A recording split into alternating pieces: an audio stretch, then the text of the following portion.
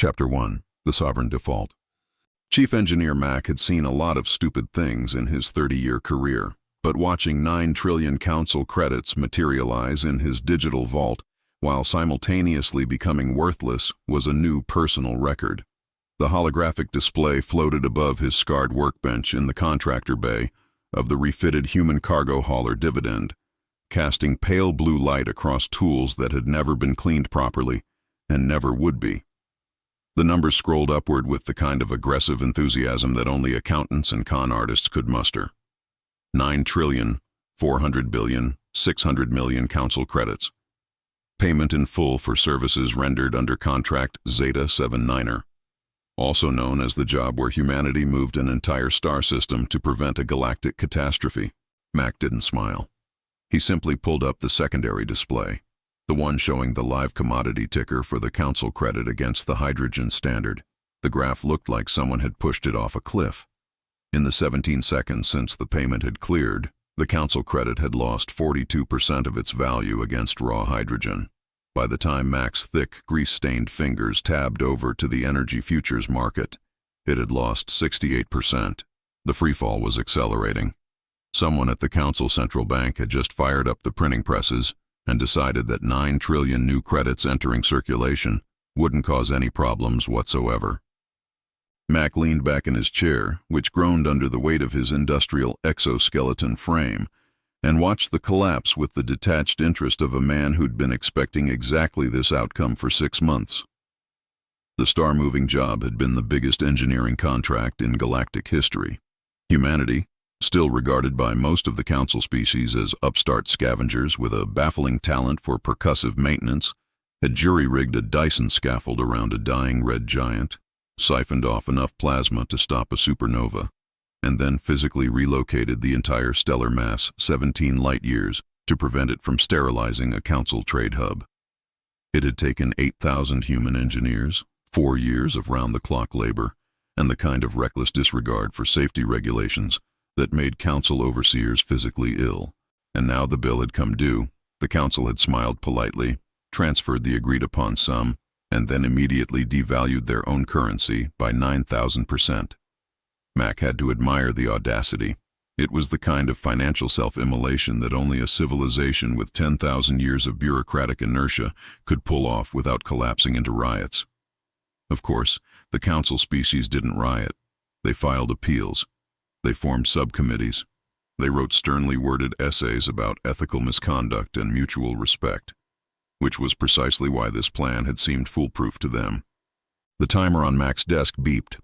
14 minutes until the scheduled call with Auditor Vane, the Ovorian pencil pusher who'd signed off on the payment authorization. Mack cracked his knuckles, a wet, meaty sound that echoed in the cramped workshop, and wondered if Vane had any idea what was about to happen. Probably not. The Ovorians were a logical species. They believed in the supremacy of law, the sanctity of signed agreements, and the notion that currency had value because everyone agreed it had value. They did not believe in the second law of thermodynamics as a financial instrument. Mack tapped his comm badge. His voice came out like gravel grinding in a cement mixer. "Chen, you ready?" "Always." The reply was instant, smooth, and colder than the vacuum outside. Legal counsel. Chen spoke with the kind of clinical precision that made people check their contracts twice and then hire a lawyer to check them a third time. He was human, but he'd studied council jurisprudence the way a sniper studies windage. Every clause was a bullet. Every sub-paragraph was a kill shot. "Vane's gonna be smug," Mack said. "Good," Chen replied. "Smugness is clarity. It means he hasn't read the footnotes." The comm channel opened 14 minutes later with the high-frequency chime that signaled an official council transmission. Auditor Vane's face materialized in the hollow field, all 4 of his eye stalks swiveling in what Mack had learned to recognize as Ovorian satisfaction. Vane's exocarapace was freshly polished, his ceremonial tax collector's sash draped across his thorax with the kind of meticulous arrangement that suggested he'd spent 20 minutes in front of a mirror. His primary manipulator appendages were folded in the Ovorian gesture for contractual finality, which was the bureaucratic equivalent of a victory lap. "Chief Engineer Mack, Vane said, his translator rendering his clicking mandibles into smooth academic galactic common. "I trust you have received the agreed-upon compensation for the Zeta 79er stellar relocation project. The Council of Aligned Systems honors its commitments. All debts are settled. All obligations are fulfilled." Mack let the silence stretch for 3 full seconds. It was a trick he'd learned from negotiating with scrap haulers. Let them think you're slow. Let them think you're processing. Let them get comfortable. "Received and logged," Mack said finally. His tone was flat, disinterested.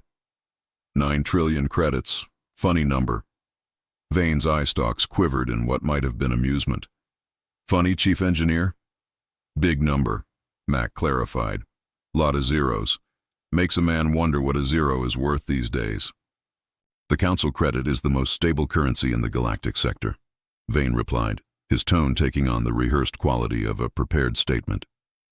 "Its value is backed by the economic output of 47 star systems and the full faith of the Council Central Monetary Authority. I assure you, Chief Engineer, your compensation is entirely adequate." Mack glanced at his secondary screen. The Council credit had just broken through the 90% loss threshold.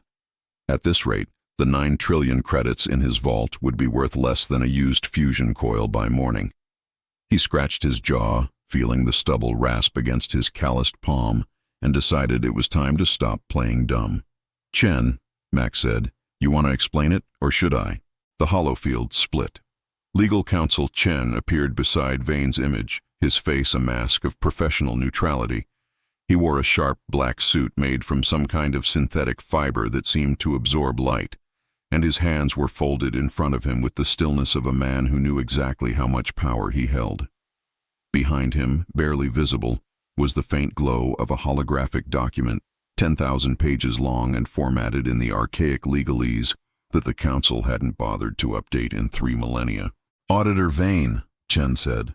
His voice had the rhythm of a metronome. "I want to direct your attention to Contract Zeta 79er, Section 12, Subsection 4, Paragraph 8, Footnote 41. Vane's eye stalks stopped moving. That was the first sign. Ovorians were never still unless they were confused or terrified. Footnote 41, Vane's translator added a slight tremor to the words. That is an unusual citation. "It's a critical citation," Chen replied.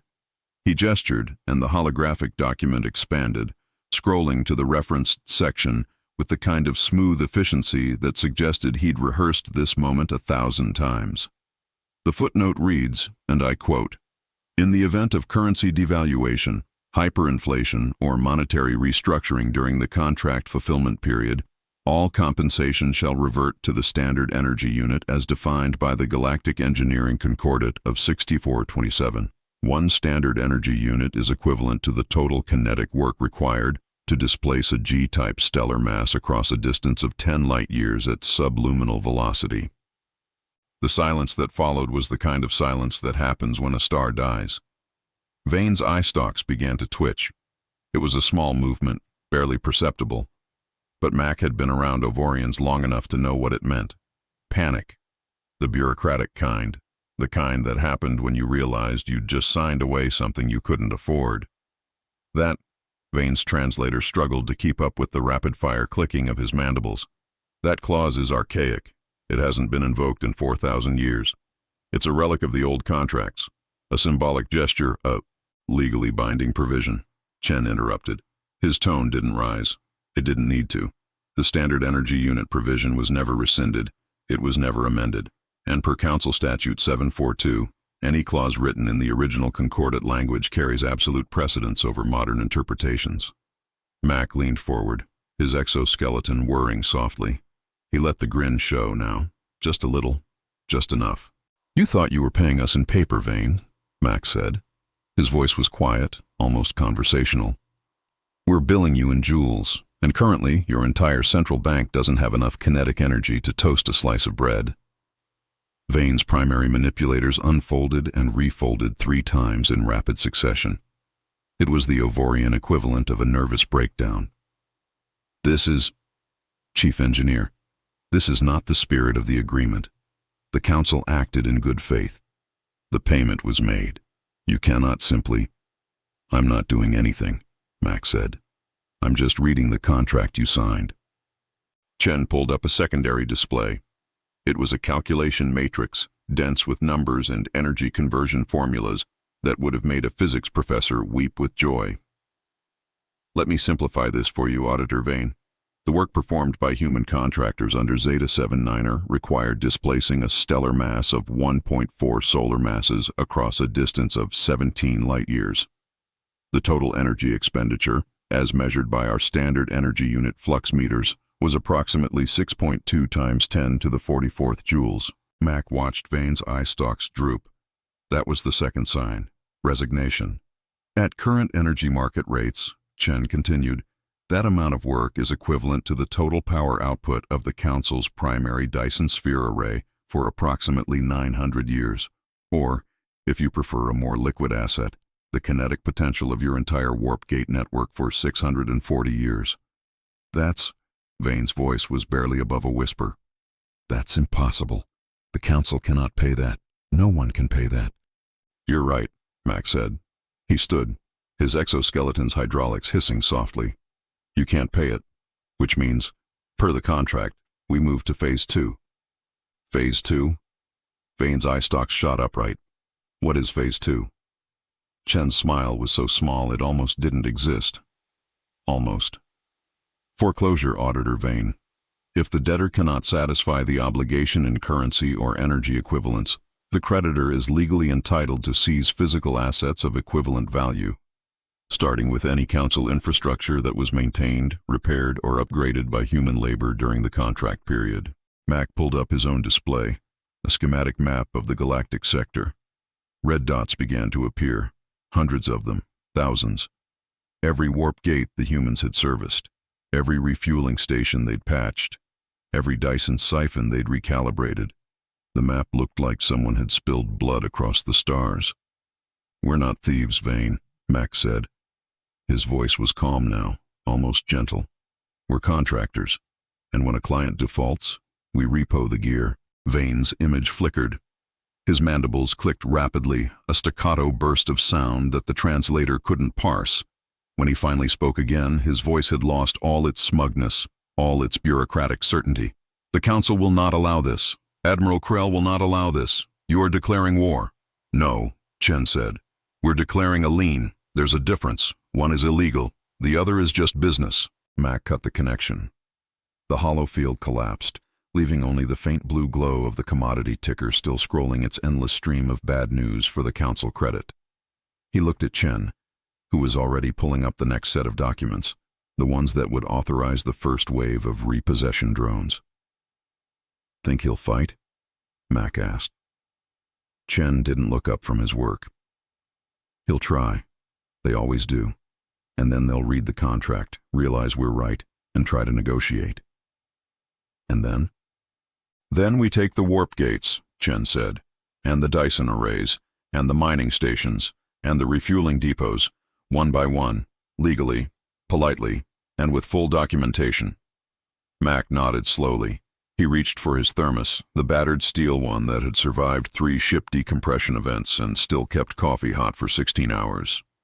He took a long drink, savoring the bitter heat, and looked out the viewport at the distant stars. Somewhere out there the Council was panicking. Somewhere out there Admiral Krell was probably screaming at his subordinates. Somewhere out there the galaxy's most powerful bureaucracy was realizing that they'd just been out-lawyered by a species they'd considered too primitive to understand compound interest. Mack set the thermos down and cracked his knuckles again. Better get the repo teams ready, he said. We've got a lot of hardware to collect.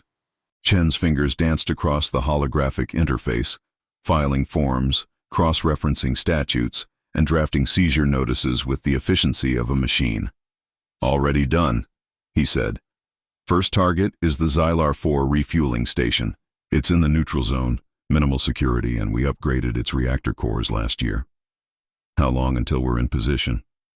18 hours. Mack grinned. It wasn't a nice grin. It was the grin of a man who'd spent his entire life being underestimated and had just figured out how to make that work in his favor. Good, he said. I want to see the look on their faces when we show up with the master keys. Outside the viewport, the stars burned cold and indifferent. But somewhere in the void between them, humanity's first repossession drones were already powering up their drives, their hulls freshly painted with the words that would become the Council's nightmare: Notice of Pending Seizure, Asimov Industrial Recovery Division. The age of the creditor had begun.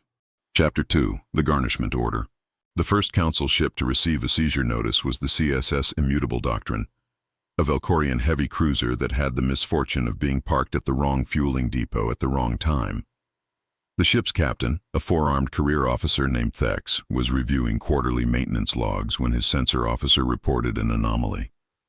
Something small was approaching the hull, something that wasn't broadcasting any identification codes, something that was moving with the kind of deliberate mechanical precision that suggested it had a very specific job to do and no interest in asking permission. Thex pulled up the visual feed and immediately wished he hadn't. The object was roughly the size of a human torso, boxy and utilitarian, with 6 articulated arms ending in what looked like industrial spray nozzles. Its hull was painted in the distinctive orange and black hazard stripes that the Council used for automated maintenance drones. But there was something wrong about it. The proportions were off. The movement was too smooth, too aggressive, and stenciled across its central chassis in crisp white letters were 3 words that made Thex's primary stomach clench: Asimov Industrial Recovery. The drone drifted to within 2 meters of the Immutable Doctrine's starboard hull, extended one of its manipulator arms, and began to spray. The paint was industrial grade, the kind that bonded at the molecular level and required a full hull scraping to remove. It worked quickly, precisely, covering a 10-meter section of pristine Valkorian armor, plating with block letters that could be read from 3 kilometers away. Notice of Pending Seizure, Unpaid Energy Debt, Asimov Industrial Recovery Division. Contact Legal Counsel Chen for payment arrangements. Thex stared at the display for approximately 4 seconds before his training kicked in. "Weapons," he barked. "Target that drone and destroy it, immediately." His weapons officer, a younger Valkorian whose name Thex could never remember, hesitated. "Captain, it's not showing hostile intent. It's just painting us." "It is defacing Council military property," Thex said, his secondary arms gesturing sharply in the Valkorian sign for imminent threat. "That is hostile intent. Fire." The weapons officer complied. A targeting laser locked onto the drone. The Immutable Doctrine's point defense system, designed to intercept missiles traveling at relativistic speeds, prepared to vaporize a maintenance bot moving at 15 meters per second. It should have been trivial. It should have been over in a microsecond. It would have been, except for the transmission that cut through every communication channel on the ship simultaneously. "Captain Thex," a voice said. It was human, male, and carried the kind of casual authority that came from years of telling expensive machinery what to do and having it obey. "This is Chief Engineer Mack of Asimov Industrial. I'd appreciate it if you didn't shoot my drone." Thex's 4 hands clenched simultaneously. "This channel is secured Council military frequency. You are in violation of Section 12 of the Sovereign Scaffold Safety Statutes," a second voice interrupted. This one was different, colder, more precise. It had the emotional warmth of a legal contract being read aloud at a funeral. Specifically, the provision that classifies all human industrial assets operating under active maintenance agreements as contractually protected entities. "I'm Legal Counsel Chen, Captain, and that drone you're about to destroy is protected under the same statutes that prevent you from firing on a Council safety inspector." Thex felt his primary stomach drop into his secondary stomach. "That's absurd. It's a drone. It's not a person." "Correct," Chen replied. "It's not a person. It's a legal entity. And per the Sovereign Scaffold Agreement that your government signed 18 months ago, any damage to a contractually protected entity during its lawful operation triggers an automatic safety stop on all related infrastructure." "Safety stop?" Thex's sensor officer had pulled up the statute on his console and was scrolling through it with increasing horror. "Captain, if we destroy that drone, it triggers a mandatory safety review of every piece of infrastructure that human contractors have serviced, repaired, or upgraded in the past 5 years," Chen said. His voice was perfectly calm, perfectly reasonable, and perfectly merciless. That includes approximately 40% of the Council's warp gate network. The review process takes 6 to 8 months, during which time the gates are legally required to be shut down pending inspection. The silence that followed was the kind of silence that happens when a military officer realizes he's been outmaneuvered by someone who isn't even holding a weapon. Thex looked at his weapons officer. His weapons officer looked at his sensor readout. The targeting laser was still locked on the drone, which continued painting the hull with cheerful mechanical indifference. "You're threatening the entire Council transit network," Thex said slowly, "over a drone." "No, Captain," Mack's voice rumbled through the speaker. "We're protecting our property. You're the one threatening the transit network by aiming a weapon system at a legally protected maintenance asset. From where I'm sitting, you're the problem." Thex felt his breathing membranes flutter in what a human might have recognized as a stress response. "This is extortion." "This is contract law," Chen corrected. "And if you'd like to file a grievance, I'd be happy to provide the appropriate forms.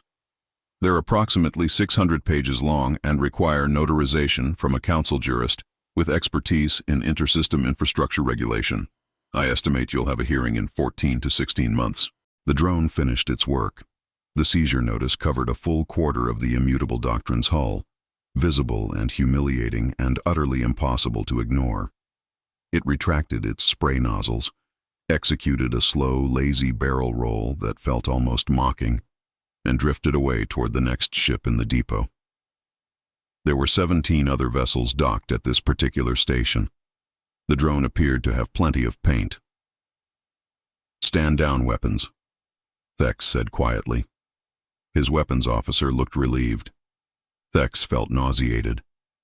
3 sectors away in the cramped command deck of the human cargo hauler Dividend, Chief Engineer Mack allowed himself a small, satisfied grunt.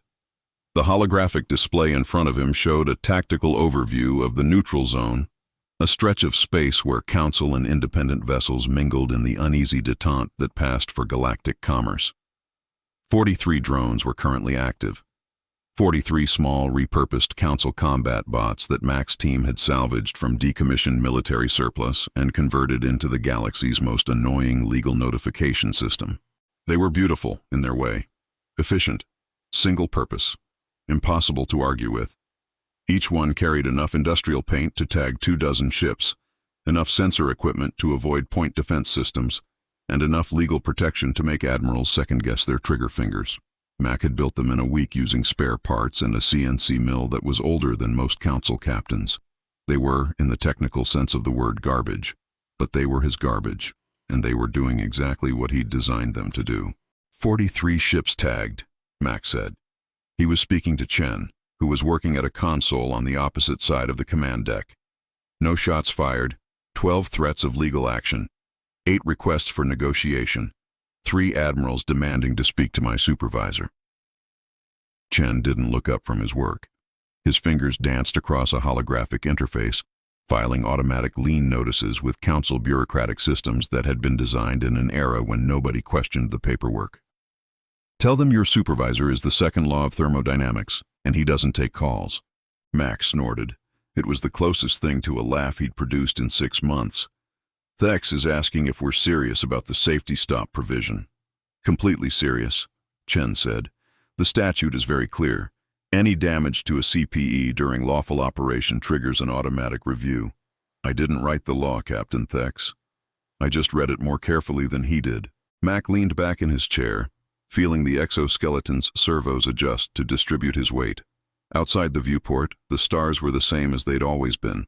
Cold, distant, indifferent to whether humanity lived or died or quietly repossessed an entire galaxy. He liked that about space. It didn't care who won. It just waited to see who was still standing when the air ran out. "How many drones do we have left?" Mack asked. 64 in reserve, Chen replied. "Plus the fabrication line you set up on Deck 7. We can produce 8 per day if we prioritize it." "Prioritize it," Mack said. "I want every Council ship with an unpaid energy debt to wake up with a seizure notice on their hull. Make it visible, make it embarrassing, make it legally airtight." "Already done," Chen said. He pulled up a document, a masterpiece of bureaucratic malice that Mack had watched him draft over the course of 3 sleepless nights. "I've filed preliminary liens on every vessel that's docked at a human-serviced station in the past 18 months. The paperwork is in the council's system. They can contest it, but contesting requires proving they don't owe the debt, which requires acknowledging the debt exists, which means acknowledging the contract is valid." Mack grinned. It was a predatory expression, the kind that showed too many teeth. Catch-22. "Exactly," Chen said. "And even if they try to fight it in court, the drones are buying us time. Every ship they tag is another captain who has to explain to their superiors why there's a giant unpaid debt sign painted on their hull. The council runs on reputation. We're weaponizing their embarrassment." The comm system chimed. Mack glanced at the incoming ID and felt his grin widen. Speak of the devil. The holographic display flickered, and Admiral Krell's face materialized in the air above Mack's workbench. Krell was a Thraxian, a species known for their rigid military hierarchy and their unsettling resemblance to bipedal mantises. His compound eyes refracted light in a way that made it look like he was staring at you from 1,000 different angles simultaneously. His ceremonial armor was polished to a mirror finish, and his mandibles were clenched in what Mack had learned to recognize as barely controlled rage. "Human," Krell said. His translator turned his clicking speech into clipped, aggressive barks. "You will cease this absurd harassment immediately. Your drones are interfering with Council military operations. This is an act of piracy." Mack scratched his jaw, letting the silence stretch. He could see Chen in his peripheral vision, already pulling up the relevant statutes, already preparing the legal guillotine. Mack decided to let Krell dig his own grave first. "Piracy?" Mack said mildly. "Admiral, we're just serving legal notice. It's all very official, very by the book. You want us to stop, you can pay the energy debt your government owes us." "The council owes you nothing," Krell snapped. "The payment was made in full. The contract is satisfied. These liens are fraudulent." "Fraudulent," Mack repeated. He looked at Chen. "You hear that? The Admiral thinks we're committing fraud." Chen's expression didn't change. "Admiral Krell, I direct your attention to the garnishment order filed under Council Statute 471, subsection 9. When a debtor refuses to acknowledge a valid debt, the creditor is entitled to place liens on physical assets of equivalent value. The drones are simply providing visual notification of those liens. It's a courtesy, really. We could have seized the ships without warning." Krell's mandibles opened and closed rapidly. "You cannot seize Council military vessels. That is an act of war." "Not if the seizure is legal," Chen replied. His voice was ice.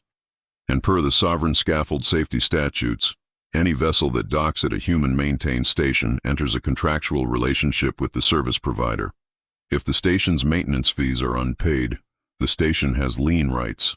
It's basic interstellar commerce law, Admiral. I'm surprised you're unfamiliar with it." "This is sophistry," Krell hissed. "You are twisting the law to justify theft." Mack leaned forward. "Admiral, let me make this real simple for you. You've got 3 choices. 1, you pay the energy debt. 2, you contest the debt in council court and spend the next decade in litigation. 3, you try to shoot down our drones." Krell's eyes gleamed. "And if I choose option 3? Mack's grin was sharp enough to cut steel. "Then every warp gate we've touched in the last 5 years shuts down for a mandatory safety review. 40% of your trade network goes dark. Your economy collapses in 6 weeks. Your logistics chain breaks in 6 days. And you get to explain to the Council High Assembly why you destroyed galactic commerce over a paint job." The silence that followed was profound. Mack could see Krell's mandibles twitching, could see the compound eyes refocusing over and over as the Admiral tried to find an angle, tried to find a loophole, tried to find any way out of the trap that didn't involve either paying or surrendering. "Go ahead, Admiral," Mack said softly. "Delete that drone. I've always wanted to see what happens to a trade route when the GPS signal is legally revoked." Krell's image flickered. For a moment, Mack thought the Admiral was going to do it. For a moment, he thought Krell's pride was going to override his logic and the entire council network was going to go dark in a blaze of bureaucratic spite. It would have been beautiful. It would have been chaos. It would have been exactly the kind of high-stakes gamble that Mack had built his entire career on. But Krell was a military officer. Military officers understood cost-benefit analysis, and the cost of this particular tantrum was too high. "You will regret this, human," Krell said. His voice was quiet now, venomous. "The Council does not forget insults. We do not forgive theft." "Good thing we're not stealing then," Mack said. "We're collecting. There's a difference. One's illegal. The other's just business." Krell cut the connection. The holographic display collapsed into nothing, leaving Mack and Chen alone in the command deck, with the soft hum of the ship's reactor and the distant sound of fabrication equipment building more drones. Mack stood, his exoskeleton whirring softly. He walked to the viewport and looked out at the neutral zone, at the ships drifting between stations, at the vast emptiness of space that humanity had colonized through sheer stubborn refusal to accept the word no. Somewhere out there, his drones were still painting, still tagging, still turning the Council's pristine warships into floating billboards for human debt collection. "Think he'll back down?" Mack asked. Chen was already filing the next round of liens. "He'll try something. They always do. But the law's on our side. And the math's on our side. And most importantly, the infrastructure's on our side. We built it. We maintained it. We know every subsystem, every relay, every failsafe. They need us more than they want to admit." Mack nodded slowly. "How long until the next phase?" "Xylar 4 refueling station," Chen said. "We're 18 hours out, light security, minimal crew, and we upgraded their reactor cores last year. It's perfect for the first physical repo." "And if they resist?" Chen's smile was barely visible, just a slight curve at the corner of his mouth. "Then we unbolt the reactor and take it with us. They can't stop us without violating about 40 different safety protocols. And if they try, we document it, file it, and use it as evidence in the next round of seizures." Mack cracked his knuckles, that wet, meaty sound that had become his signature. "I love it when a plan comes together." Outside the viewport, another drone appeared, drifting past the dividend on its way to the next target. Its hull was covered in seizure notices, its spray nozzles loaded with enough paint to humiliate a dozen more captains.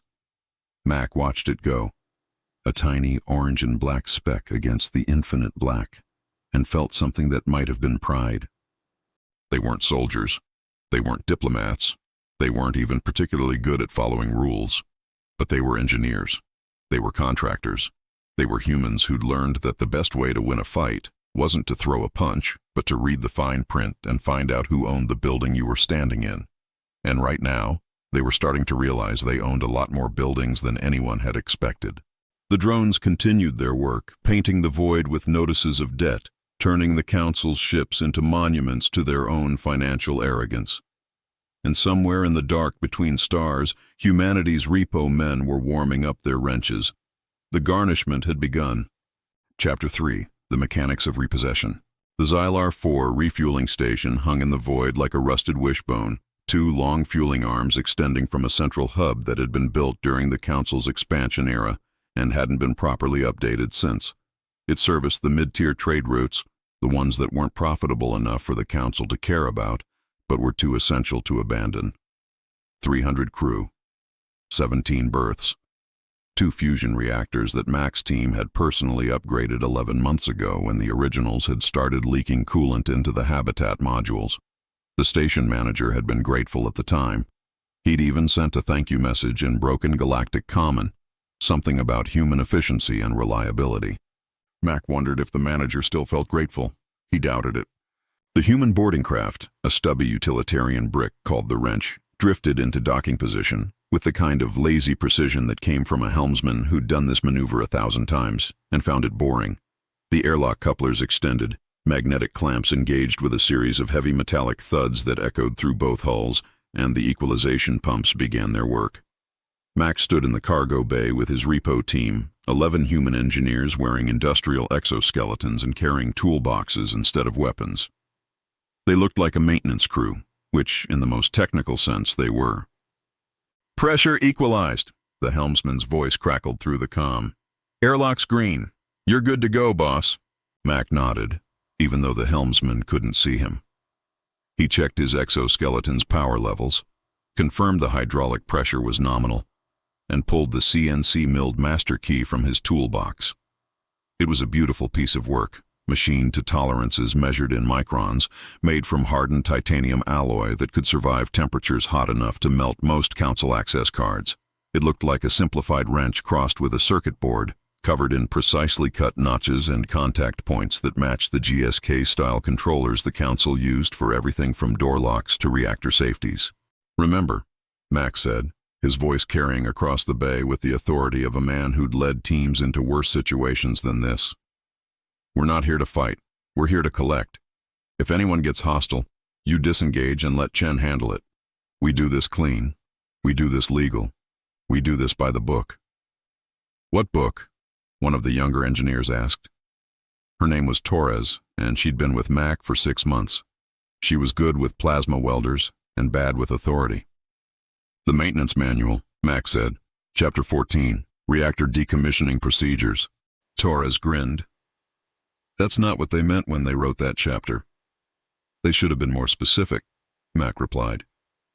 The airlock cycled open. Mack was the first through, his exoskeleton's boots making heavy, deliberate impacts on the station's deck plating. The boarding corridor was standard council design, all smooth curves and soft lighting meant to be calming and non-threatening. It smelled like recycled air and the faint chemical tang of industrial lubricants. The walls were lined with safety notices in 6 different languages, most of them warning about electrical hazards and explosive decompression. Mack had always found it ironic that the council plastered warnings everywhere, but never actually fixed the problems that made the warnings necessary. The station security chief was waiting for them at the inner airlock. He was a Kelzorian, a bipedal species with too many joints and a nervous system that made them naturally twitchy. His secondary arms were crossed in what Mack had learned to recognize as defensive posture, and his primary hands were hovering near a sidearm that looked like it had been issued during the council's previous government. "You are not authorized," the security chief said. His translator rendered his rapid clicking as clipped, aggressive sentences. "This is council territory. You will return to your vessel and depart immediately." Mack stopped walking. His team stopped behind him, forming a loose semicircle that blocked the corridor without looking overtly threatening. He pulled a datapad from his toolbox and held it out at arm's length. The device's screen glowed with the harsh blue light of official documentation. "Chief Engineer Mack, Asimov Industrial Recovery Division," Mack said. His voice was calm, conversational, utterly devoid of aggression. "We're here to repossess equipment listed under Lien number 774 Delta, specifically the 2 Type 9 fusion reactors installed in the station's primary power core.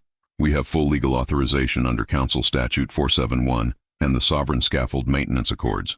The security chief's eye stalk swiveled to focus on the datapad. Mack watched him read the first page, then the second, then scroll back to the first as if hoping the words would change. They didn't. The lien was filed. The paperwork was in order. The legal justification was airtight. "This is absurd," the security chief said. His translator was starting to struggle with the rapid-fire clicking. "You cannot simply remove a station's reactors. We will die. The life support will fail. Not if you switch to backup power within the next 40 minutes, Mack said. He gestured to one of his team members, a stocky engineer named Rodriguez, who was carrying what looked like a large electrical junction box. "Per Sovereign Scaffold Safety Statute 19, we're required to install a compliant temporary unit to avoid shutdown violations. Council certified, radiation shielded, good for 6 months. Prevents us from inheriting liability for loss of life during asset recovery." The security chief's defensive posture shifted slightly. Confusion was starting to override aggression. "You are providing replacement equipment?" "We're mitigating regulatory exposure," Mack said. "If this station goes dark and people die, the council can claim we committed negligent homicide. The temp reactor keeps you operational and keeps our paperwork clean. It's risk management." The security chief's weapon hand dropped slightly. It was a small movement, barely perceptible, but Mack had been reading body language across species lines for 3 decades. Confusion was the first step. Hesitation was the second. Compliance was the third. The security chief was right on schedule. I must contact the station manager, the security chief said. Already did, Mack replied. He tapped his comm badge, and a holographic display flickered to life, showing a recorded message from Chen. Your manager received our arrival notice 18 hours ago, along with full disclosure of our intentions and legal justification. He forwarded it to Council Administration. They haven't responded, which means per Section 12 of the Sovereign Scaffold Protocols, we're authorized to proceed with recovery operations after a 14-hour waiting period. We waited 18. We're being generous. The security chief's eye stalks drooped. It was the Kelzorian version of a defeated sigh. I cannot stop you. No, Mack said gently. You can't. But you can help us do this safely. We're going to need access to the reactor control room and the primary maintenance shaft. You can either escort us or we can use our master keys and do it ourselves. Either way, we're taking the reactors. There was a long pause. Mack could hear the station's ventilation system humming in the background, could feel the subtle vibration of the deck plating under his boots. Somewhere deeper in the station, people were going about their daily routines, completely unaware that their power supply was about to be legally repossessed by a species they'd spent the last century dismissing as primitive scavengers. I will escort you, the security chief said finally, but I will file a formal protest. Noted and logged, Mack said. We'll include it in our paperwork. The walk to the reactor control room took 7 minutes. The security chief led them through corridors that grew progressively more industrial, the smooth council aesthetic giving way to exposed piping and cable conduits that hadn't been painted in decades. Mack's team followed in silence, their exoskeletons making rhythmic mechanical sounds that echoed off the metal walls. They passed a group of station workers who stopped to stare, their expressions ranging from confusion to outright fear. Mack nodded politely. One of them nodded back, uncertain. The reactor control room was a cramped space dominated by 2 large holographic displays showing real-time diagnostics of the fusion cores. A Vothrian technician was monitoring the readouts, her 4 arms moving across multiple consoles simultaneously in the fluid multitasking motion that her species was famous for. She looked up as Mack entered, her primary eyes widening in what might have been recognition or alarm. Chief Engineer Mack, she said. Her translator had a slight delay that made her sound like she was speaking underwater. You are the human who installed these reactors. Installed and maintained, Mack confirmed. He moved to the primary console and pulled out his master key. Which means I know every system, every failsafe, and every shutdown sequence. I'm going to need you to step away from the controls. The technician looked at the security chief. The security chief looked at the floor. The technician's secondary arms made a gesture that Mack didn't recognize but interpreted as resignation. She stepped back. Mack inserted the master key into the primary access port. The station's computer systems had been designed by the Council's best engineers, protected by encryption protocols that were supposed to be unbreakable, locked behind security measures that required biometric verification and authorization codes that changed every 6 hours. The master key bypassed all of it. It was a physical override, a precisely machined piece of metal that spoke directly to the hardware layer where software security didn't matter. The GSK-style controller registered the key's presence, verified the notch patterns against its internal specifications, and granted full administrative access. Mack pulled up the reactor diagnostics.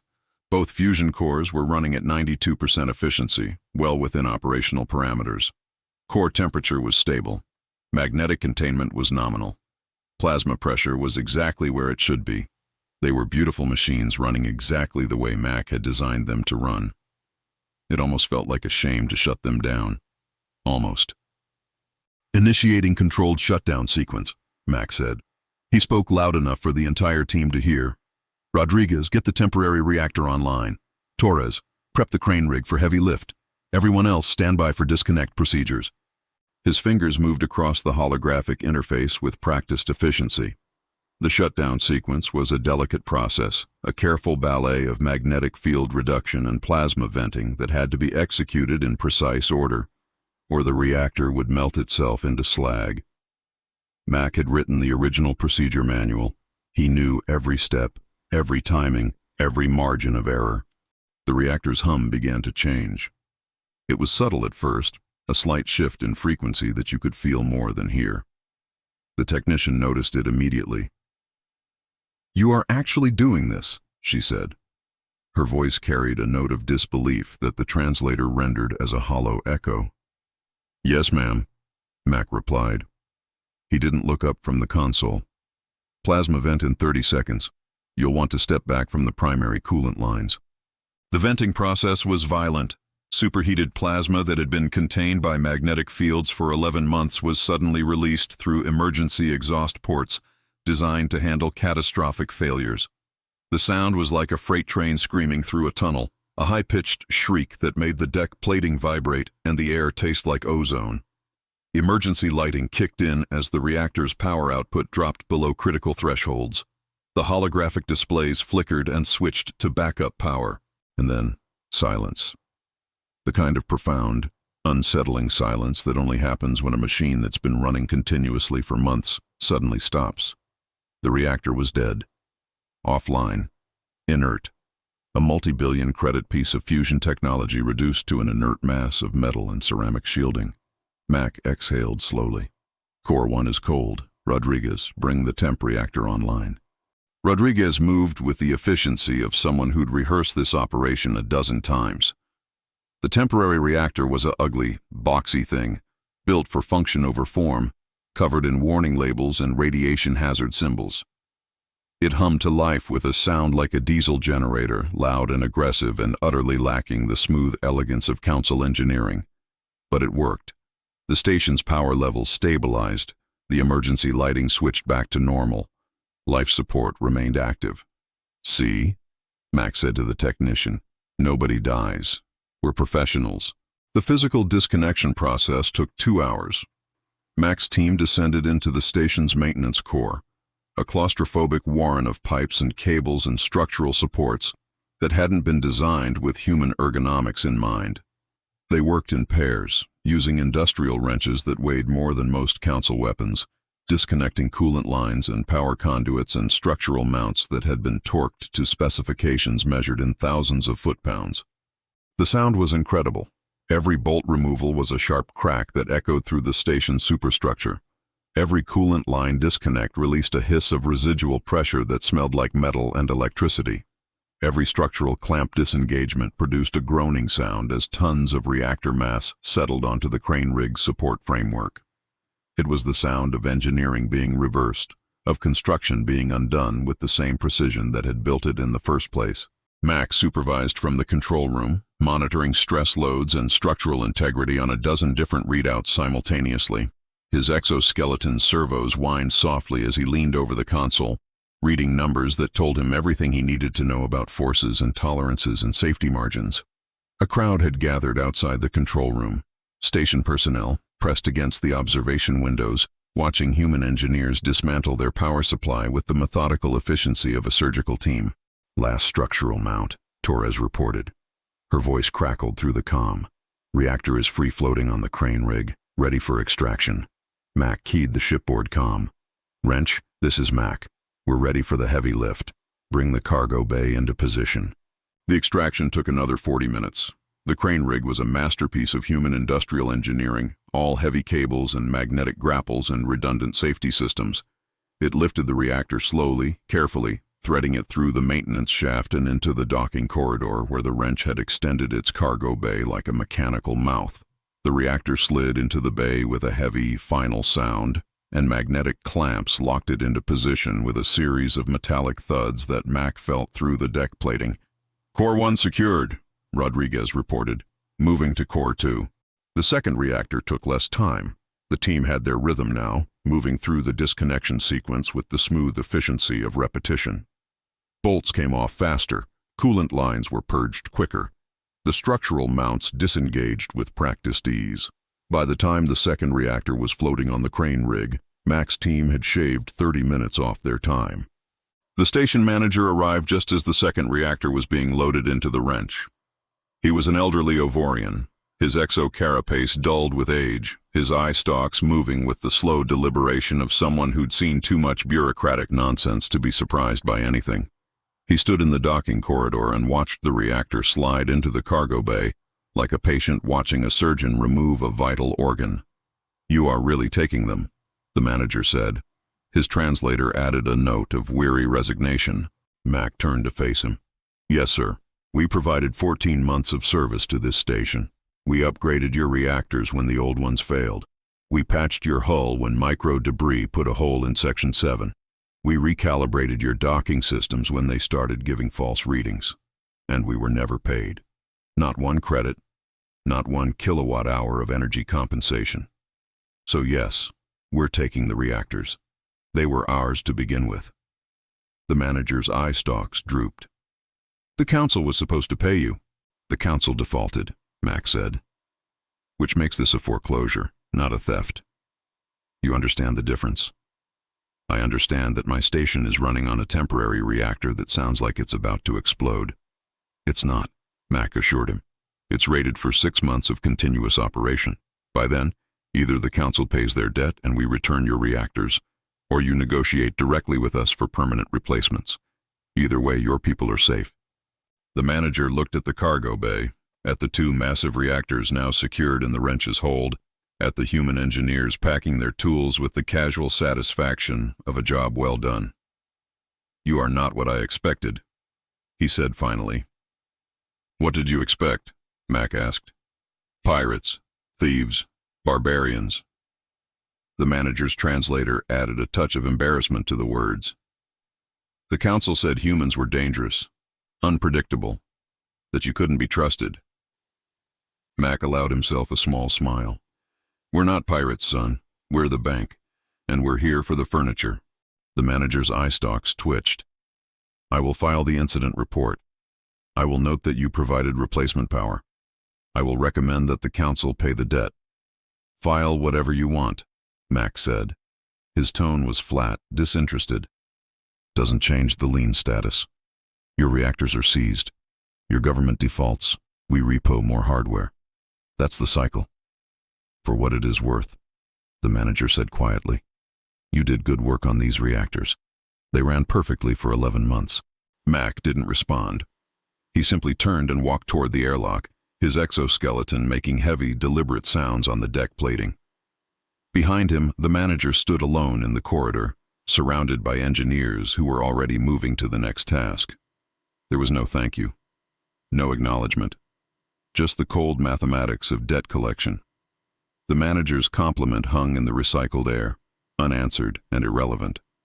The wrench disengaged from the station 20 minutes later, its cargo bay loaded with 2 fusion reactors worth approximately 40 million council credits on the open market.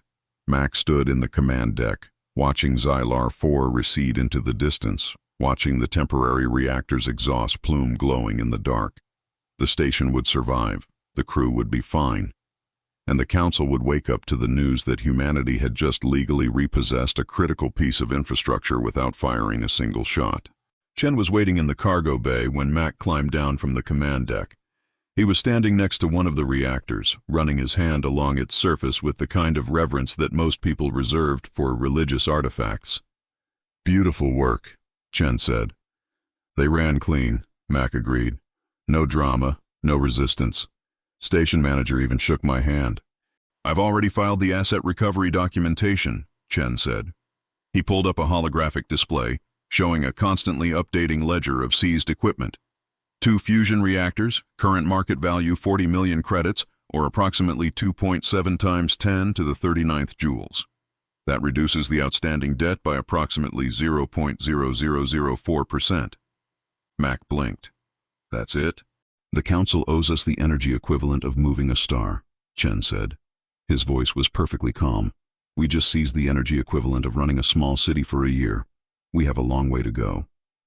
Mack looked at the reactors, at the massive machines that represented months of design work and fabrication and installation, at equipment that was worth more money than most council citizens would see in a lifetime, at a prize that barely made a dent in the astronomical debt the council owed. "How many more stations?" Mack asked. Chen's smile was small and sharp. 47 in the first wave. Then we moved to the Dyson siphons, then the warp gate relays, then the mining platforms. We'll be at this for a while." Mack cracked his knuckles. The sound echoed in the cargo bay, mixing with the hum of the temporary reactor cooling systems and the soft vibration of the ship's engines. "Better get the fabrication teams working overtime," Mack said. "We're going to need more drones, more master keys, more temporary replacements." "Already in motion," Chen said. "By this time tomorrow, 17 more stations will wake up to repo notices. By the end of the week, the council will realize we're not bluffing." Mack walked to the viewport and looked out at the stars. Somewhere in that infinite dark, the council was panicking, trying to find a legal loophole that would let them avoid paying the debt without losing face. They wouldn't find one. Chen had made sure of that. Every clause was airtight. Every provision was enforceable. Every trap was already sprung. The wrench's engines flared, pushing them toward the next target. In the cargo bay, 2 fusion reactors sat silent and cold, partial payment on a debt so large that seizing 47 stations would barely register as a rounding error. Interest compounds. Next station in 12 hours. Fabrication overtime approved. The cycle continues. Chapter 4. The Lien on the Stars.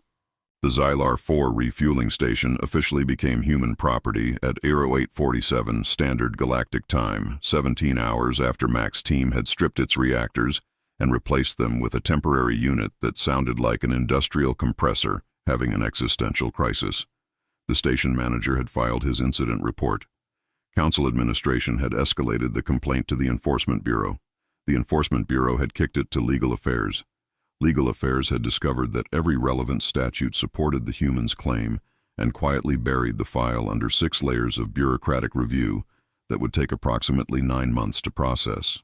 By the time anyone with actual authority noticed what was happening, Mack had already moved 23 engineers onto the station and declared it a sovereign industrial zone under Article 7 of the Contractor Rights and Protections Act.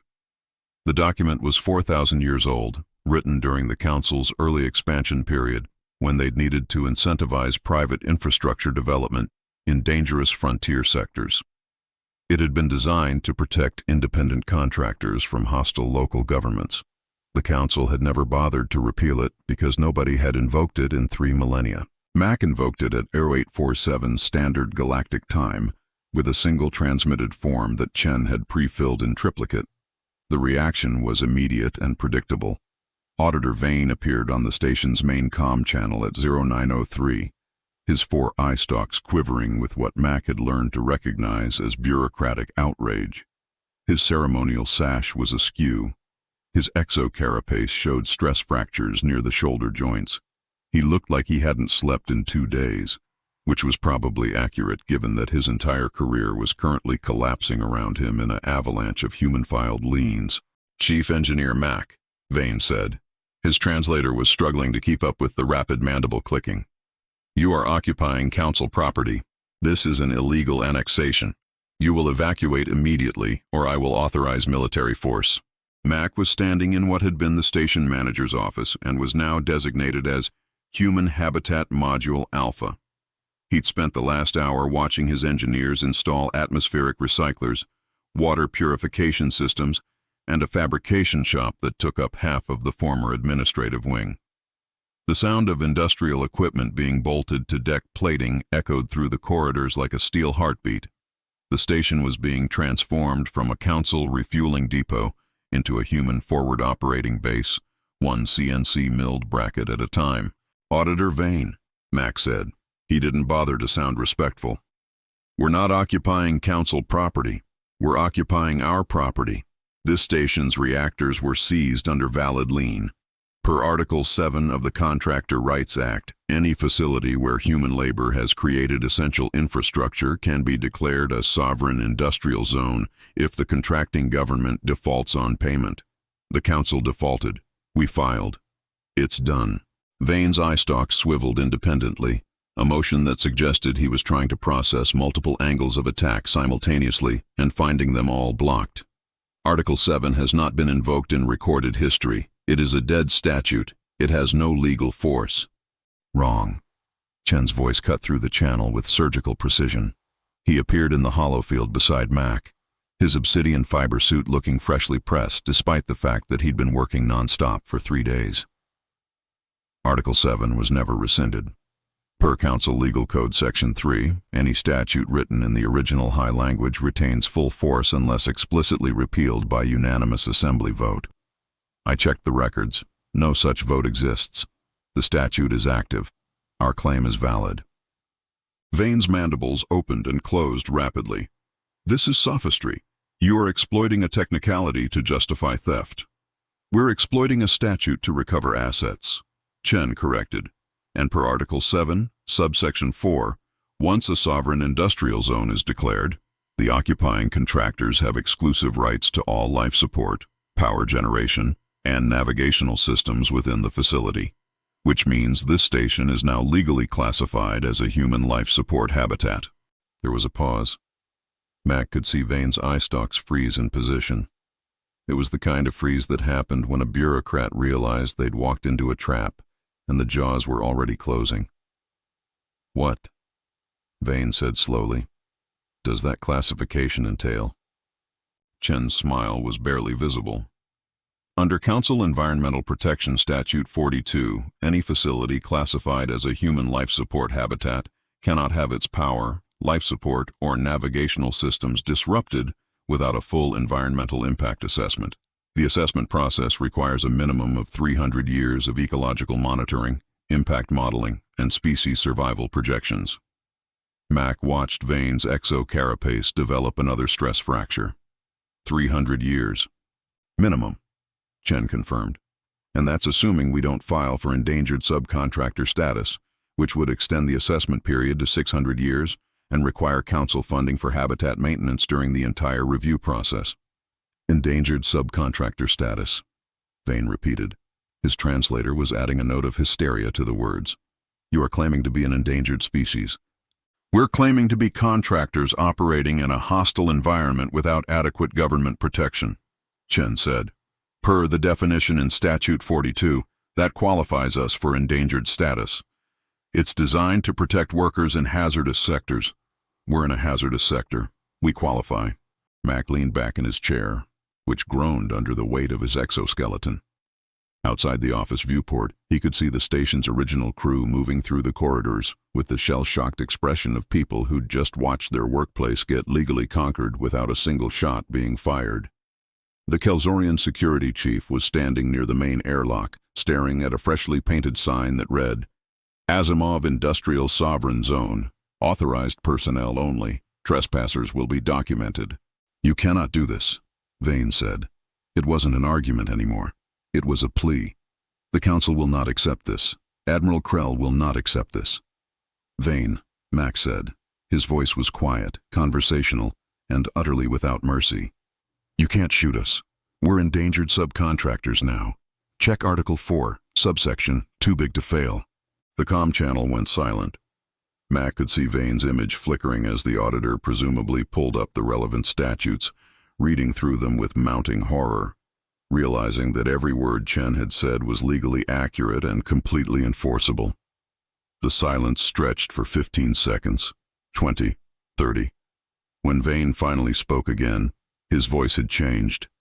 The bureaucratic outrage was gone. What remained was something colder, something that sounded like a threat being carefully wrapped in diplomatic language. Admiral Krell is en route to your position with the enforcement fleet, Vane said. He will be arriving in 6 hours. I suggest you use that time to reconsider your legal position. We'll be here, Mack said. Bring documentation. The channel cut. The holofield collapsed. Mack and Chen were alone in the office with the sound of industrial fabrication echoing through the walls and the distant hum of the temporary reactor that was keeping 300 council citizens alive under what was now, legally speaking, human management. Think Krell will actually try something? Mack asked. Chen was already pulling up schematics of the station's defensive systems. He'll posture. He'll threaten. He'll probably fire a warning shot across our bow to demonstrate council authority. And then I'll point out that damaging any structure within a human life support habitat triggers automatic sanctions under the Environmental Protection Treaty and personally exposes him to criminal charges of attempted genocide. Mack snorted. Genocide. That's what it's called when you destroy life support for an endangered species, Chen said. His fingers danced across the holographic interface, highlighting specific sections of treaty law that Mack couldn't read but assumed were equally devastating. Krell's a military officer. He understands force, but he's also a council officer, which means he's institutionally terrified of violating environmental law. The penalties are permanent, career-ending, and they apply to individuals, not just governments. So he can't shoot us without ending up in a council prison. Exactly, Chen said. And he can't evict us without completing a 300-year environmental impact study. And he can't cut our power without violating about 40 different safety statutes. He's checkmated. He just doesn't know it yet. Mack stood and walked to the viewport. The station rotated slowly in the void, its temporary reactor glowing with the ugly orange light of human engineering. Beyond it, the stars burned cold and infinite. Somewhere out there, Admiral Krell was accelerating toward this position with a fleet designed to enforce council sovereignty through overwhelming firepower. It was going to be an interesting conversation. Better get the documentation ready, Mack said. I want every statute, every subsection, every footnote printed and ready to transmit the moment Krell's fleet drops out of warp. Already compiled, Chen said. He pulled up a document tree that looked like a legal spider web. Thousands of interconnected statutes and treaties all pointing toward the same conclusion. The station was legally human territory, and removing them would require either paying the debt or waiting 3 centuries. I've also filed preliminary claims on the 17 other stations we're targeting this week. By the time Krell figures out how to fight us on Xylar 4, we'll have established sovereign zones on 20 more facilities. Mack felt his jaw tighten, not with pride, not with satisfaction, with the cold calculation of a contractor who'd realized that the job was bigger than he'd initially estimated, and the client was more desperate than they'd let on. The council wasn't just defaulting on a debt. They were collapsing, and humanity was in a position to buy the wreckage at liquidation prices. How many stations can we actually hold? Mack asked. Chen's expression didn't change. Logistically, 40 to 50 with our current personnel. Legally, as many as we can staff with enough engineers to justify the life support habitat classification. The statute doesn't specify a minimum occupancy. I could argue that one human engineer living in a broom closet qualifies for endangered species protection. That's insane. That's contract law, Chen replied. The council wrote these statutes to protect contractors. They never imagined the contractors would use them as weapons. Outside the viewport, something changed. The starfield shifted. Mack's combat instincts, honed during his early years working salvage operations in pirate-infested sectors, recognized the distortion pattern. Ships dropping out of warp, big ones, multiple drive signatures bleeding exotic radiation across the electromagnetic spectrum. Krell's early, Mack said. Chen pulled up the sensor readout. 17 council warships materialized in formation around the station, their hulls still glowing with the residual heat of warp transition. At the center of the formation was a dreadnought-class vessel, 10 kilometers of armored intimidation covered in enough weapons to sterilize a small moon. The CSS Immutable Authority, Krell's flagship. He brought friends, Chen observed. The comm channel opened without request, overriding the station's communication protocols with the kind of brute force override that only military-grade transmitters could manage. Admiral Krell's face filled the hollow field, his compound eyes reflecting light in 1,000 different directions, his mandibles clicking with barely controlled aggression. Human, Krell said. The translator turned his speech into sharp-clipped barks. You have 30 seconds to evacuate this station. If you are still present after that deadline, I will interpret your presence as an act of piracy and respond with lethal force. Mack glanced at Chen. Chen gave a small nod. Mack turned back to face Krell's image. Admiral, Mack said. His voice was calm, professional, the tone of someone explaining basic safety procedures to a worker who hadn't read the manual. We're operating under Article 7 of the Contractor Rights Act. This facility is now a sovereign industrial zone and a designated human life support habitat. Any attack on this station constitutes a violation of Council Environmental Protection Statute 42 and qualifies as attempted genocide under the Endangered Species Protection Treaty. Krell's mandibles snapped shut. You are not an endangered species. We are contractors operating in a hostile environment without adequate government protection, Chen said, stepping into the Hollowfield's view. Per Statute 42, Section 9, that classification grants us endangered status. We filed the paperwork 14 hours ago. It's already in the Council's legal database. You can verify it yourself. There was a pause. Mack could see Krell's compound eyes refocusing, could imagine the Admiral accessing his ship's legal database, could picture the moment when the relevant statute appeared on his command display, and he realized that the humans weren't bluffing. "This is absurd," Krell said finally. "This is the law you wrote," Mack replied. "We're just reading it." Krell's image flickered. Mack could see the Admiral's secondary arms moving, probably gesturing to his weapons officers, probably receiving reports that confirmed everything the humans had said. The legal trap was complete, airtight, enforceable, and completely impossible to break without either paying the debt or committing an act that would turn Krell into a war criminal under Council law. "You cannot hide behind legal technicalities forever," Krell said. His voice was quiet now, dangerous. "The Council has resources you cannot imagine. We will find a way to remove you." "Maybe," Mack said. "But while you're looking for that way, we'll be filing more liens, seizing more stations, establishing more sovereign zones, and every day you delay payment, the interest compounds. Your debt gets bigger. Our claim gets stronger." Krell's mandibles opened in what might have been the Thraxian equivalent of a snarl. "This is war." "No," Chen said. His voice cut through the channel like a scalpel. "This is foreclosure. If you want to make it war, go ahead and fire on this station. But understand that the moment you do, you're not fighting humans. You're fighting your own legal system. And I guarantee you, Admiral, your legal system is a lot more patient than you are." The comm channel held for 3 seconds. Then Krell cut the connection. The hollow field collapsed. Outside the viewport, the Council fleet held position. 17 warships surrounding a single refueling station that was now legally untouchable without triggering a bureaucratic nightmare that would take centuries to resolve. Mack watched them for a long moment. The ships didn't move, didn't fire, didn't do anything except sit in space, radiating impotent military power that couldn't be used without destroying the careers of everyone involved. "He's going to try something," Mack said. "Of course he will," Chen replied. "Military officers always try something. They can't help themselves. It's why they lose to lawyers. What do you think he'll do?" Chen pulled up a tactical display, showing the fleet's formation and probable weapon ranges. "Best case, he blockades the station and tries to starve us out. Worst case, he fires on an unmanned section of the hull and claims it was an accident. And if he does, then I file criminal charges, personal liability claims, and environmental damage assessments that will keep him in Council court for the next 40 years, Chen said.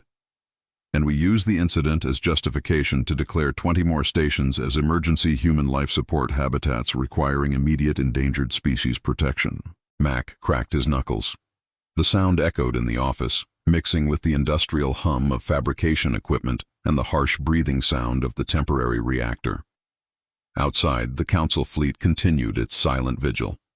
Inside, human engineers continued their work, installing brackets and running power lines and building the infrastructure that would turn a repoed station into a permanent foothold. "Get the crews ready for expansion operations," Mack said. "I want engineers on every station we've targeted by end of week. File the sovereign zone paperwork the moment they arrive. If Krell wants to blockade one station, make him blockade 20. "Already in motion," Chen said. "I've also prepared the endangered species protection filings for all personnel. The moment Krell makes a move, we blanket the Council legal system with so many claims they won't be able to process them all before we've seized another 50 facilities." Mack nodded slowly. He looked out at the fleet, at the Dreadnought's weapons arrays that could vaporize this station in seconds, at the military power that couldn't be used because 4,000-year-old statutes said it would be illegal. The Council had built a legal system designed to be fair and predictable and protective of workers' rights. They'd written laws to prevent exploitation and ensure safety and guarantee that contractors couldn't be abused by powerful governments. They'd never considered what would happen if the contractors learned to read better than the government's own lawyers. The station rotated in silence. The fleet held position. And somewhere in the Council's central legal database, 47 new sovereign industrial zone claims were being filed simultaneously, each one another brick in the legal fortress that humanity was building across the galaxy. Station secured, fleet neutralized, debt still outstanding. Next target in 8 hours.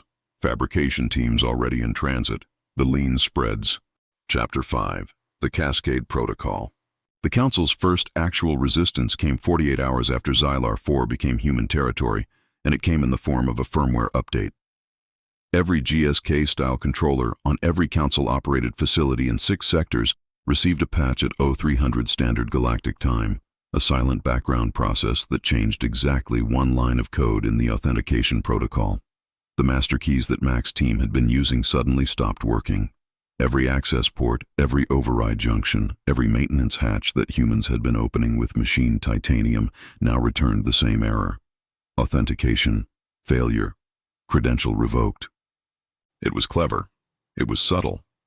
And it meant that 17 simultaneous repo operations that were supposed to execute at dawn had just hit a wall made of ones and zeros. Mack got the notification at 0312 while running diagnostics on the fabrication line aboard the Dividend. His datapad lit up with failure reports from 7 different boarding teams, all saying the same thing. Master keys non-functional, access denied, operations on hold pending technical resolution. He read through the first 3 reports, confirmed the pattern, and then called Chen. "They updated the firmware," Mack said without preamble. Chen's response was immediate, no sleep fog in his voice. The man probably hadn't slept in 3 days. "All controllers simultaneously? Every GSK unit in 6 sectors. New authentication hash, new validation sequence. Our keys are reading as revoked credentials." There was a pause. Mack could hear the sound of fingers on a holographic keyboard, the rapid staccato of Chen pulling up system logs and tracking the update's propagation pattern. "Illegal," Chen said finally. "Per the maintenance contractor access guarantee, any firmware update that affects contractor access requires 14-day advance notice and technical documentation. They pushed this without warning." "Which means what, legally?" "Which means we can file an injunction demanding they roll back the update and restore our access," Chen said. His voice had the rhythm of someone doing mental math while talking. "The hearing would be in 6 to 8 weeks, during which time our repo operations are frozen." Mack felt his jaw tighten. "That's the play. They stall us in court while they reinforce every facility we're targeting. By the time we get a ruling, they'll have military escorts on every station and enough bureaucratic delays to tie us up for a year." "Probably," Chen agreed, "but that's assuming we play their game." "What's the alternative?" "We stop asking permission to access systems we legally own," Chen said. "The facilities are under lien. The liens are valid. If they've locked us out of our own property, we're entitled to use reasonable force to regain access." Mack allowed himself a small, cold smile. "Define reasonable force." "Whatever doesn't cause permanent structural damage or loss of life," Chen replied. "Cutting through a locked door isn't destruction of property if the door is your property and someone else changed the locks. It's asset recovery." "You're saying we can cut our way in." "I'm saying that per Lien Enforcement Statute 27, a creditor who is unlawfully denied access to seized assets is entitled to use minimum necessary force to execute the seizure. We notify them we're coming. We give them 30 seconds to open the doors. If they refuse, we make our own doors." Mack pulled up the schematic for the Helion 9 mining platform, the primary target for today's operation. It was a remote facility in the outer asteroid belt, minimal crew, maximum automation. The platform's hull was reinforced titanium ceramic composite, designed to withstand micrometeorite impacts and radiation exposure. It wasn't designed to stop a human boarding team with industrial plasma cutters and a legal justification. "How many teams can we retask for forced entry?" Mack asked. "All of them," Chen said. "I'm drafting the notification documents now. Standardized template, 30-second access requirement. Authorization to proceed with minimum necessary force if denied. I'll have them ready in 10 minutes. "Weapons?" "Tools," Chen corrected. "Plasma cutters, hydraulic spreaders, industrial saws, all standard maintenance equipment. We're not armed. We're equipped. Mack cracked his knuckles. The sound echoed in the fabrication bay, mixing with the hum of CNC mills producing more master keys that were now temporarily obsolete. "Get me Torres and Rodriguez. Tell them to prep the heavy cutting gear. I want 5 teams ready for simultaneous breach operations within the hour." "Already tasking them," Chen said. "And Mack, when you cut through those hulls, make sure the cuts are clean, precise, professional. I want it to look like maintenance work, not a boarding action." "Always do," Mack replied. The Helion 9 mining platform hung in the asteroid belt like a metallic spider. Its extraction arms extended toward a nickel-rich asteroid that was slowly being dissolved by automated mining drones. The platform had been built 30 years ago, upgraded twice by human contractors, and was currently staffed by a skeleton crew of 12 Vothrian technicians who probably hadn't been informed that their workplace was about to be legally breached by repo men with plasma cutters. Mack's boarding craft, the Wrench, approached from the platform's aft quarter, moving slowly to avoid triggering proximity alarms. The hull was dark except for running lights, and every movement was calculated to look like routine traffic. They'd filed their arrival notification 18 minutes ago. 30 seconds from now, they'd file the access demand. 30 seconds after that, if the airlocks didn't open, they'd start cutting. "Platform control. This is Chief Engineer Mack of Asimov Industrial Recovery Division." Mack transmitted on all standard frequencies. His voice was calm, professional, completely devoid of threat. "We are executing Lien number 779 Charlie on this facility under Council Statute 471. You are hereby notified to grant immediate access to all maintenance corridors, reactor spaces, and control systems. You have 30 seconds to comply. Failure to comply will result in forced entry under Lien Enforcement Statute 27. The response came in 15 seconds. A Vothrian voice, multiple harmonics suggesting severe stress. "You are not authorized. Our systems show no valid access credentials. You will depart immediately or we will contact Council Security." "Your systems were illegally modified to revoke our credentials," Mack replied. "The modification violates the maintenance contractor access guarantee. We are entitled to bypass unauthorized security measures.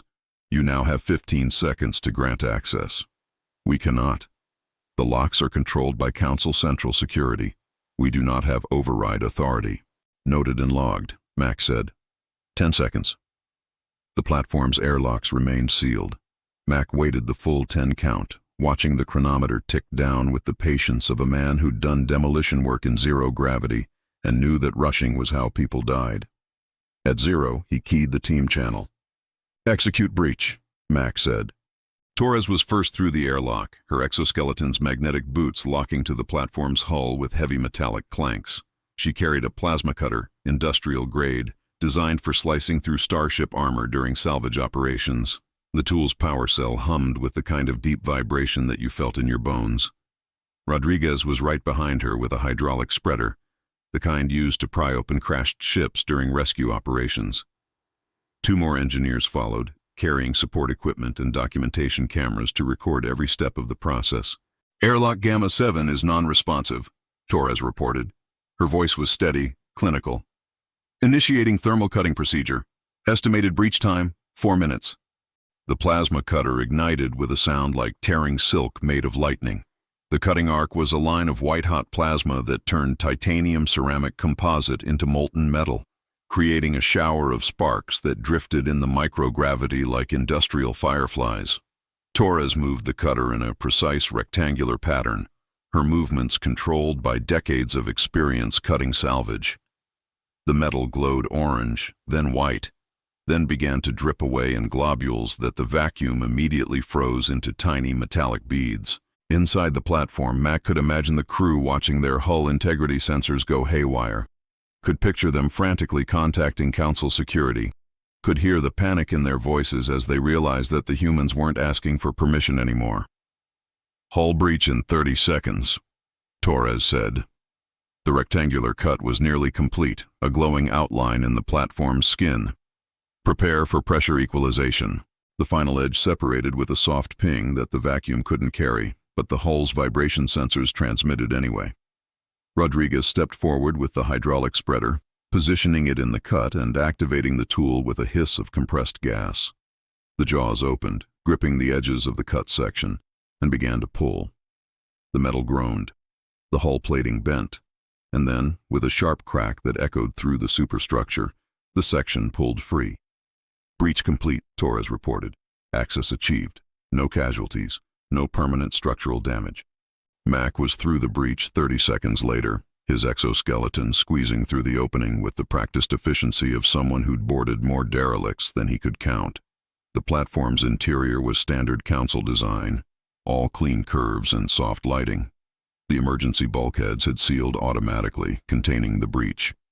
The local atmosphere was intact, and standing in the corridor, backed against a wall, were 3 Vothrian technicians with expressions that Mack's translator software couldn't parse but that his combat instincts recognized as abject terror. "Chief Engineer Mack, Asimov Industrial Recovery Division," Mack said. He kept his hands visible, non-threatening. "We're here to repossess the primary extraction systems under valid lien. You are not in danger. This is a civil action, not a military operation. Please direct us to the reactor control room." The lead technician's forearms were trembling. "You cut through our hull." "We requested access," Mack corrected. "Access was denied. Per Lien Enforcement Statute 27, we're authorized to use minimum necessary force. The breach will be temporarily sealed before we depart. You can file a damage claim with Council Administration." "This is insane," the technician said. All 4 of her secondary manipulator appendages were making distress signals. "You cannot simply cut your way onto Council facilities." "We just did," Mack said. His voice was flat, matter-of-fact. "Now, reactor control room. We can do this the easy way, or I can have my team cut through every locked door between here and there. Your choice." The technician looked at the breach, at the still glowing edges of cut metal, at the human engineers already moving to install a temporary pressure seal. She looked at Mack's exoskeleton, at the industrial tools his team carried, at the documentation cameras recording everything for legal purposes. And she made the calculation that every council citizen was starting to make. Fighting the humans wasn't worth the paperwork. "I will escort you," she said quietly. 3 sectors away, 4 other boarding teams were executing identical breaches on 4 other facilities. The Viridian Refueling Depot, the Kilo 7 Hydrogen Processing Station, the Arcturus Mining Platform, the Sigma 4 Repair Yard. Each one received the same 30-second notification. Each one denied access. Each one watched human engineers cut through their hulls with the methodical precision of surgical instruments. By Aero 600 Standard Galactic Time, all 5 operations had successfully breached their targets. By Aero 800, all 5 facilities had been declared sovereign industrial zones. By 1000, Chen had filed endangered subcontractor status for all human personnel and served Admiral Krell with 5 separate notices of environmental law violations for any potential interference. The Council's firmware update had delayed the repo operations by exactly 4 hours and 37 minutes. In exchange, the humans had established legal precedent for forced entry, demonstrated their willingness to physically breach secured facilities, and sent a message that was currently propagating across every council news feed. Locked doors wouldn't stop them. Mack stood in the reactor control room of Helion 9, watching his team disconnect the platform's primary power core with the same careful precision they'd used on Xylar 4. The Vothrian technicians watched in silence, their distress signals gradually fading into resignation. Outside the viewport, 4 more platforms glowed with the orange light of human temporary reactors, each one a monument to the simple truth that ownership wasn't about who had the keys. It was about who was willing to make new ones. Chen's voice crackled through Mack's comm. "All 5 operations successful, 0 casualties, minimal structural damage, legal documentation complete. I'm filing the seizure reports now." "Outstanding debt status?" Mack asked. "Reduced by 0.0018%, Chen replied. His voice carried no emotion, just numbers, just math. "At current operational tempo, we'll need to seize approximately 400 more facilities to make a meaningful dent in the principal." Mack felt his jaw tighten, not with frustration, with calculation. How many facilities did humans service in the past 5 years? 1,743, Chen said. give or take. Some were minor maintenance, some were full system overhauls. All of them qualify for lien claims under current legal interpretation. So we're not running out of targets. We're not even close to running out of targets, Chen confirmed. The question is, how fast we can move before the council adapts their strategy. Mack watched his team load the reactor onto the transport dolly, watched the Vothrian technicians step back to give them room, watched the industrial ballet of asset seizure playing out in a control room that was now legally human territory. They already tried adapting. They changed the firmware. We cut through their hulls. That was adaptation attempt number 1, Chen said. There will be others. They're bureaucrats, not soldiers. They'll try legal delays, technical barriers, administrative roadblocks. Every time we overcome one, they'll invent another. And every time they invent another, we'll find a way around it.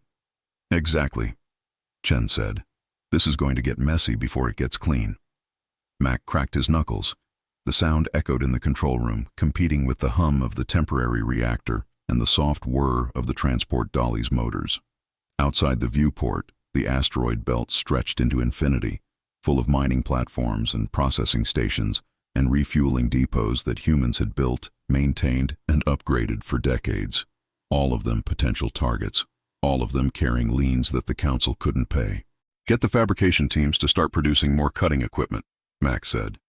If we're going to be breaching hulls on a regular basis, I want clean cuts, professional work, no ragged edges, no unnecessary damage. Already ordered, Chen replied. I'm also drafting a standardized breach protocol. 30-second notification, plasma cutting procedure, temporary seal installation, documentation requirements. Make it routine, make it repeatable, make it legal. Mack nodded slowly.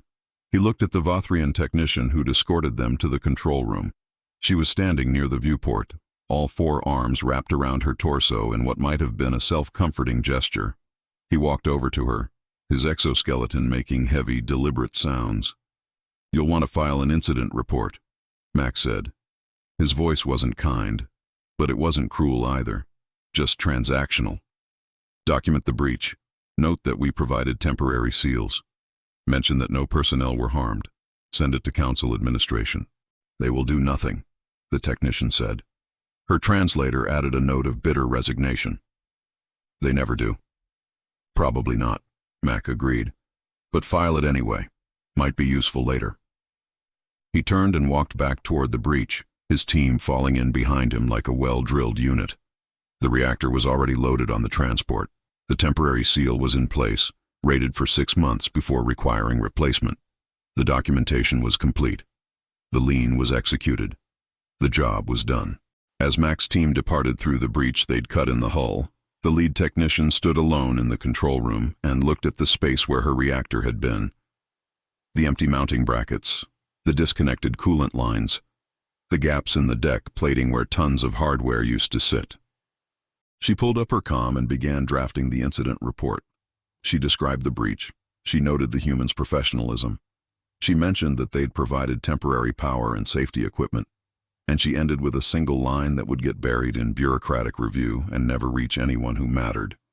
Recommend immediate payment of debt. These humans will not stop. The wrench disengaged from Helion 9 6 hours after the initial breach. Mack stood in the cargo bay, looking at 5 fusion reactors secured in neat rows, each one tagged with seizure documentation and lien numbers. 5 facilities breached. 5 systems repoed. 5 more sovereign industrial zones established. The council's debt remained essentially unchanged. The compound interest continued to accumulate. And humanity's repo men were discovering that the best lock in the galaxy was worthless against an industrial plasma cutter and a lawyer who knew which statutes to cite. Chen appeared in the cargo bay hatch, datapad in hand. I've identified 47 more targets for this week's operations. Mix of mining platforms, refueling depots, and processing stations, all serviced by human contractors within the past 3 years, all vulnerable to lien claims. Resistance level? Mack asked. Unknown, Chen admitted. After today's breaches hit the news feeds, they might surrender immediately or they might try to fortify. Either way, we're ready. Mack looked at the reactors. At the physical proof that locked doors and firmware updates and administrative barriers meant nothing against humans who'd learned to read the fine print and weren't afraid to use power tools. How long until the council tries something more aggressive than software patches? They already are, Chen said. He pulled up a legal filing on his datapad. Admiral Krell submitted a formal request to the High Assembly for authorization to use military force against pirate operations masquerading as civil debt collection. The Assembly's reviewing it now. And I've filed counterbriefs citing 17 different statutes that prohibit military action against lawful contractors, plus environmental law violations, plus personal liability exposure for any officer who opens fire on an endangered subcontractor habitat, Chen said. His voice was cold satisfaction. Krell can request whatever he wants. The law's still on our side. Mack cracked his knuckles one final time. Next breach in 12 hours. Let's make it 6 facilities. Send them a message. What message? That we're not slowing down. The cargo bay's lights reflected off the seized reactors, casting geometric shadows across the deck. Somewhere in council space, administrators were panicking. Military officers were demanding action. Bureaucrats were discovering that 4,000 years of carefully written contractor protection laws had just been weaponized by a species that built master keys out of machined titanium and cut through locked doors with plasma. 5 breaches executed. 47 more targets identified. 1,700 facilities with valid lien claims. The firmware update failed. Forced entry protocol established. Legal precedent set. Next operation in 12 hours. Cutting equipment in production. Documentation templates finalized. The Cascade continues. Chapter 6. The Thermal Leverage. The Council figured out what the humans were actually selling them 6 days after the plasma cutting incidents made every major newsfeed in the galaxy. It wasn't the breaches that tipped them off. It wasn't the seized reactors or the sovereign industrial zones or even the 17 warships that Admiral Krell had parked in orbit around human-occupied facilities like expensive lawn ornaments. It was a maintenance technician on the CSS Relentless Honor who noticed that his coolant system was running diagnostic protocols that he hadn't authorized. The technician filed a routine anomaly report. The anomaly report got escalated to the ship's chief engineer. The chief engineer pulled the system logs and discovered that the ship's coolant pumps had been transmitting telemetry data to an unknown external recipient for the past 11 months. He traced the data stream. It terminated at a human industrial server with the registry designation Asimov Thermal Management, Sector 7 Operations. 30 minutes later, every council vessel in 6 sectors ran emergency diagnostics on their cooling systems. They all found the same thing. The Necro-Coolant that they'd been purchasing from human contractors for the past 3 years, the incredibly efficient heat transfer fluid that had doubled their engine output and reduced maintenance costs by 40%, had been transmitting performance data back to its manufacturer the entire time. And buried in the coolant's molecular structure, encoded in trace element patterns that council sensors had dismissed as manufacturing impurities, was something that made every council engineer who understood it break out in species-specific stress responses, administrative access credentials, hard-coded into the coolant itself. Mack got the notification while supervising a breach operation on the Tarvos 9 deuterium cracking plant. His datapad chimed with an alert from Chen, marked urgent, containing a single line of text. They found the coolant backdoor. Conference call in 5. Mack handed off the breach supervision to Torres and moved to a quiet corner of the boarding craft. Chen appeared in the hollow field exactly 5 minutes later, looking like he hadn't slept, but also like sleep was for people who weren't actively dismantling a galactic government through legal and thermal means. They know about the logic shards, Chen said without preamble. All of it? Mack asked. Enough. They've identified the telemetry stream. They haven't figured out the full extent of the access yet, but they will. I'm estimating 12 hours before they realize we can remotely adjust coolant flow rates on every ship using our formula. Mack felt a cold smile form. How many ships? 417 council military vessels, Chen said. 63 civilian transports, 112 industrial platforms, and approximately 30% of their warp gate cooling systems. And we can control all of them? We can throttle the coolant pumps remotely, Chen corrected. We can't shut them down completely without triggering fail-safes, but we can reduce flow rates by up to 40%, which means we can force any ship using our coolant to choose between running at reduced power or risking thermal damage to their reactor cores. Mack pulled up a schematic of a standard Council warship, highlighting the cooling system architecture. The Necro-Coolant ran through every major system: reactors, weapons arrays, life support, computational cores. It was the circulatory system of the ship, and humans had just admitted they'd installed a valve on the main artery. What's the play? Mack asked. We file thermal management liens on every facility and vessel using the coolant, Chen said. His fingers were already dancing across a holographic interface, pulling up lien templates. Per the product licensing agreement they signed when they purchased the coolant, unauthorized telemetry interception constitutes a material breach of contract. The breach triggers our right to remotely manage the product to prevent misuse. That's insane. No court would uphold that.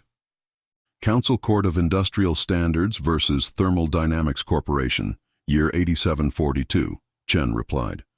The court ruled that manufacturers retain remote management rights over licensed products if the user violates telemetry provisions. The precedent is 4,000 years old and has never been overturned. Mack cracked his knuckles. So we're about to file liens on 30% of the Council fleet. We're about to offer them a choice, Chen corrected. They can either acknowledge the liens and negotiate payment, or they can continue operating with coolant that we remotely manage. Either way, we control the thermal envelope of every ship that didn't read the fine print on the coolant purchase agreement. Krell is going to lose his mind.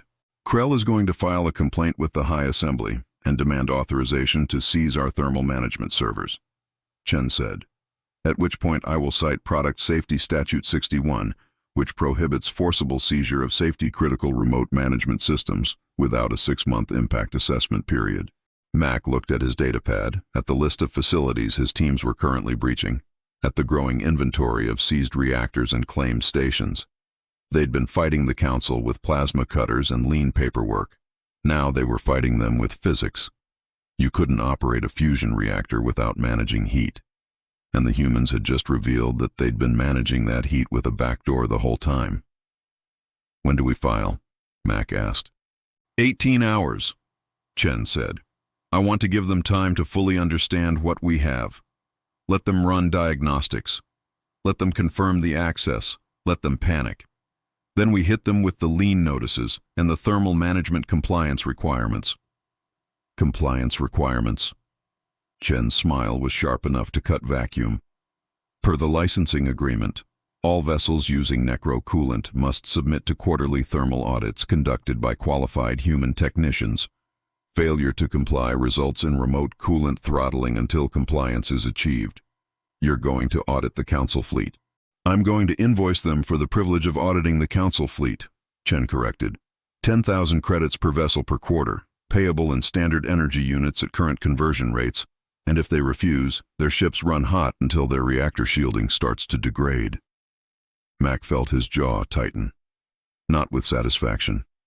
With the cold awareness that they'd just escalated from repo operations to something that looked disturbingly close to a siege. This is going to force their hand. They can't operate a fleet that's running at 60% thermal capacity. Exactly, Chen said. Which means they either pay the debt or they strip the coolant and replace it with their original formula, which will take approximately 8 months per vessel and reduce their operational effectiveness by 40% during the transition.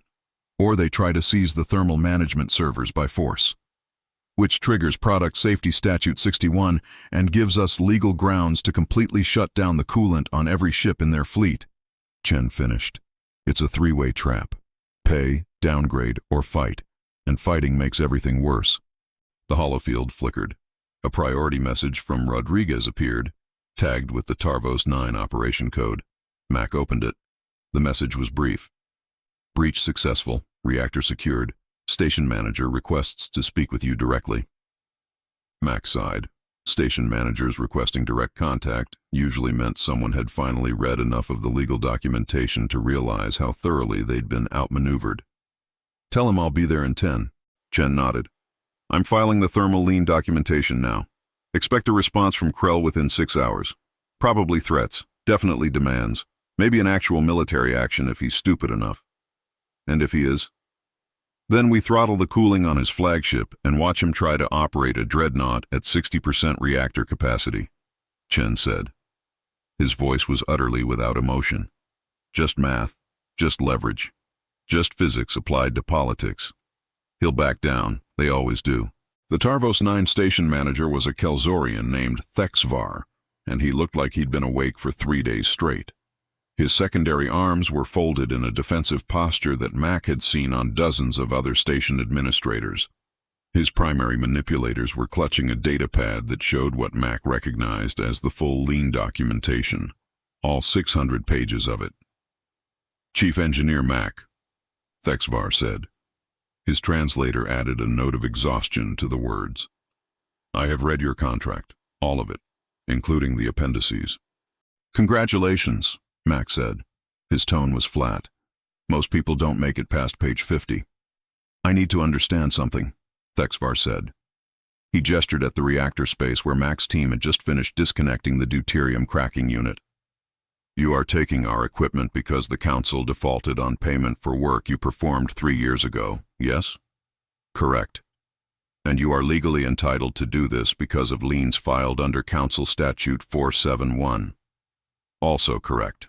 Thexvar's eye stalks swiveled to focus on Mack with an intensity that suggested the next question was the one that had kept him awake for 3 days. "But the debt you are collecting is measured in joules, not credits, not resources, pure energy. How can you possibly collect enough equipment to satisfy a debt measured in the energy required to move a star?" Mack looked at the Kelzorian administrator. The question was legitimate. The math was obvious. At current operational tempo, seizing reactors and platforms would take decades to make a meaningful dent in the principle. Maybe centuries. And everyone involved knew it. "We can't," Mack said simply. Thexvar's eye stalks retracted slightly. "Then what is the point of this? Why seize equipment that barely reduces the debt?" Mack looked at him for a moment. "Debt compounds per contract, 8% annually, calculated in standard energy units. Non-payment triggers further liens per Statute 471. Your question is irrelevant to execution." "But you will never collect enough to—" "Not my problem," Mack interrupted. His voice was flat. "I'm a contractor. Contract specifies lien rights on default. Council defaulted. We execute liens.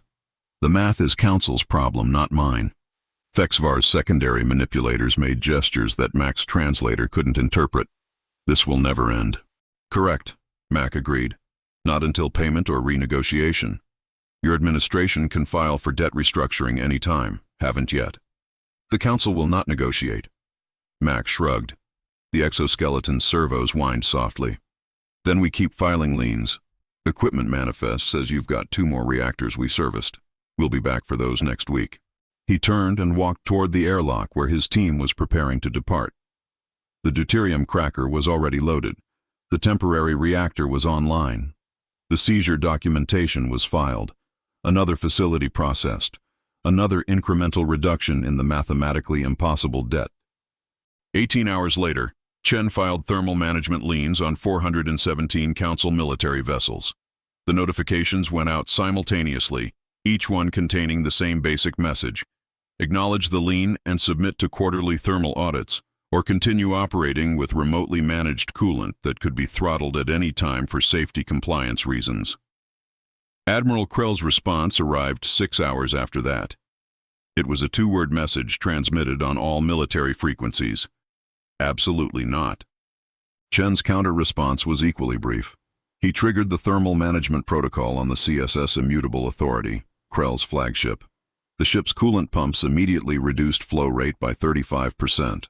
Reactor temperature climbed, thermal warnings activated, and somewhere on the bridge of a 10-kilometer dreadnought, Admiral Krell watched his engineering readouts turn orange and realized that the humans weren't making threats.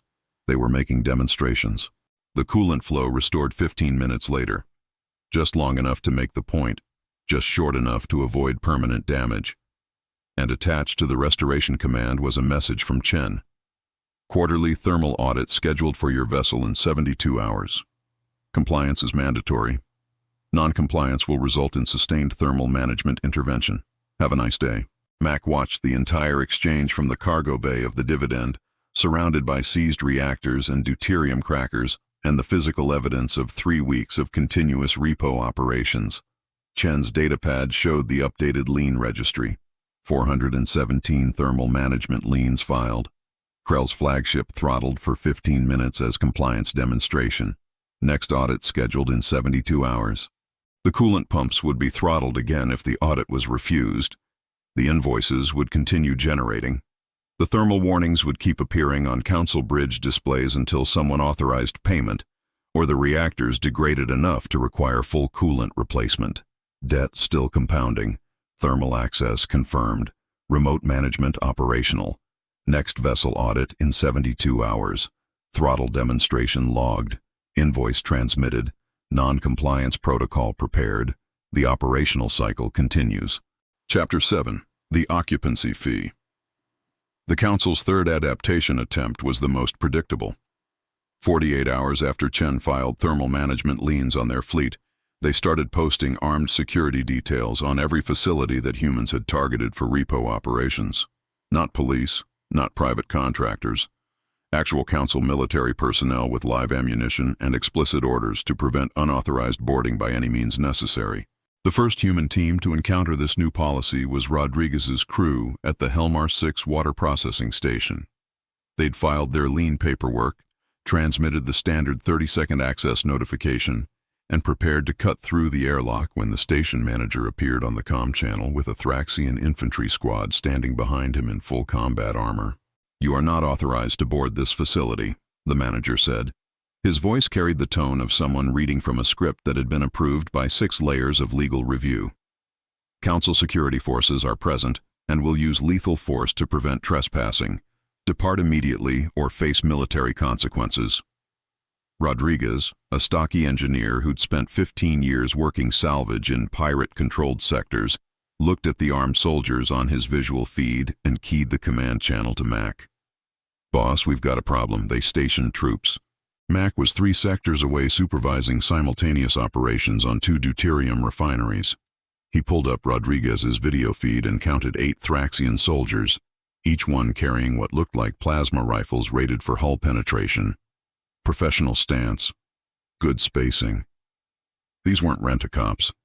These were actual military assets being deployed to prevent civil asset seizure. "Stand by," Mack told Rodriguez. He switched channels. "Chen, you seeing this?" "Already reviewing the legal framework," Chen replied. His voice had the tone of someone who'd expected this exact scenario and had prepared the countermaneuver weeks ago. "Council security forces are occupying a facility under valid human lien, per Sovereign Industrial Zone statute that makes them unauthorized occupants of our property. They're claiming it's still Council property. The lien supersedes ownership pending debt resolution," Chen said. Mack could hear the sound of documents being pulled up, statutes being cross-referenced. Per Article 7 enforcement provisions, any personnel occupying a liened facility without creditor authorization are classified as trespassers subject to occupancy fees. Mack felt a cold smile form. Occupancy fees. 10,000 credits per person per day, Chen confirmed, calculated in standard energy units at current conversion rates, plus environmental impact fees for military equipment operating in a designated human life support habitat. "I'm drafting the invoice now." "They're not going to pay." "Doesn't matter," Chen replied. "The occupancy fees compound daily. Every day those soldiers remain on station, the Council's debt increases, and per the enforcement statute, we're entitled to seize additional assets to cover the accumulated fees." Rodriguez's voice cut back in. "Boss, they're moving to defensive positions around the reactor access points. I think they're serious about this." Mack pulled up the tactical display.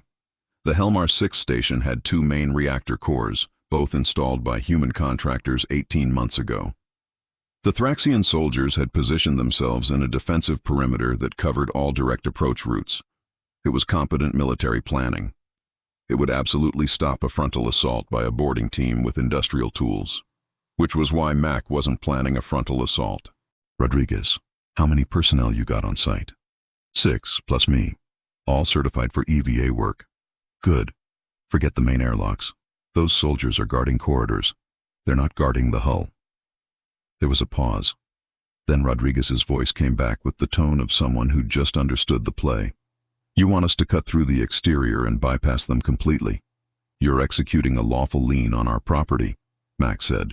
If unauthorized personnel are blocking the primary access points, you're entitled to use alternative entry methods. Chen, confirm? Article 7, subsection 12. Chen replied immediately. Creditors may use any reasonable access method to reach liened assets if primary access is unlawfully obstructed. Cut wherever you want, Rodriguez. Just document it. Rodriguez's boarding team repositioned 30 minutes later. Instead of approaching the station's main airlock, they maneuvered to the aft quarter where the reactor housing connected to the main superstructure. The Thraxian soldiers, positioned to defend the corridors, couldn't see the hull work happening 50 meters away through 3 bulkheads and a radiation shield. Torres fired up the plasma cutter. The familiar sound of tearing silk made of lightning echoed through the hull. The soldiers inside probably heard it, probably reported it to their commander, probably received orders to investigate. But by the time they'd navigated through the station's interior to reach the breach point, Rodriguez's team had already cut through, installed a temporary airlock collar, and were inside the reactor space disconnecting coolant lines.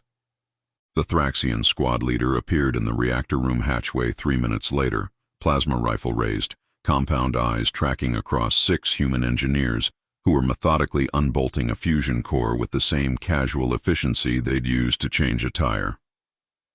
You are in violation of Council security protocols, the squad leader said. His translator added aggressive harmonics to the words. Cease operations immediately and surrender. Rodriguez didn't look up from the coolant coupling he was disconnecting. We're executing Lien number 813 Foxtrot under Council Statute 471. This facility is human property pending debt resolution. You're the one in violation. This facility is under Council military protection. This facility is under human lien, Rodriguez corrected. He gestured at the breach they'd cut in the hull. You're welcome to file a complaint about our entry method, but we're authorized to use alternative access if primary routes are obstructed, which they were, by you. The squad leader's rifle didn't waver. I have authorization to use lethal force to prevent theft of council assets. You have authorization to shoot contractors executing a lawful lien? Rodriguez asked. His tone was conversational, almost curious. That's interesting. Chen, you getting this? Chen's voice came through on the open channel. Recording and logging. Squad leader, I want to make sure you understand the legal framework before you pull that trigger. If you fire on human contractors operating under valid lien authority, you are personally liable for assault on protected contractors under Council Safety Statute 19. The penalty is 20 to 40 years in a council detention facility. Individual liability, not institutional. Your superiors will disavow you to avoid organizational exposure. The squad leader's compound eyes refocused rapidly. Mack had seen that response before, the moment when a soldier realized that their orders conflicted with laws that carried personal criminal penalties. Additionally, Chen continued, his voice perfectly calm and utterly merciless, this facility is a designated human life support habitat under Environmental Protection Statute 42. Discharging plasma weapons in this environment constitutes reckless endangerment of protected species. That's another 15 years, consecutive sentencing. So before you fire, do the math. 40 to 55 years in detention because your government told you to stop a repo operation. The rifle lowered. Not much, just a few degrees, but enough. Smart decision, Rodriguez said. He returned to the coolant coupling. You're welcome to observe. Stay out of the work area. Don't touch anything. We'll be done in 3 hours. The Thraxian soldiers stood in the hatchway and watched human engineers dismantle a fusion reactor while their squad leader transmitted increasingly frantic status reports to his chain of command. The reports went up through tactical, through strategic, through operational command, and eventually landed on Admiral Krell's desk with a request for clarification on rules of engagement. Krell's response came back 40 minutes later. Observe and document. Do not engage without explicit authorization from High Command. The authorization never came. High Command was still reviewing the legal briefs that Chen had filed regarding personal liability for violence against protected contractors. The review process was estimated at 6 to 8 weeks. By the time it was complete, Rodriguez's team had finished disconnecting the reactor, loaded it onto their transport, and departed through the hull breach they'd cut specifically to bypass the military presence. The Thraxian squad remained on station, still armed, still present, still technically occupying human property without authorization. Chen filed the occupancy fee invoice that evening. 10,000 credits per soldier per day, calculated in standard energy units. 8 soldiers, 80,000 credits daily, compounding. 3 days later, the squad was quietly rotated off station. Chen filed a lien for the 3-day occupancy period. 240,000 credits, plus environmental impact fees for military equipment operation in a protected habitat. The lien was added to the council's outstanding debt, which continued to compound at 8% annually. The council tried the armed guard strategy on 17 more facilities over the next week. Every single attempt ended the same way. Human teams cut through the hull in unexpected locations, bypassed the military presence entirely, seized the targeted equipment, and departed while filing occupancy fee invoices for the soldiers who'd been stationed to stop them. After 17 failures and accumulated occupancy fees exceeding 4 million credits, the council quietly discontinued the armed guard policy. Mack received the notification while supervising operations on a helium-3 extraction platform in the outer belt. Chen's message was brief. Council Directive 7749G rescinded. Military presence on civilian infrastructure withdrawn pending review. Occupancy fee lines total 4.2 million credits, or approximately 0.000003% of outstanding debt. Mack looked at the numbers. 4 million credits seized. Debt barely moved. Interest still compounding faster than they could collect. The fundamental math hadn't changed, but the council had burned through 3 adaptation attempts in 2 weeks and accomplished nothing except teaching humans new revenue streams. Firmware updates, thermal throttling, armed guards, all defeated, all converted into additional liability for the council. Mack cracked his knuckles and looked at the helium-3 platform's reactor array. 6 cores, all human-maintained, all eligible for seizure. His team was already prepping the cutting equipment. "How many facilities left in this week's target list?" Mack asked. Chen pulled up the operational schedule. 43, mix of mining platforms, refineries, and processing stations. Current intel suggests the council is abandoning active resistance in favor of bureaucratic delays. What kind of delays? Filing injunctions, demanding extended review periods, claiming procedural violations, Chen said. Standard legal stalling. They're hoping to slow us down enough that they can negotiate from a stronger position. How long will the stalling work? Approximately 6 hours per injunction, Chen replied. I've already drafted the counterbriefs. We can process their delays faster than they can generate them. Mack nodded slowly. The helium-3 platform rotated beneath him, its extraction arms pulling isotopes from the solar wind with automated efficiency. Somewhere on this platform were council administrators who were probably filing paperwork right now, trying to find some legal angle that would stop the humans from taking equipment that had never been paid for. They wouldn't find one. Chen had already checked. Execute the seizure, Mack said. I want those reactors off platform in 8 hours. Next target after that. Already tasked, Chen confirmed. I'm also filing preliminary liens on 94 additional facilities for next week's operations, keeping the pressure constant. The cutting equipment powered up. The familiar sound of plasma arcs igniting echoed through the platform's superstructure. Council administrators would hear that sound and know what it meant. Human repo teams, working to contract specifications, seizing assets covered by valid liens, converting the council's debt into physical repossession 1 reactor at a time. The armed guards had been withdrawn.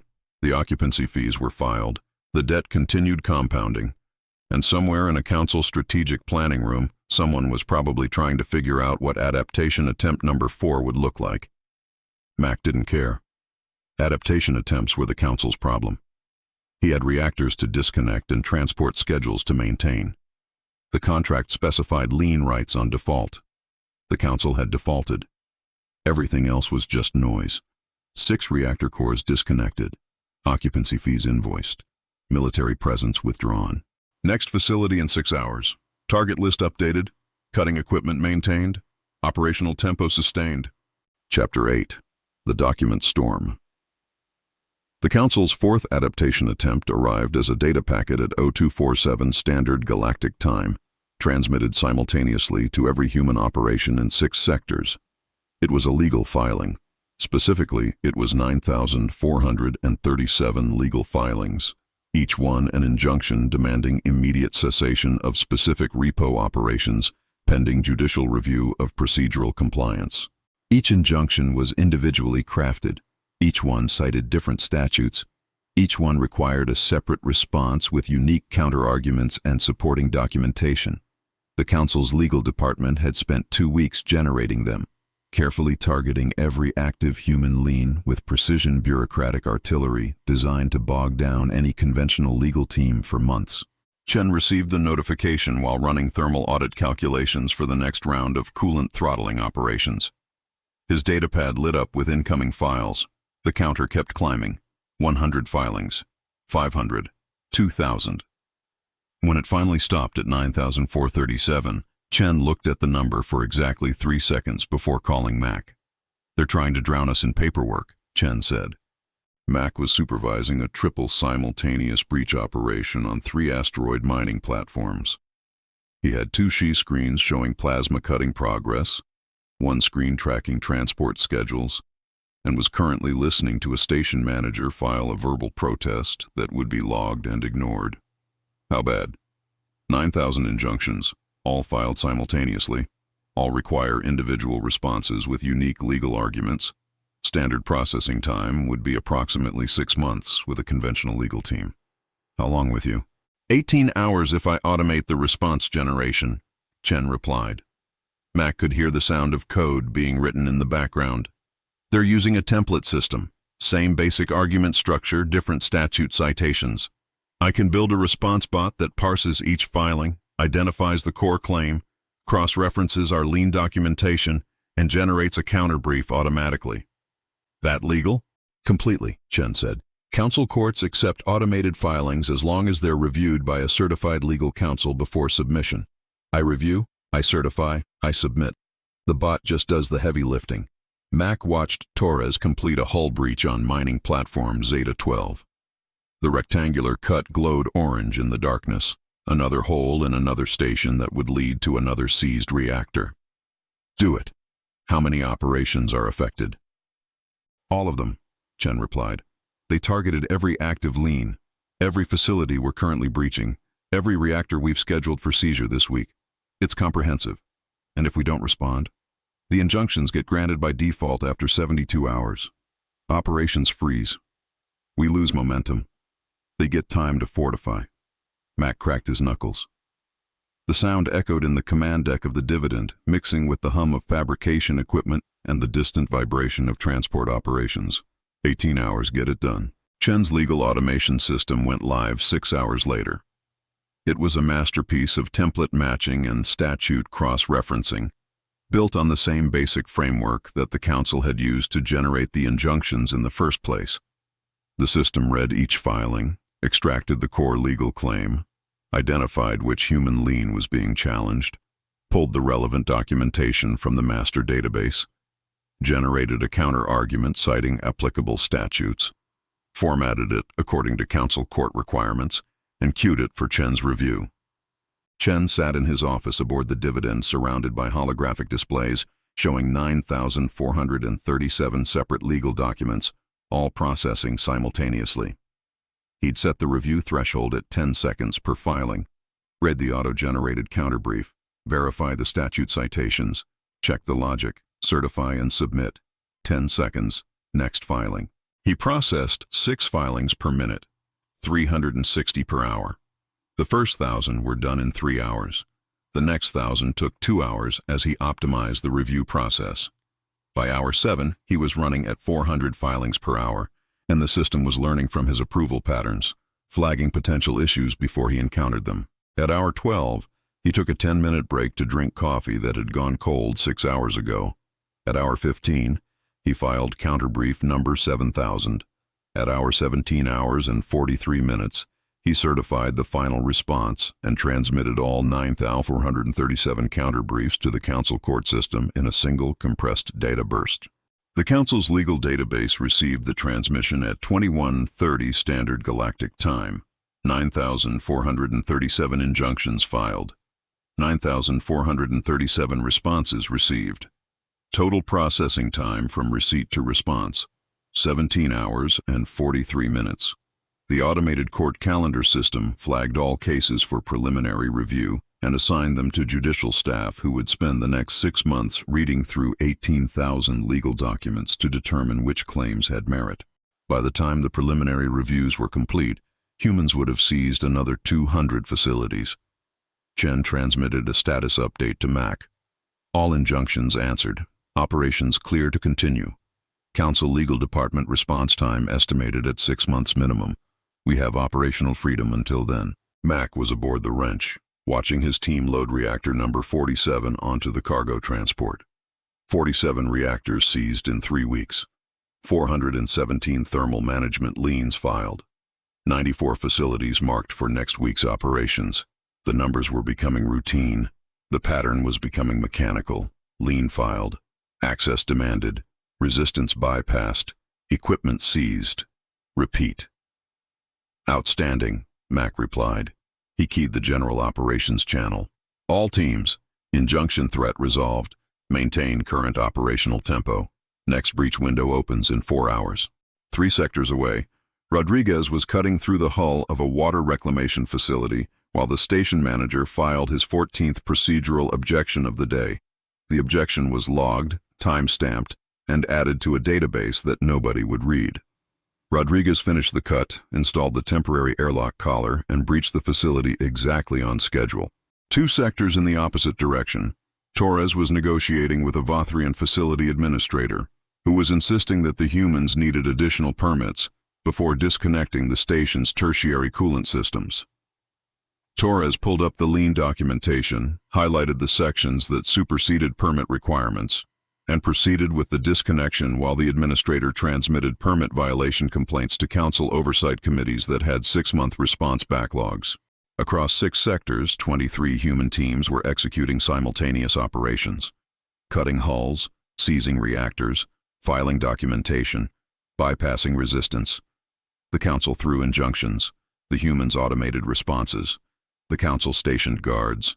The humans cut through walls. The council updated firmware. The humans used plasma cutters. Every adaptation attempt was countered. Every resistance method was defeated. Every delay tactic was processed and dismissed. The debt continued compounding. Mack stood in the cargo bay of the Dividend looking at rows of seized reactors, each one tagged with lien numbers and seizure documentation. 47 reactors. Total value approximately 1.9 billion credits. Debt reduction, 0.00047%. The fundamental math remained unchanged.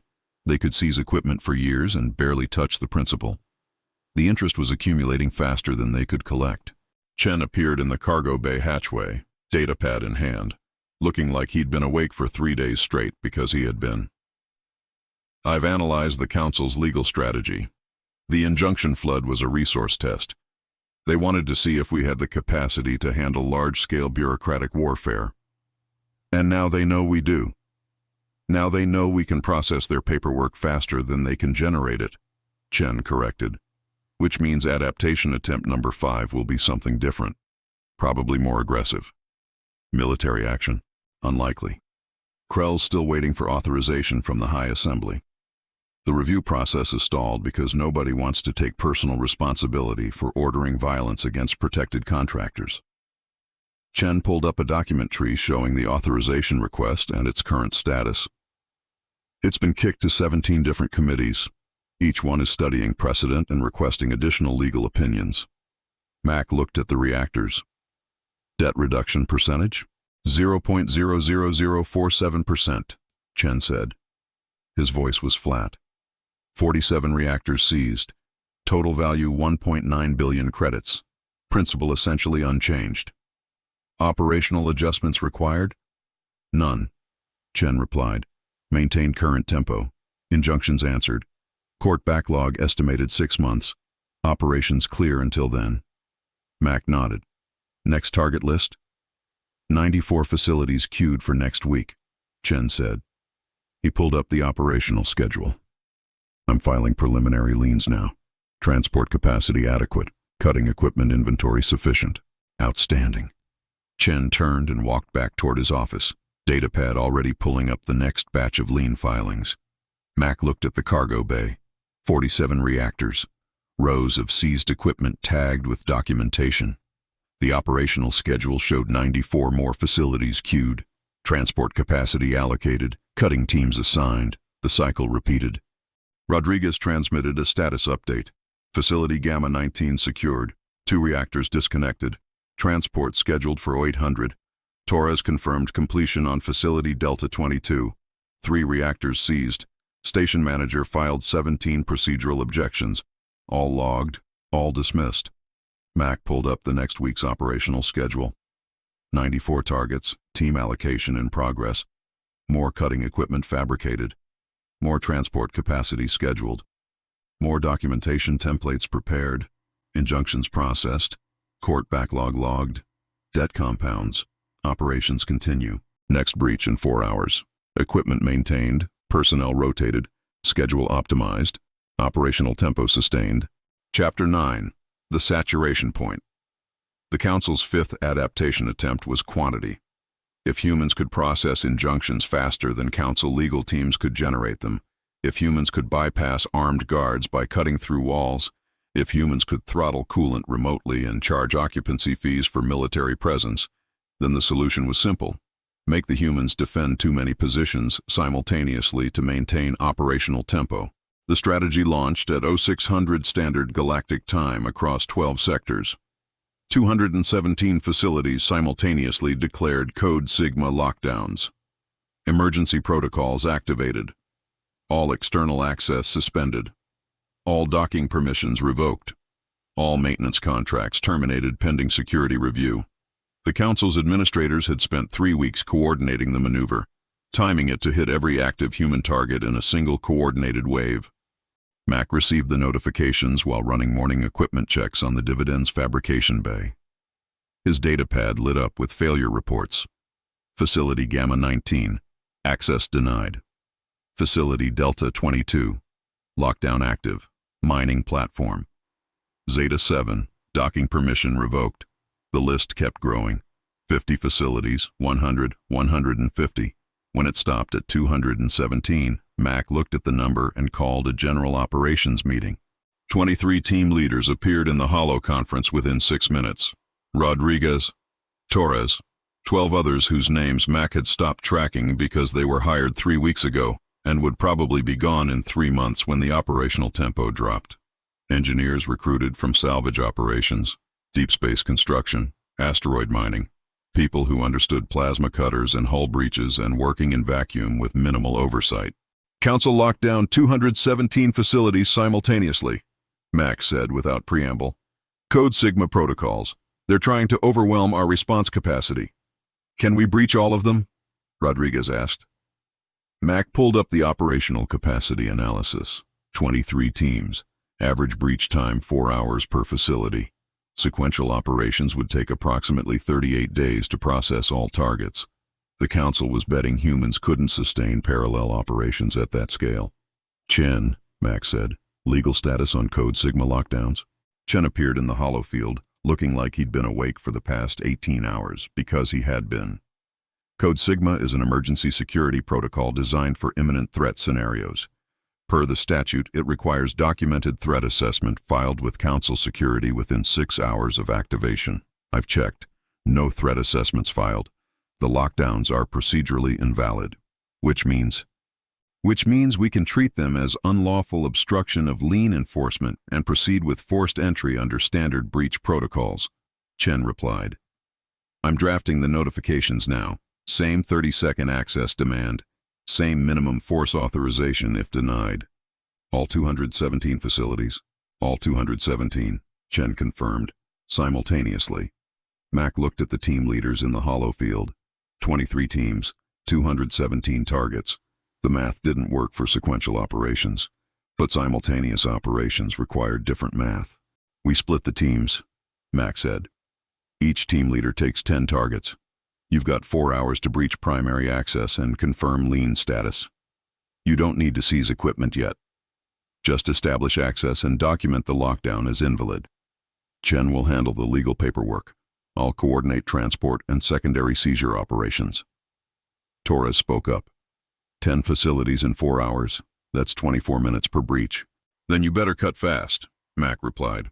Plasma cutters are rated for continuous operation. Hull breaches don't require precision if you're just establishing access. Cut a hole, install a temporary seal, mark it as breached, move to next target. What about the equipment seizures? Secondary operation, Mack said. Once we've established access to all 217 facilities, we go back and actually repo the reactors. But first priority is access confirmation. Rodriguez's voice came through flat. 10 facilities, 24 minutes each, understood. Transport coordination meeting in 30 minutes. Cutting equipment inventory check in 15. I want all teams in position within 2 hours. Breach operations commence at 0900, synchronized across all sectors. Questions? There were no questions. The team leaders dropped out of the holo conference and started tasking their crews. Mack pulled up the facility distribution map and started calculating transport routes. 217 targets across 12 sectors. Some teams would need to cover distances of 6 light hours between facilities. The logistics were brutal. The timeline was aggressive. The entire operation was designed to prove a point that had nothing to do with actually collecting the debt. Chen appeared in the fabrication bay 30 minutes later carrying a data pad that showed 217 separate breach notifications, all queued for simultaneous transmission. Legal documentation ready, breach authorizations filed. I've also prepared injunction counters in case they try to flood us again while we're executing. Operational capacity? Mack asked. Stretched, Chen admitted. We're running every team at maximum tempo. If the council tries another adaptation while we're executing this operation, we'll have resource conflicts. Then we finish this in 4 hours and regroup, Mack said. They're testing our capacity. We demonstrate capacity. Then we return to standard operational tempo. Understood. At 0900 Standard Galactic Time, 23 human teams transmitted access demands to 217 council facilities simultaneously. The notifications were identical. 30 seconds to grant access. Failure to comply triggers forced entry under Lien Enforcement Statute 27. The countdown began. 97 facilities ignored the demand completely. 83 transmitted procedural objections that would be logged and dismissed. 37 responded with threats of military force that would be documented and filed as evidence of obstruction. 0 facilities granted access. At 0931 seconds, 217 plasma cutters ignited across 12 sectors. The sound was identical. The procedure was standardized, rectangular cuts, 4 meters by 2 meters. Minimum time for maximum access. The cutters moved in synchronized patterns, human engineers working from templates that had been refined over 3 weeks of continuous breach operations. Torres cut through the hull of mining platform Theta 9 in 18 minutes.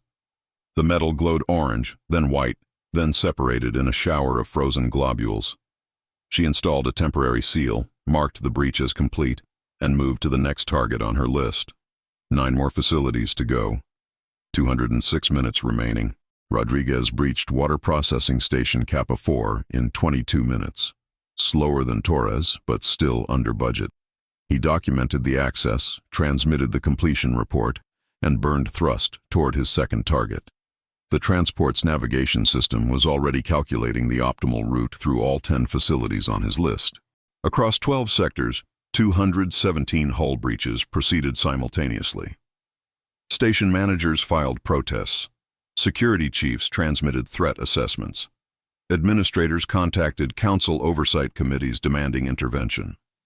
All communications were logged, time-stamped, and added to databases that would be processed weeks later by bureaucratic systems that couldn't respond in real time. Mack coordinated from the Dividends command deck, watching 217 separate video feeds showing plasma cutters at work. The feeds were organized by completion percentage, green markers for completed breaches, yellow for in progress, red for delayed. The map looked like a Christmas display designed by an engineer with no sense of aesthetics. Facility 37 completed. Facility 41 completed. Facility 62 delayed due to reinforced hull plating. Mack flagged the delay, assigned additional cutting resources, and updated the completion timeline. The entire operation was running on a synchronized clock. Every delay in one sector was compensated by efficiency in another. At 1100 hours, facility number 100 completed. Halfway point achieved in 2 hours. Torres was ahead of schedule, having completed 6 breaches in 97 minutes. Rodriguez was on schedule with 5 completions. 3 teams were running behind due to unexpected hull configurations that required modified cutting patterns. At 1230 hours, facility number 200 completed. 17 facilities remaining. All teams reported adequate cutting equipment reserves. No injuries, no equipment failures. The operation was proceeding within acceptable parameters. At 1247 hours, Torres transmitted the final breach completion from her assigned list. All 10 facilities accessed. All temporary seals installed. All documentation filed. Rodriguez completed his final breach at 1251. Other teams finished in sequence. The last breach was confirmed at 1303 hours. Total operation time, 4 hours and 3 minutes. 217 facilities breached. 0 casualties. Minimal structural damage. Complete documentation on file. Council saturation attempt countered. All targets accessible for secondary seizure operations. Mack transmitted the completion report to Chen. All facilities accessed. Lien status confirmed. Ready for secondary seizure operations. Chen's response came back within 30 seconds. Logged. I'm filing breach documentation with council courts now. Also preparing the damage invoices. Damage invoices? Code Sigma lockdowns are only valid if threat assessments are filed within 6 hours, Chen explained. Since none were filed, the lockdowns were procedurally invalid, which means the council unlawfully obstructed access to liened property, causing operational delays that required accelerated breach procedures. We're entitled to invoice them for the additional operational costs. How much? 217 facilities, 4-hour emergency operation, premium labor rates for simultaneous coordination, approximately 4.7 million credits, plus environmental impact fees for the hull breaches they forced us to execute. Mack looked at the completion map. 217 green markers spread across 12 sectors. 217 new holes in council facilities. 217 temporary seals that would need replacement in 6 months. Access established, lien status confirmed. File it, Mack said. The secondary seizure operations began the following day. With access established to all 217 facilities, the teams returned to execute standard equipment repo procedures. Reactors disconnected, coolant systems drained, power cores extracted. The work proceeded methodically, facility by facility, using the breaches that had been cut during the saturation response. 94 reactors seized over the next week. Total value, 3.8 billion credits. Debt reduction, 0.00092%. The fundamental math remained unchanged. Council's 5th adaptation attempt processed. Saturation lockdown strategy countered via parallel breach execution. Mack stood in the cargo bay of the Dividend looking at rows of seized reactors. 141 total units now. 5 weeks of continuous operations. 5 council adaptation attempts processed and countered. The council had run through 5 adaptation strategies. All failed. All converted into additional liability and operational overhead. The debt continued compounding. The interest continued accumulating faster than seizure operations could collect. Chen appeared in the cargo bay with updated operational schedules. I've identified 347 additional facilities for next phase targeting, mix of refineries, processing stations, and distribution hubs. We'll need to expand team count to maintain tempo. Recruit more crews? Already in progress, Chen confirmed. Salvage operators, construction teams, deep space mining personnel, anyone with hull breach experience and EVA certification. I'm targeting 60 active teams within 2 weeks. Mack nodded. 60 teams. 347 facilities. Operational scale expanding to match target inventory. Council adaptation attempt 6 expected eventually. Rodriguez transmitted a status update. Secondary seizure operations on Theta 9 complete. Torres confirmed completion on Kappa 4. The operational reports continued arriving in steady sequence. Facilities processed, equipment seized, documentation filed, the cycle repeated, the debt compounded, the operations continued, team expansion authorized, recruitment in progress, equipment fabrication scaled, transport capacity allocated, next breach wave in 48 hours, 347 targets identified, operational planning in progress. Council adaptation attempt 5 processed, tempo maintained, Act 2 complete. Chapter 10. Kinetic Garnishment. The Council's 6th adaptation attempt was the obvious one. When legal maneuvers fail, when thermal leverage gets ignored, when occupancy fees compound faster than you can withdraw troops, you escalate to kinetic solutions. Admiral Krell had been requesting authorization for military action since Chapter 2.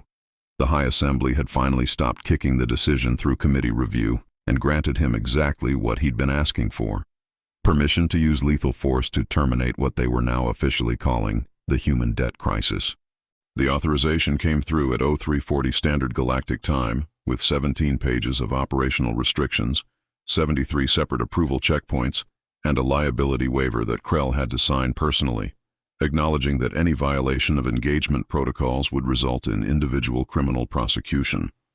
He signed it anyway. 47 minutes later, the CSS Immutable Authority and 63 escort vessels burned, thrust toward Earth's orbital space with enough firepower to sterilize a small moon. Mack received the fleet movement alert while running equipment diagnostics on the Dividend's newly installed fabrication bay. His datapad chimed with trajectory projections, mass calculations, and weapons load estimates. 64 Council warships. Estimated arrival at Earth orbit in 16 hours. Projected engagement posture: hostile. The alert was tagged with a priority flag from Chen's legal monitoring system, cross-referenced against the insurance nullification clauses that had been filed 3 weeks ago as a preventive measure. Mack forwarded the alert to Rodriguez and Torres with a 2-word message: prep scrap. The orbital lattice had been under construction for 4 weeks, assembled from seized Council equipment that couldn't be transported immediately due to logistics constraints. 147 reactors, 93 hull sections from decommissioned stations, 62 cargo containers full of components too damaged for resale but too valuable for disposal, 217 temporary airlock collars that had served their purpose and were now officially classified as salvage. The total mass was approximately 400,000 metric tons of metal, ceramics, and composite materials, all hanging in precisely calculated orbital positions around Earth. The Council probably thought it was a junkyard. They were partially correct. It was a junkyard that had been positioned with CNC-grade precision to form a spherical lattice with exactly 300-meter spacing between elements. Each piece of scrap was in a stable orbit. Each piece was tagged with Lien documentation. Each piece was legally classified as unresolved collateral awaiting transport authorization. Torres transmitted a status update at 1200 hours. Lattice configuration confirmed. All elements in position. Tracking systems active. We've got full coverage. Mack pulled up the orbital schematic. The lattice looked like someone had taken a sphere and covered it with a mesh made of garbage, which was accurate. But the mesh had been calculated to ensure that any straight-line approach to Earth from the Council fleet's current trajectory would require passing within 50 meters of at least 12 separate pieces of seized equipment. At combat velocities, that was effectively zero clearance. Chen appeared in Mack's workshop at 1430 hours carrying a datapad that showed updated insurance documentation. I filed preliminary notifications with the Council fleet regarding the collateral lattice. Per Insurance Statute 94, any damage to liened assets during military operations triggers automatic policy nullification for all participating vessels. They won't care, Mack said. He was calibrating a plasma cutter that had been running continuously for 3 weeks and was starting to show thermal stress fractures in the focusing array. They will when their insurance carriers cancel coverage, Chen replied. I've already transmitted copies of the Lien documentation to every major insurance syndicate in 6 sectors. If Krell's fleet damages our collateral, Every ship in his task force loses casualty coverage, hull replacement coverage, and personnel liability coverage simultaneously. Mack set down the plasma cutter. How much is that worth? Per vessel? Approximately 40 billion credits for a dreadnought-class ship, Chen said. For the entire fleet, we're looking at total coverage value exceeding 2.6 trillion credits. If the policies nullify, the Council Navy becomes uninsurable. No shipyard will service them, no contractor will work on them, no port will allow them to dock. And if they shoot anyway? Then we file damage claims for the destroyed collateral, add it to the existing debt, and seize additional assets to compensate, Chen said. His tone was flat, procedural. The insurance nullification is secondary leverage. The primary issue is that they'd be destroying bank property, which carries criminal penalties under Council Commercial Code Section 12. Mack nodded slowly. The lattice rotated on his display, each piece of scrap moving in its precisely calculated orbit. Krell's fleet was burning toward Earth at maximum military acceleration. They'd be in firing range in 14 hours. Someone was about to make a very expensive decision. At Aero 200 hours, the Council fleet decelerated to combat approach velocity and began active targeting scans of Earth's orbital space. The scans identified the lattice immediately. 400,000 tons of metal debris in a spherical configuration that looked suspiciously artificial for something the Council probably assumed was random junk. Krell's communication came through at 0247 hours. His image appeared in Mack's hollow field, looking like he'd been awake for the entire 16-hour transit. His military decorations were perfectly arranged. His posture was rigid. His voice carried the tone of someone who'd rehearsed this speech multiple times. Chief Engineer Mack, I am authorized by the Council High Assembly to demand immediate cessation of all debt collection activities and withdrawal of human personnel from Council facilities. You have 1 hour to comply. Failure to comply will result in military action to eliminate the obstruction you have placed around Earth. Mack looked at the Admiral. Then he looked at his orbital display showing Krell's fleet in precise formation, weapons systems charging, targeting solutions already calculated for the nearest pieces of scrap. The fleet was positioned to sweep through the lattice in a single coordinated pass, vaporizing everything in their path on approach to Earth. Acknowledged, Mack said. His voice was flat. Chen, clarify the legal status. Chen appeared in the hollow field beside Mack. He was holding a data pad that showed approximately 600 pages of documentation, all indexed and cross-referenced. Admiral Krell, the debris lattice you are threatening to destroy consists entirely of Council equipment seized under valid Lien authority. Each piece is tagged with seizure documentation and classified as unresolved collateral per Council Statute 471. Destruction of liened assets constitutes criminal destruction of bank property under Commercial Code Section 12. Krell's jaw tightened. That debris is a navigational hazard and a military obstruction. That debris is your government's unpaid bills, Chen corrected. If you destroy it, you're not eliminating an obstruction. You're vandalizing the collateral that secures the debt you already owe, which increases the debt and triggers additional seizures to compensate. I have authorization to use lethal force. You have authorization to shoot at human personnel, Chen said. His tone didn't change. Still flat, still procedural. You don't have authorization to destroy Council property that's been legally seized by creditors. Those are different things. One is military action. One is property destruction. Check your authorization paperwork. I'm betting there's a clause about respecting valid liens. There was a pause. Mack watched Krell's eye movements. The Admiral was reading something off-screen, probably the 17-page authorization document with its 73 approval checkpoints, probably finding the exact clause Chen had just mentioned. This is unacceptable, Krell said finally. You cannot blockade Earth with stolen equipment.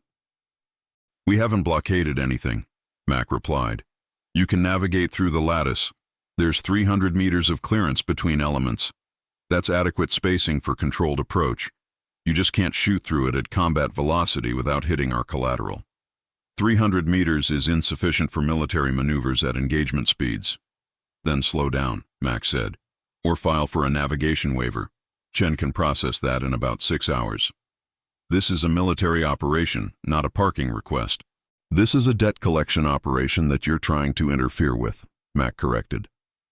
You want to shoot at us, fine, but you'll have to navigate through your government's unpaid equipment first. And if you damage it, your insurance carriers will drop you faster than you can file a claim. Chen pulled up a document on his datapad and transmitted it to Krell's flagship. I've just sent you the insurance nullification notices. Every major carrier in 6 sectors has been notified of the collateral lattice and its legal status. If your fleet damages any component, your policies void automatically. You'll be commanding 64 uninsured warships. No coverage for combat damage. No coverage for personnel casualties. No coverage for hull repairs. We can operate without insurance, Krell said. His voice was strained. You can, Chen agreed. But no shipyard will work on uninsured vessels. Council Safety Statute 19. Facilities that service uninsured military hardware lose their operating licenses. So after this engagement, win or lose, your fleet won't be able to dock anywhere for repairs.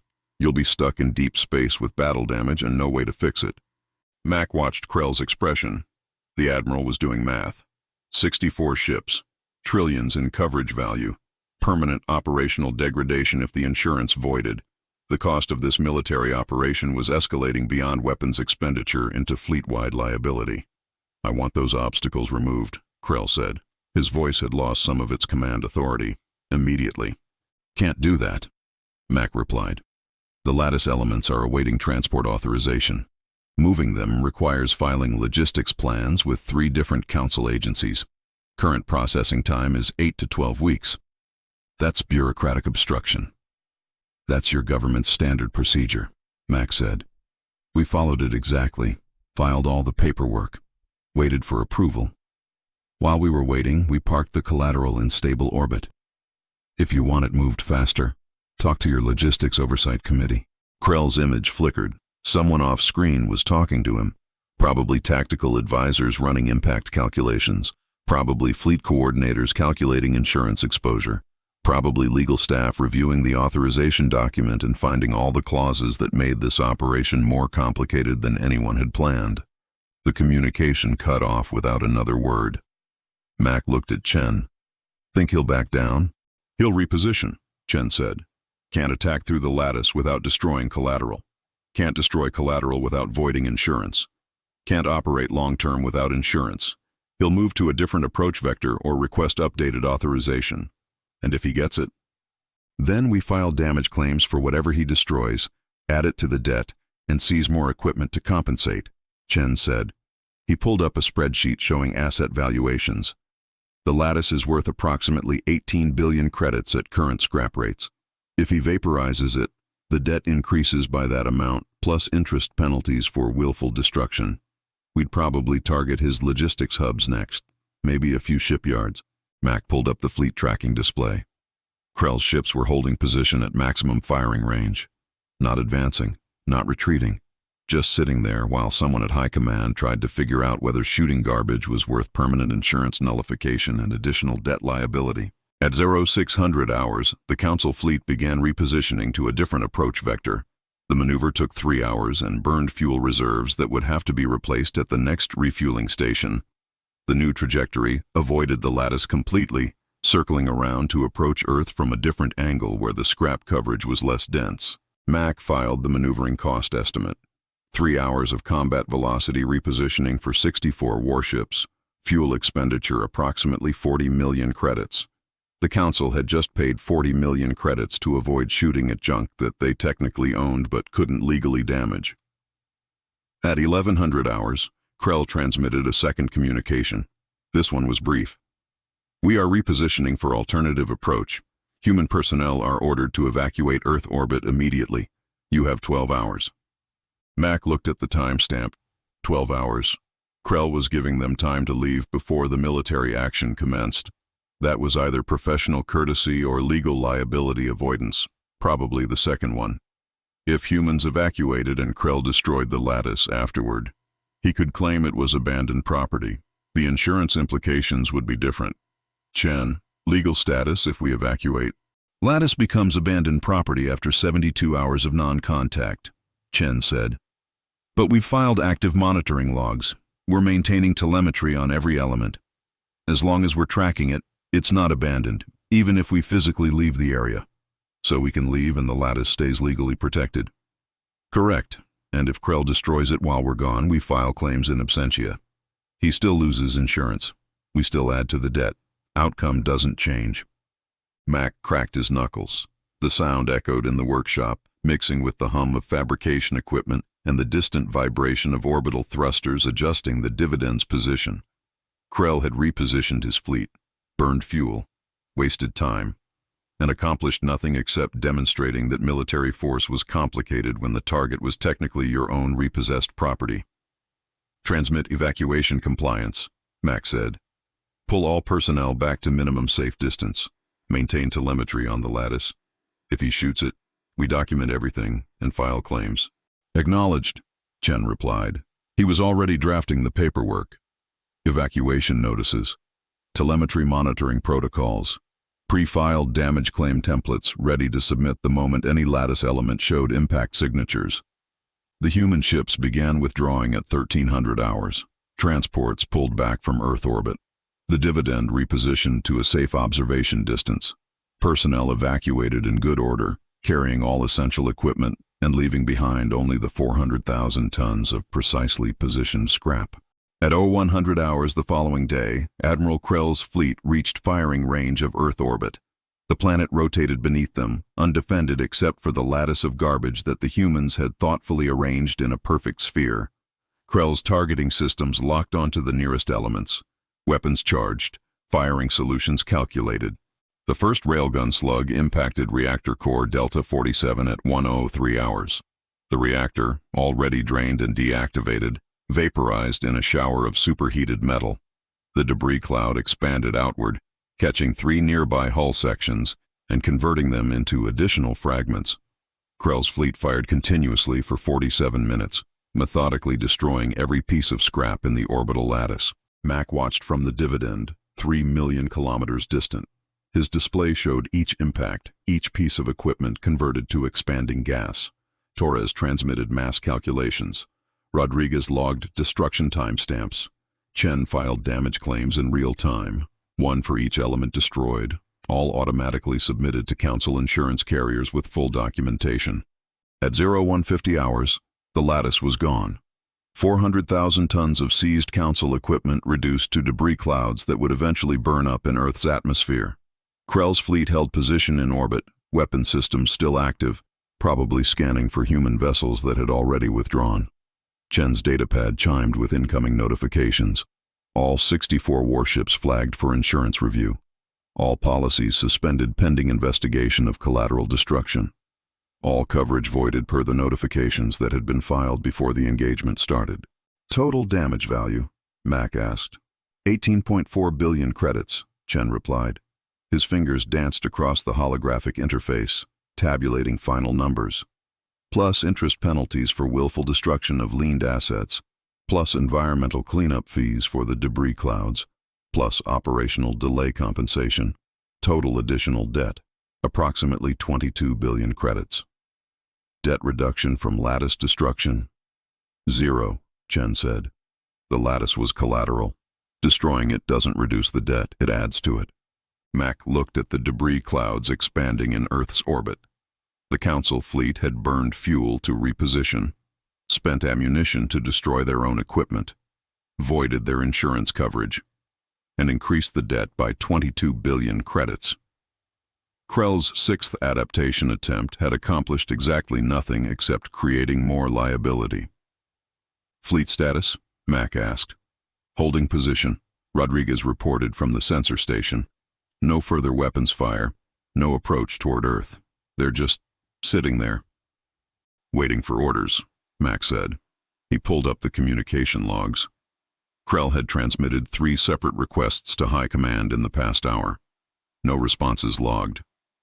The Admiral had just voided insurance on 64 warships and was probably trying to explain to his superiors why that had been necessary.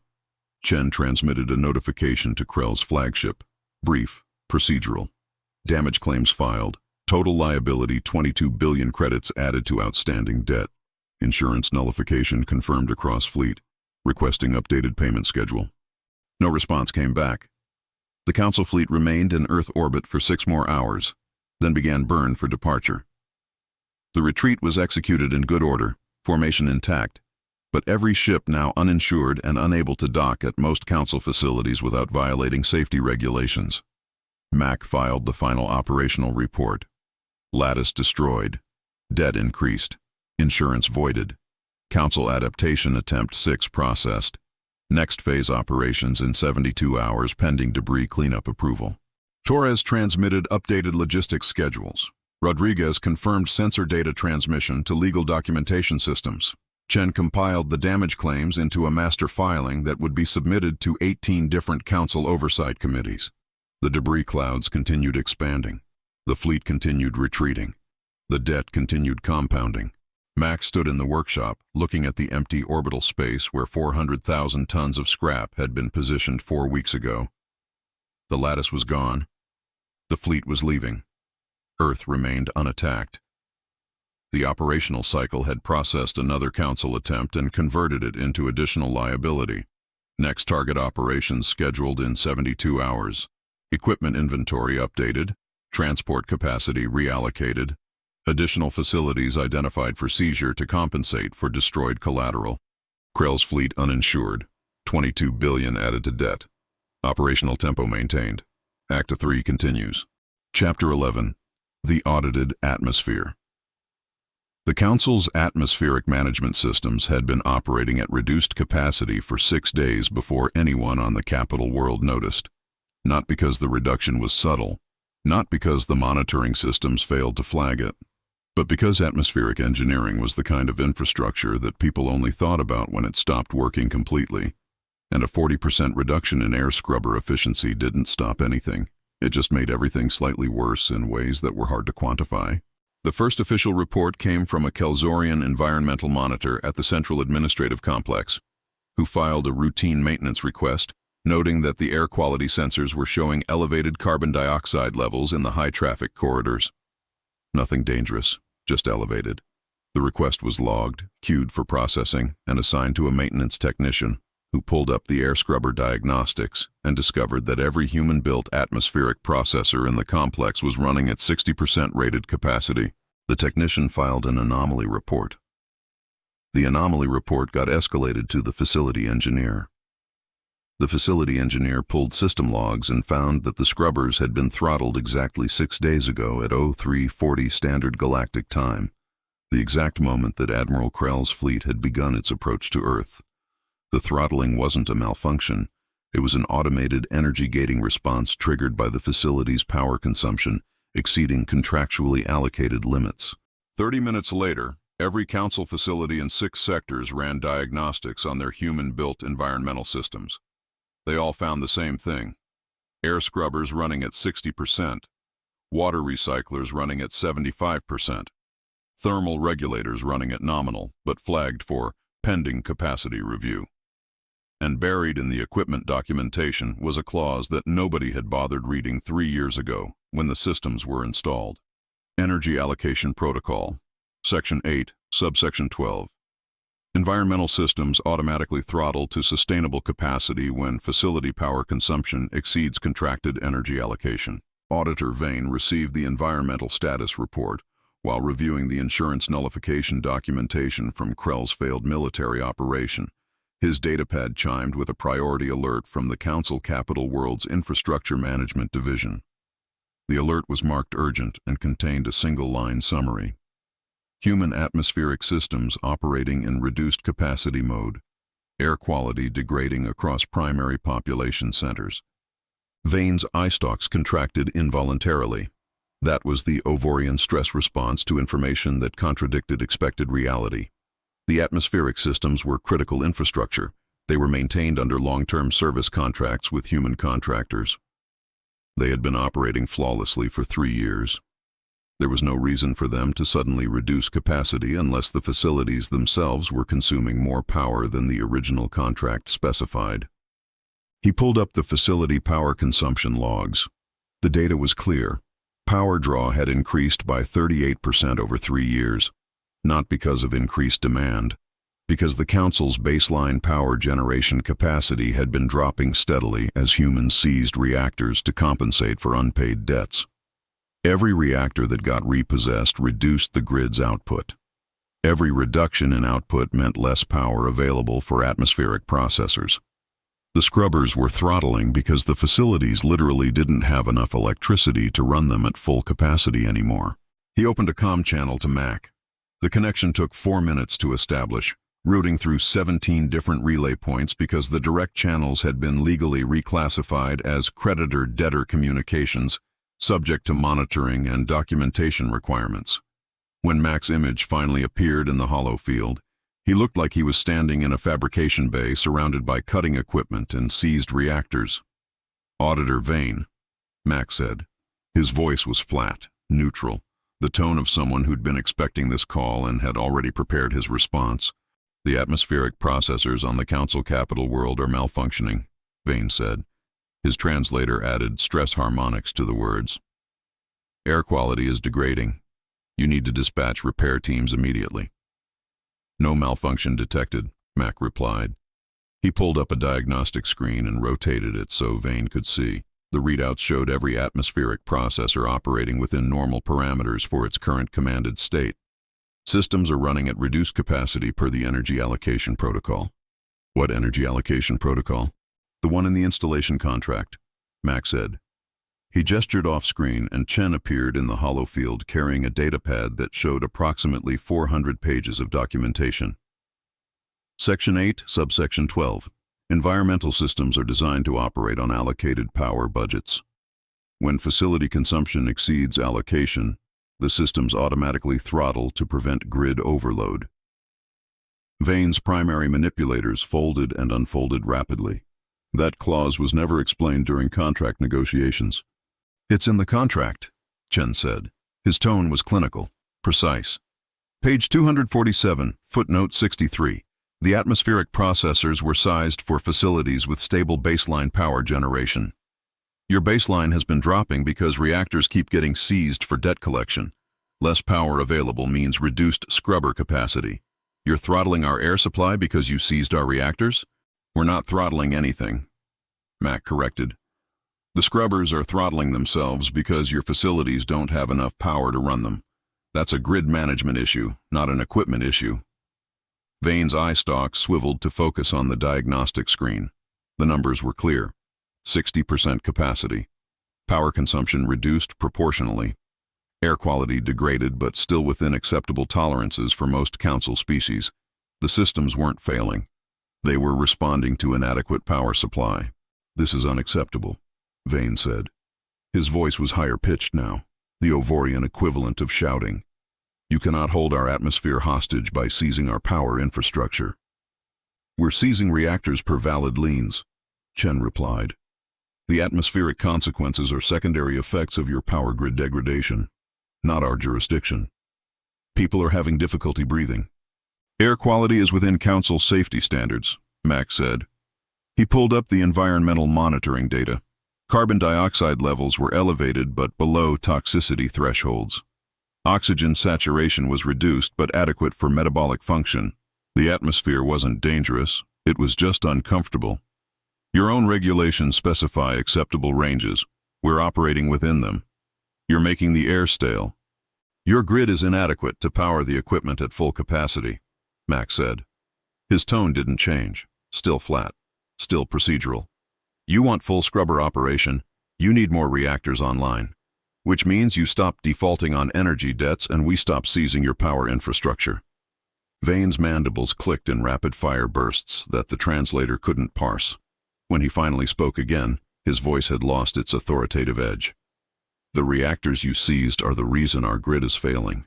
You created this problem. We seized equipment per Lien authority, Chen said. Power grid management is council operational responsibility. We're contractors, not grid operators. Then what do you propose? Chen pulled up a calculation matrix. You need approximately 40 terawatts of additional generating capacity to restore atmospheric systems to full operation.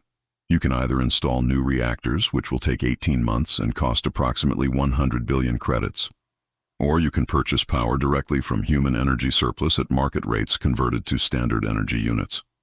How much? Current shortfall is 40 terawatts daily. At SEU conversion rates, that's approximately 63 billion credits worth of energy over the 3 years your grid has been degrading. Immediate partial transfer of 10 billion credits in energy equivalents will restore scrubbers to 85% capacity. Remaining balance compounds at standard rates until full settlement. Vane looked at the numbers. The math was brutal. The council couldn't replace the seized reactors fast enough to restore grid capacity. They couldn't operate atmospheric systems at reduced capacity indefinitely without triggering health crises. The only option was purchasing power from the humans who'd created the shortage by seizing reactors in the first place. "This is extortion," Vane said. His voice was barely above a whisper.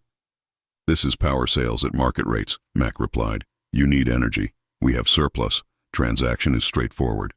And if we refuse, then atmospheric quality continues degrading as we seize more reactors and your grid capacity drops further," Chen said. "Estimated timeline to critical air quality, 6 months for sensitive species, 14 months for general population.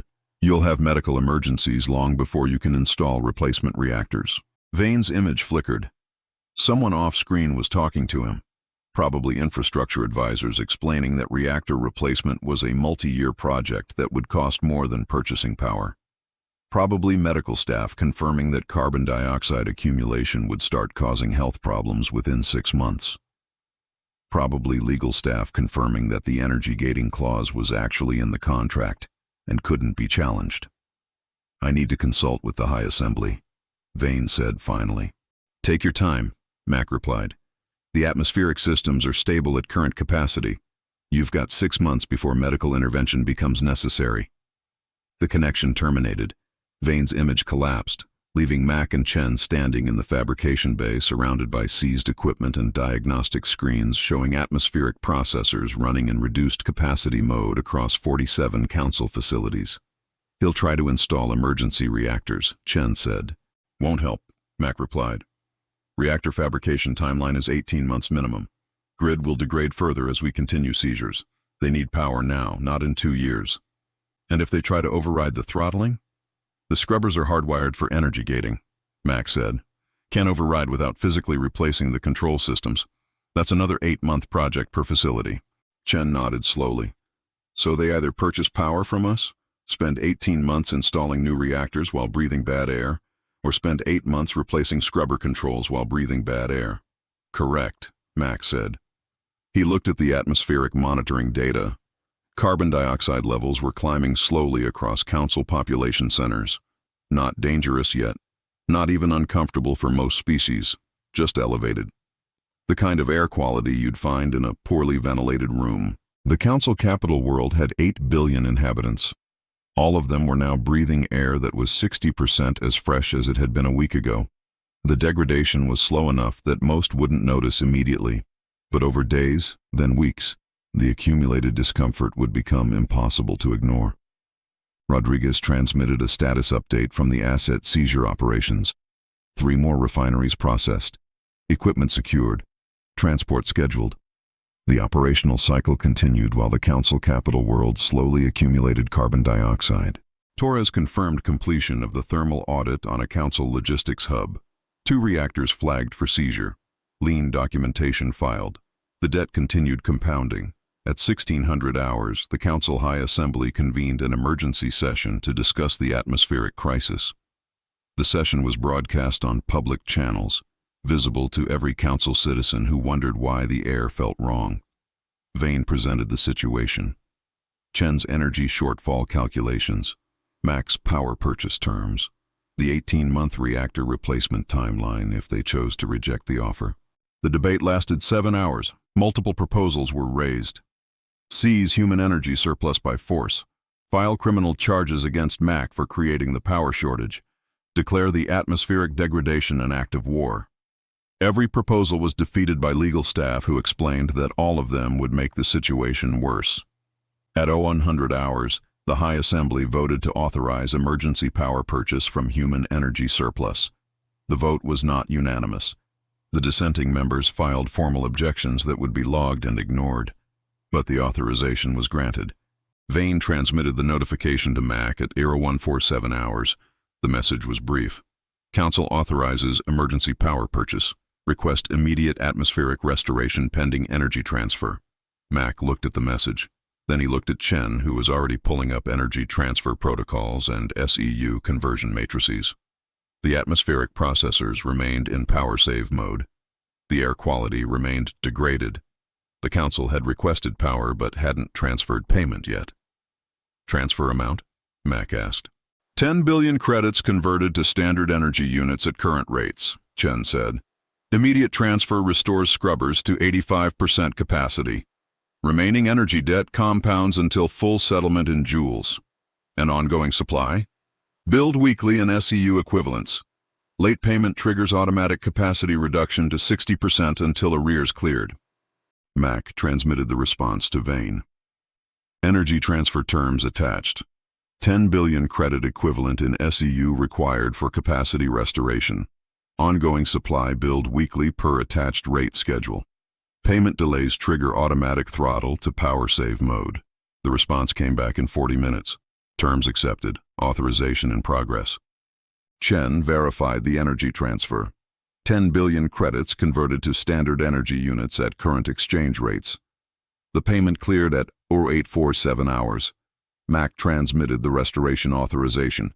47 facilities returned to 85% capacity operation. Air quality began improving within 30 minutes.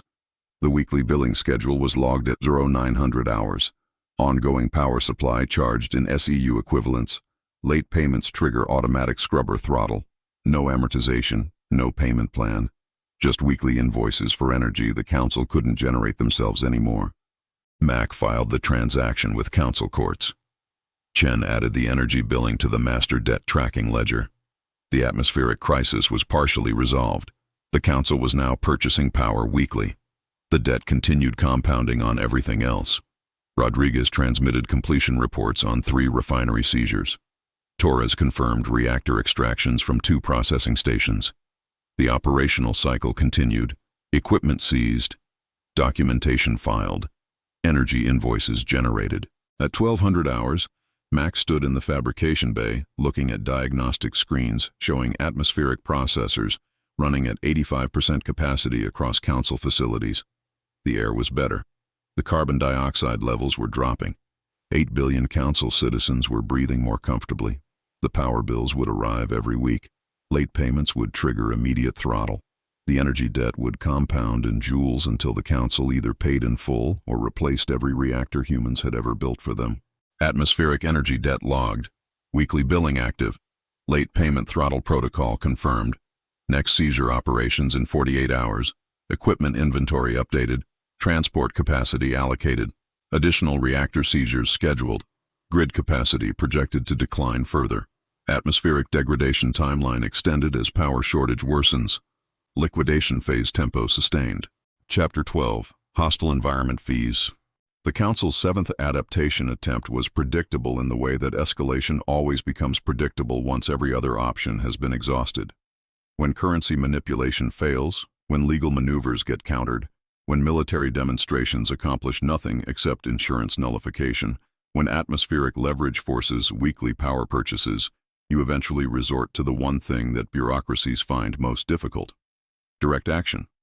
Specifically, the kind of direct action that doesn't require high assembly authorization because it can be framed as routine security enforcement. Admiral Krell initiated the operation at 0520 Standard Galactic Time with a tactical memo distributed to all Council military assets in 6 sectors. The memo was carefully worded to avoid triggering the authorization requirements that had paralyzed his previous attempts. It classified all human-occupied facilities as contested industrial zones, subject to enhanced security protocols.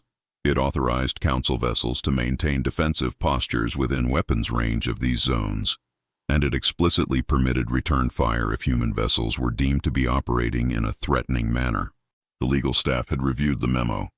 The authorization existed in Council Military Regulation 47, Section 9, which predated the human contracts by approximately 8,000 years and had never been updated to account for protected contractor status. Krell had found a procedural loophole that allowed limited military engagement without explicit high assembly approval. The first Council patrol to implement the new security protocol was a destroyer squadron operating near the Tarvos 9 deuterium cracking plant, one of 17 facilities that humans had seized and converted into sovereign industrial zones 3 weeks ago. The squadron arrived at 600 hours, took up positions at maximum weapons range, and transmitted the standard security notification. All vessels in the contested zone were required to maintain minimum safe distance from Council military assets. Failure to comply would be interpreted as hostile intent. Mack received the notification while supervising equipment loading operations on the Dividend. His datapad chimed with the proximity alert, showing 3 Council destroyers in a defensive formation 800 kilometers from Tarvos 9. The formation was positioned to interdict any transport approaching or departing the facility. Not close enough to constitute an attack, just close enough to make cargo operations complicated. He forwarded the alert to Chen with a 2-word message. Legal status? Chen's response came back in 90 seconds. Tarvos 9 is a registered human sovereign industrial zone per Council Statute 471. Military vessels operating within 1,000 kilometers of a sovereign zone are subject to environmental impact assessment requirements per Safety Statute 19. They haven't filed assessments. They're in violation. Mack pulled up the facility zone map. The 800-kilometer perimeter put the destroyers well inside the assessment requirement threshold. He opened a comm channel to the squadron's command vessel. The connection established immediately. A Thraxian naval officer appeared in the holofield, compound eyes tracking across multiple screens that Mack couldn't see. This is Chief Engineer Mack operating under legal authority at Tarvos 9 Industrial Zone. Your vessels are within the environmental impact assessment boundary. You need to file impact documentation or withdraw to minimum 1,000 kilometers. The officer's mandibles clicked in what the translator rendered as formal military dismissiveness. This squadron operates under Council Military Regulation 47. We are authorized to maintain security positions in contested zones. Your industrial facility does not supersede military authority. Tarvos 9 is a sovereign industrial zone, Mack replied. His voice was flat, procedural. Council Safety Statute 19 establishes environmental protection requirements for all vessels operating within 1,000 kilometers of designated zones. That includes military vessels. File your impact assessment or move. We are not filing bureaucratic paperwork to patrol Council space. Then you're operating in violation of environmental statutes, Mack said. Chen, log it. Chen appeared in the holofield beside Mack, datapad already showing documentation templates. Violation logged. 3 Council military vessels operating within protected zone without filed impact assessments. Environmental exposure begins accruing at standard rates. Currently 1,000 credits per vessel per hour.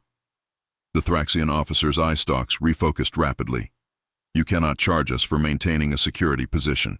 We're not charging you for the position, Chen corrected. We're charging you for the environmental impact of military operations within a protected industrial zone. Thrusters emit particulate matter. Reactor cores generate thermal signatures. Weapons systems produce electromagnetic interference. All of it requires impact assessment and mitigation fees per statute. This is absurd. This is Council law, Mack said. You wrote it. We're enforcing it. The connection terminated. The destroyer squadron held position. Mack watched the timestamp on his display. The environmental fees started accumulating. 1,000 credits per vessel per hour. 3 vessels. 72,000 credits daily. The squadron wasn't threatening anyone, wasn't firing weapons, just sitting there burning fuel and generating invoices. At 1,200 hours, a human transport departed Tarvos 9 carrying seized equipment scheduled for processing at a fabrication facility 2 sectors away. The transport followed standard departure protocols, maintaining minimum safe distance from all Council vessels. The destroyer squadron tracked it with targeting scanners but didn't maneuver to intercept. At 12:47 hours, the transport crossed the 800-kilometer boundary into open space. The destroyer squadron's tactical sensors flagged the movement as a potential threat. The squadron commander authorized defensive countermeasures. A single railgun warning shot was fired across the transport's trajectory, not aimed to hit, just positioned to demonstrate weapons capability and encourage the transport to alter course. The railgun slug was a standard military munition. Depleted uranium core. 3 kilograms of mass. Fired at 0.03% light speed. It crossed the transport's trajectory at a distance of 50 kilometers, continued traveling for another 800 kilometers, and eventually impacted the outer hull of an abandoned mining platform that had been drifting in the sector for approximately 40 years. Chen transmitted the invoice 6 minutes later. Mack watched the transaction log on his datapad.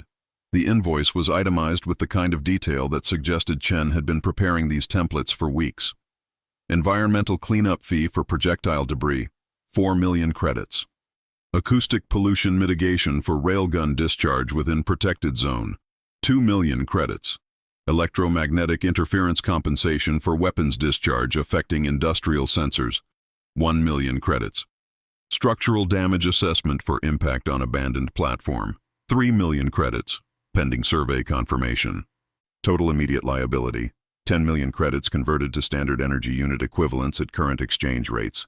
The destroyer squadron commander received the invoice at 12:53 hours. Mack didn't monitor the response.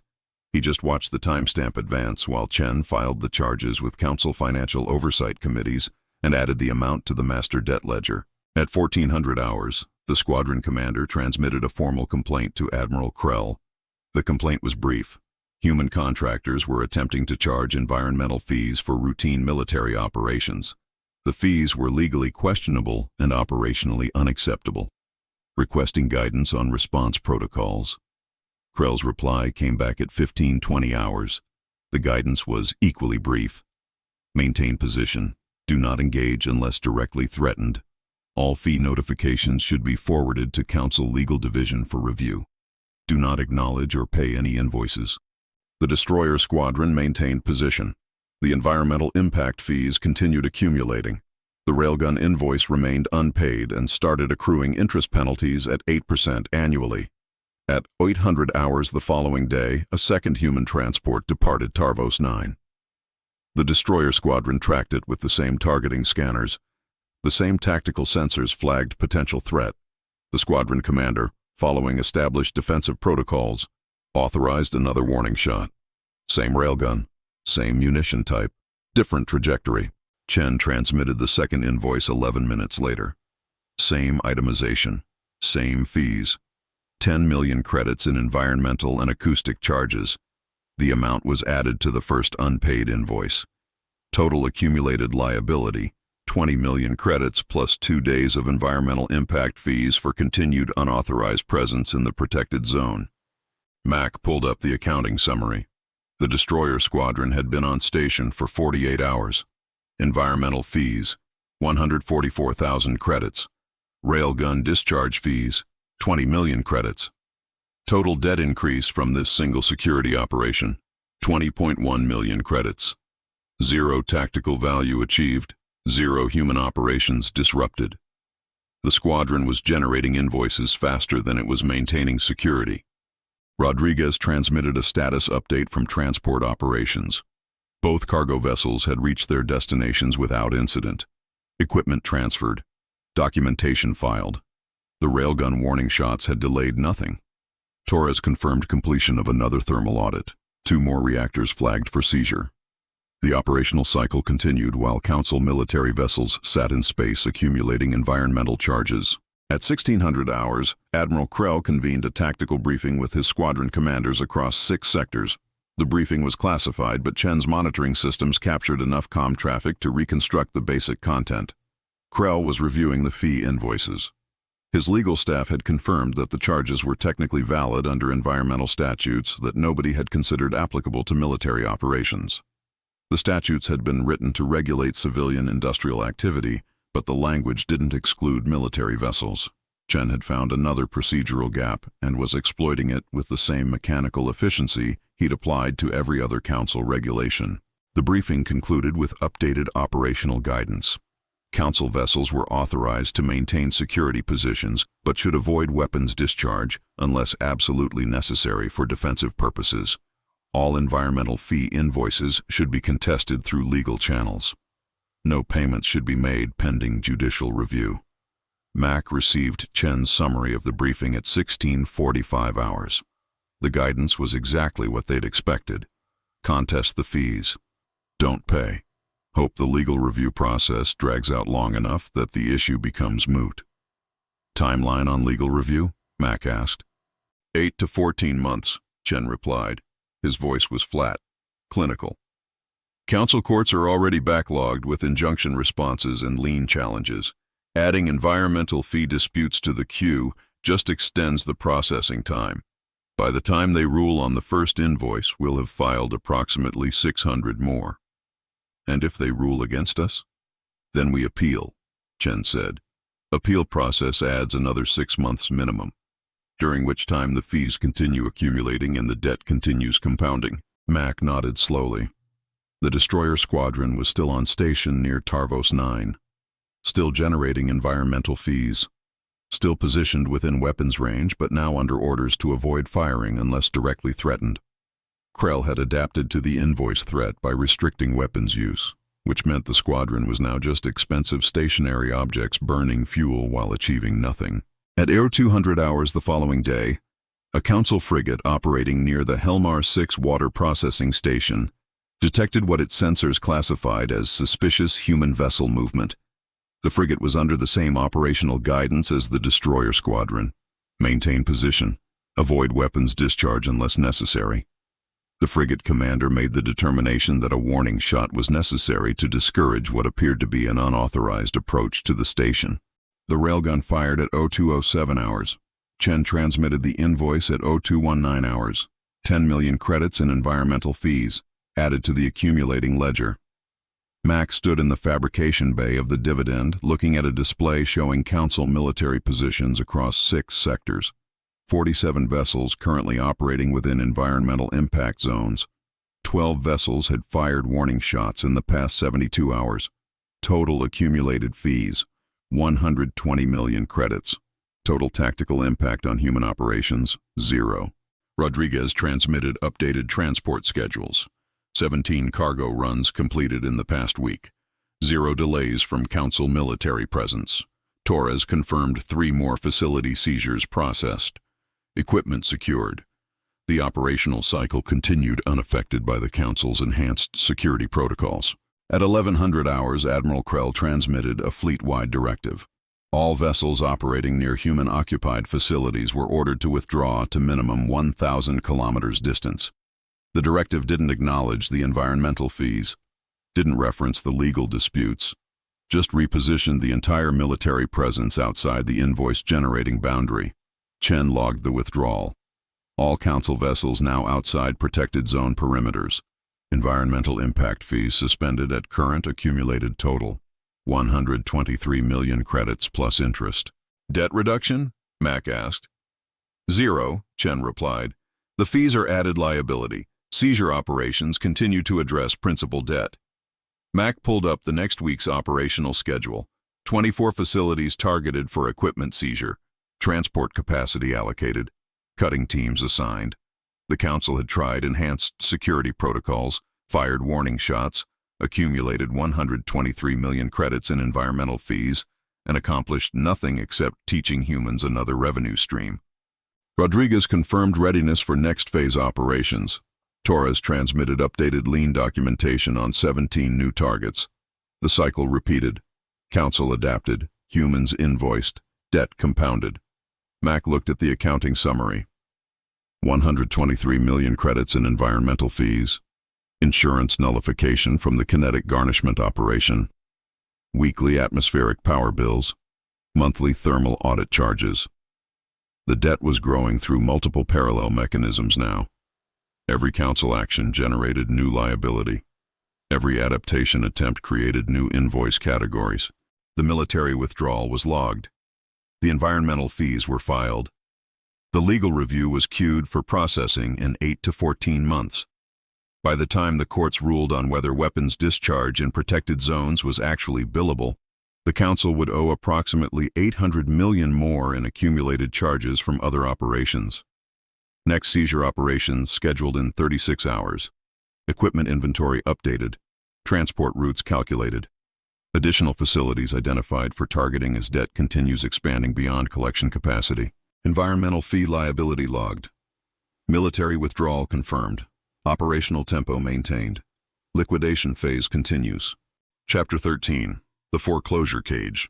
The construction project started without announcement or fanfare at 3:40 Standard Galactic Time on a Thursday that nobody would remember for any reason, except that it was the day humans began connecting hardware across 6 sectors in a pattern that required 400 pages of environmental compliance documentation. The first component was a seized Dyson siphon from the Kelthar 9 system, one of 17 stellar extraction units that had been repossessed 4 weeks ago when the Council defaulted on maintenance contracts. The siphon had been sitting idle in stable orbit around Kelthar's red dwarf, too large to transport and too valuable to abandon. Mack transmitted the reactivation command from the dividend at 0341 hours. The siphon's primary coolant pumps cycled up to operational capacity. Thermal sensors began logging stellar radiation absorption rates. The electromagnetic signature from the activation triggered proximity alerts on 3 Council monitoring stations. The alerts were filed with standard priority: equipment reactivation in a seized facility. No immediate threat assessment required. The reports were logged and queued for review by infrastructure committees scheduled to convene in 6 days. Rodriguez supervised the second component activation at the VOS 3 system 8 hours later. Another Dyson siphon, same reactivation sequence, same monitoring alerts filed and queued. The pattern continued across 6 sectors over the next 72 hours. 11 Dyson siphons reactivated. Total stellar extraction capacity brought online.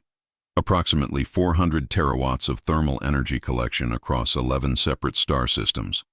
The Council finally noticed the pattern at 1600 hours on day 4 when an infrastructure analyst cross-referenced the reactivation reports and discovered that every activated siphon was running coordinated timing protocols, not synchronized, just coordinated to prevent thermal interference between adjacent extraction operations. The analyst filed a priority inquiry with Human Operations Management, requesting explanation for the coordinated activation. Mack forwarded it to Chen with a single-word message. Template? Chen's response included a 400-page document titled Thermal Waste Management System, Environmental Impact Mitigation Proposal. The document was formatted in standard Council bureaucratic style, with extensive citations to environmental statutes, energy efficiency regulations, and industrial safety protocols. Mack skimmed the executive summary. It explained that the coordinated Dyson siphons were part of a comprehensive waste heat management network designed to prevent thermal pollution in systems where human contractors had increased industrial activity through equipment seizures and facility operations. The legal justification was buried in footnote 87 on page 212. Council Environmental Statute 63 required all industrial operators to implement thermal management systems when facility heat output exceeded baseline stellar radiation by more than 3%. Human seizure operations had increased industrial activity across 11 systems. The increased activity generated waste heat. The waste heat required management per statute. The Dyson siphons were the management solution. Mack transmitted the document to the Council inquiry at 0830 hours with a brief cover message. Thermal Management Network per Environmental Statute 63, full compliance documentation attached. The Council analyst who received the 400-page document spent approximately 6 hours trying to determine if the explanation was legitimate or if humans were building something that required immediate intervention. The analyst's report, filed at 1700 hours, concluded that the thermal management justification was technically valid under statute but recommended continued monitoring to ensure the network wasn't being repurposed for unauthorized applications. The recommendation was logged. Monitoring protocols were updated, and humans continued connecting Dyson siphons while the Council reviewed documentation that was technically accurate and procedurally complete. Torres supervised the installation of the first relay node at 0600 hours on day 7. The relay was a repurposed communications array from a seized orbital platform, modified to transmit timing coordination between Dyson siphons that weren't in direct line-of-sight communication. The relay installation required cutting through the platform's original superstructure and installing new power coupling that drew directly from the platform's main reactor. The work took 14 hours and generated enough electromagnetic interference to trigger proximity alerts on 3 Council monitoring stations. The alerts were investigated. The investigation confirmed that humans were installing communications equipment on seized property. The activity was logged as routine infrastructure modification consistent with stated thermal management objectives. No intervention required.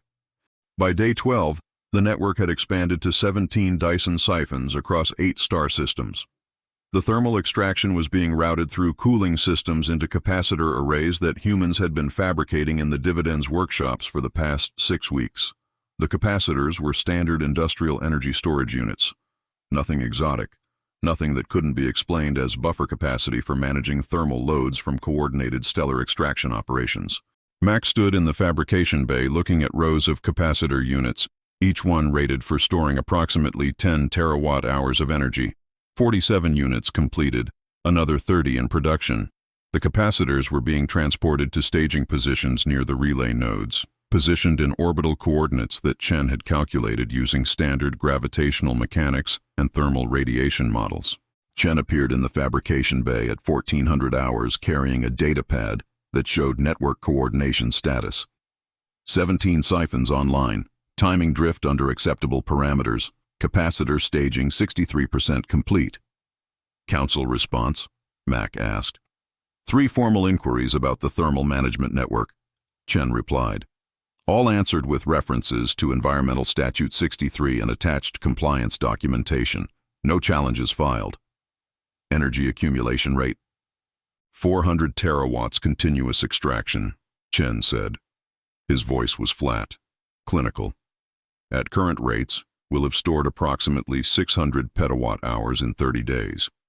Enough thermal energy to offset approximately 0.001% of the outstanding SEU debt. Mack looked at the capacitor array. The debt was measured in the energy required to move stars. The network was extracting thermal radiation from stars and storing it in batteries. The fundamental math remained unchanged. They could run the network for centuries and barely touch the principal. But that wasn't the point of the network. The point was establishing legal claim to stellar energy extraction as a debt collection mechanism, which would become relevant when other uses for concentrated stellar energy became operationally necessary. Rodriguez transmitted a status update from the Helmar 6 system. 4th relay node installed. Coordination confirmed. Total network coverage now extending across 9 star systems with redundant communication paths. Torres confirmed completion of capacitor staging at the VOS-3 orbital position. 27 units in stable orbit, power couplings tested, ready for thermal loading. At 0800 hours on day 15, Admiral Krell convened another tactical briefing with his intelligence staff. The briefing focused on the thermal management network. Krell's analysts had been monitoring the construction for 2 weeks. They documented 17 Dyson siphons, 4 relay nodes, and approximately 200 capacitor units staged in orbit across 9 systems. The pattern was concerning, but the stated purpose was legitimate under environmental statute. Krell's chief intelligence officer presented 3 theories. First, the network was exactly what humans claimed: thermal management for industrial operations. Second, the network was infrastructure for weapons development. Third, the network was preliminary construction for some larger project that intelligence hadn't identified. Krell asked for recommendations. The intelligence officer suggested continued monitoring and preparation of contingency plans for intervention if the network showed signs of military applications.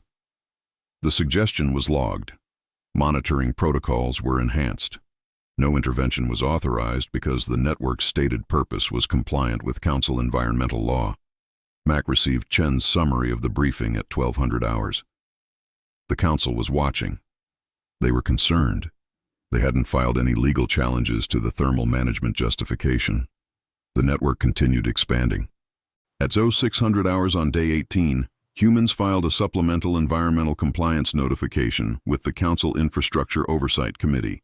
The notification explained that the thermal management network required expansion to 23 Dyson siphons to achieve adequate coverage for projected industrial growth over the next fiscal quarter.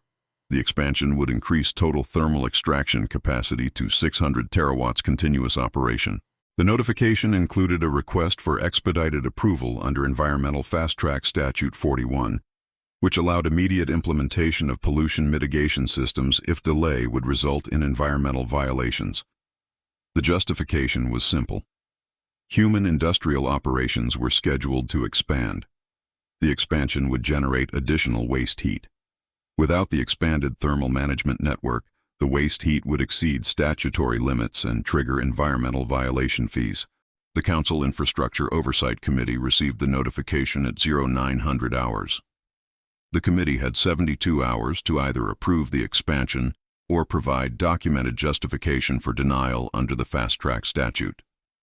Denial required proving that the thermal management network posed greater environmental risk than the waste heat it was designed to mitigate. Chen transmitted the notification details to Mack at 1000 hours.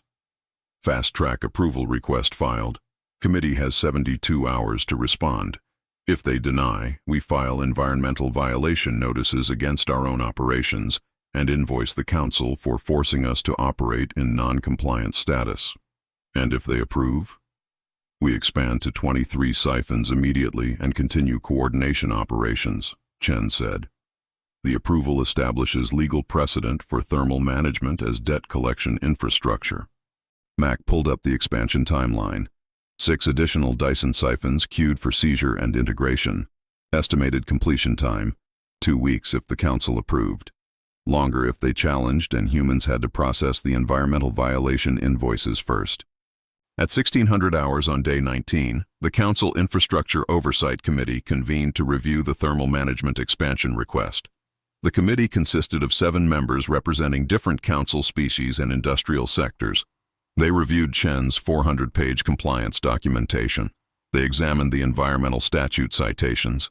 They consulted with technical staff who confirmed that the thermal extraction rates were within safe operational parameters for the affected star systems.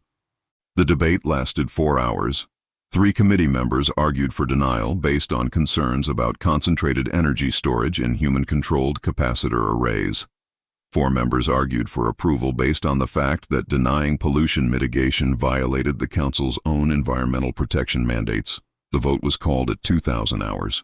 The approval passed 4 votes to 3. The committee chairman transmitted the authorization at 2047 hours with a formal notification that the Thermal Management Network expansion was approved under Environmental Fast Track Statute 41, subject to continued compliance monitoring and quarterly impact assessments. Mack received the approval notification at 2100 hours while supervising capacitor fabrication in the dividends workshop. The Council had just authorized humans to expand stellar energy extraction operations to 23 Dyson siphons across 11 star systems. The authorization was legally binding. Revocation would require proving environmental damage or statutory violations that didn't exist. Chen logged the approval. Fast-track authorization confirmed. Network expansion approved. Seizure operations on 6 additional siphons authorized to commence immediately. Mack transmitted task assignments to Rodriguez and Torres. 6 Dyson siphons targeted for seizure. Transport teams allocated. Installation schedules prepared. The operational cycle continued with formal council approval for infrastructure that would eventually serve purposes beyond thermal management. But those purposes weren't specified in the compliance documentation and didn't need to be. At 0600 hours on day 21, humans seized the first of 6 additional Dyson siphons from the Tarcool 7 system. The seizure was executed per standard protocols.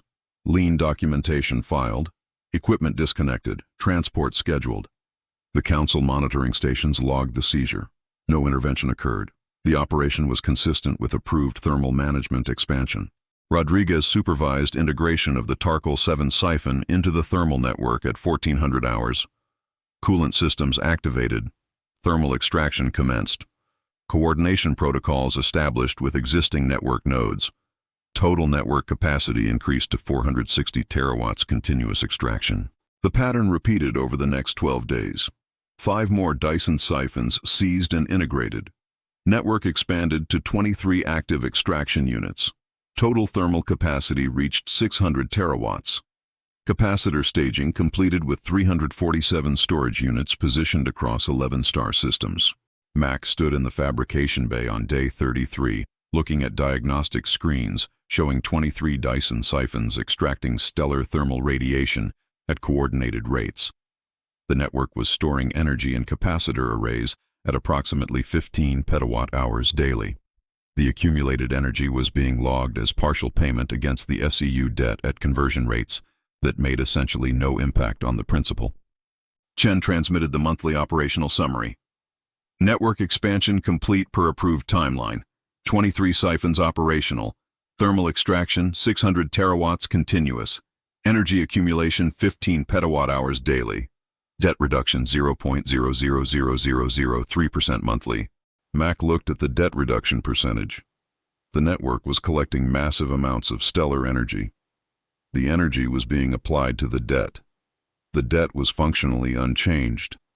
The fundamental math remained brutal. But the network existed. It was operational.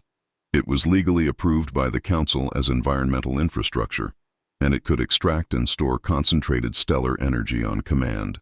Rodriguez confirmed final integration testing complete.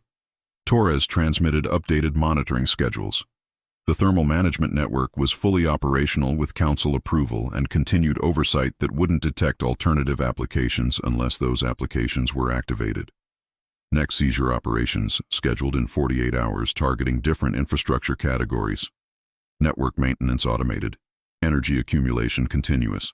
Debt compounding faster than extraction rates could offset.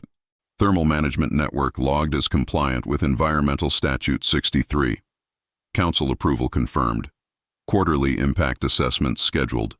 Alternative operational capabilities not specified in compliance documentation. Construction complete. Energy accumulation active. Debt reduction negligible. Liquidation phase continues. Chapter 14. The Protection Racket. The Council's 8th adaptation attempt was desperation disguised as negotiation. When military action generates invoices, when atmospheric throttling requires weekly power purchases, when environmental fees accumulate faster than you can withdraw forces, when thermal management networks get approved because denying them violates your own statutes, you eventually reach the point where continued resistance costs more than settlement. The High Assembly convened at 600 Standard Galactic Time on day 37 of the liquidation phase to discuss what they were now officially calling debt restructuring options. The session was closed to public observation. The transcript was classified, but Chen's monitoring systems had been logging Council encrypted communications for 6 weeks, and the decryption wasn't difficult when you'd built half their communication infrastructure and never removed the administrative access. Mack received the summary at 847 hours while running diagnostics on the thermal management network's capacitor arrays. The High Assembly had identified 143 critical manufacturing facilities across Council space that were currently targeted for equipment seizure under existing Lien documentation. The facilities produced everything from fusion reactor components to medical equipment to the prefabricated hull sections that every Council shipyard depended on. Losing them to human repossession would cripple Council industrial capacity for 18 to 24 months, while replacement facilities were constructed. The Assembly had run the numbers. Continued resistance would result in losing the facilities. Continued debt accumulation would cost approximately 400 billion credits in additional liability over the next 6 months. Replacement construction would cost approximately 600 billion credits and require 2 years of reduced industrial output. The math was brutal and getting worse with every facility humans targeted. At 1200 hours, Auditor Vane transmitted a formal communication to Mack. The message was marked as preliminary negotiation inquiry, which was Council bureaucratic terminology for, "We're ready to discuss terms but haven't officially admitted defeat yet." The message requested a confidential meeting to discuss potential restructuring of the outstanding debt obligations. Mack forwarded it to Chen with a single word. Response? Chen's reply included a meeting template and preliminary terms documentation. Accept the meeting. Standard negotiation posture. They want debt forgiveness. We offer asset transfer. They'll counter with payment plans. We'll counter with operational control. Standard cycle. Mack transmitted the acceptance at 1300 hours. Meeting scheduled for 0800 the following day at a neutral facility in the VOS 3 system. No weapons, no military presence, just accountants and lawyers, and the kind of negotiation that happened when one party had leverage and the other party had run out of alternatives. The meeting room was a repurposed conference facility on an orbital station that had been seized 3 weeks ago and converted into a sovereign industrial zone. The Council delegation arrived at 0755 hours. Vane led the group. His eye stalks were contracted in the Ovorian stress posture that Mack had learned to recognize as knows the math and doesn't like it. Behind him were 3 financial advisors, 2 legal counsels, and 1 High Assembly representative whose species Mack didn't recognize but whose body language suggested senior authority. Mack and Chen were already in the conference room.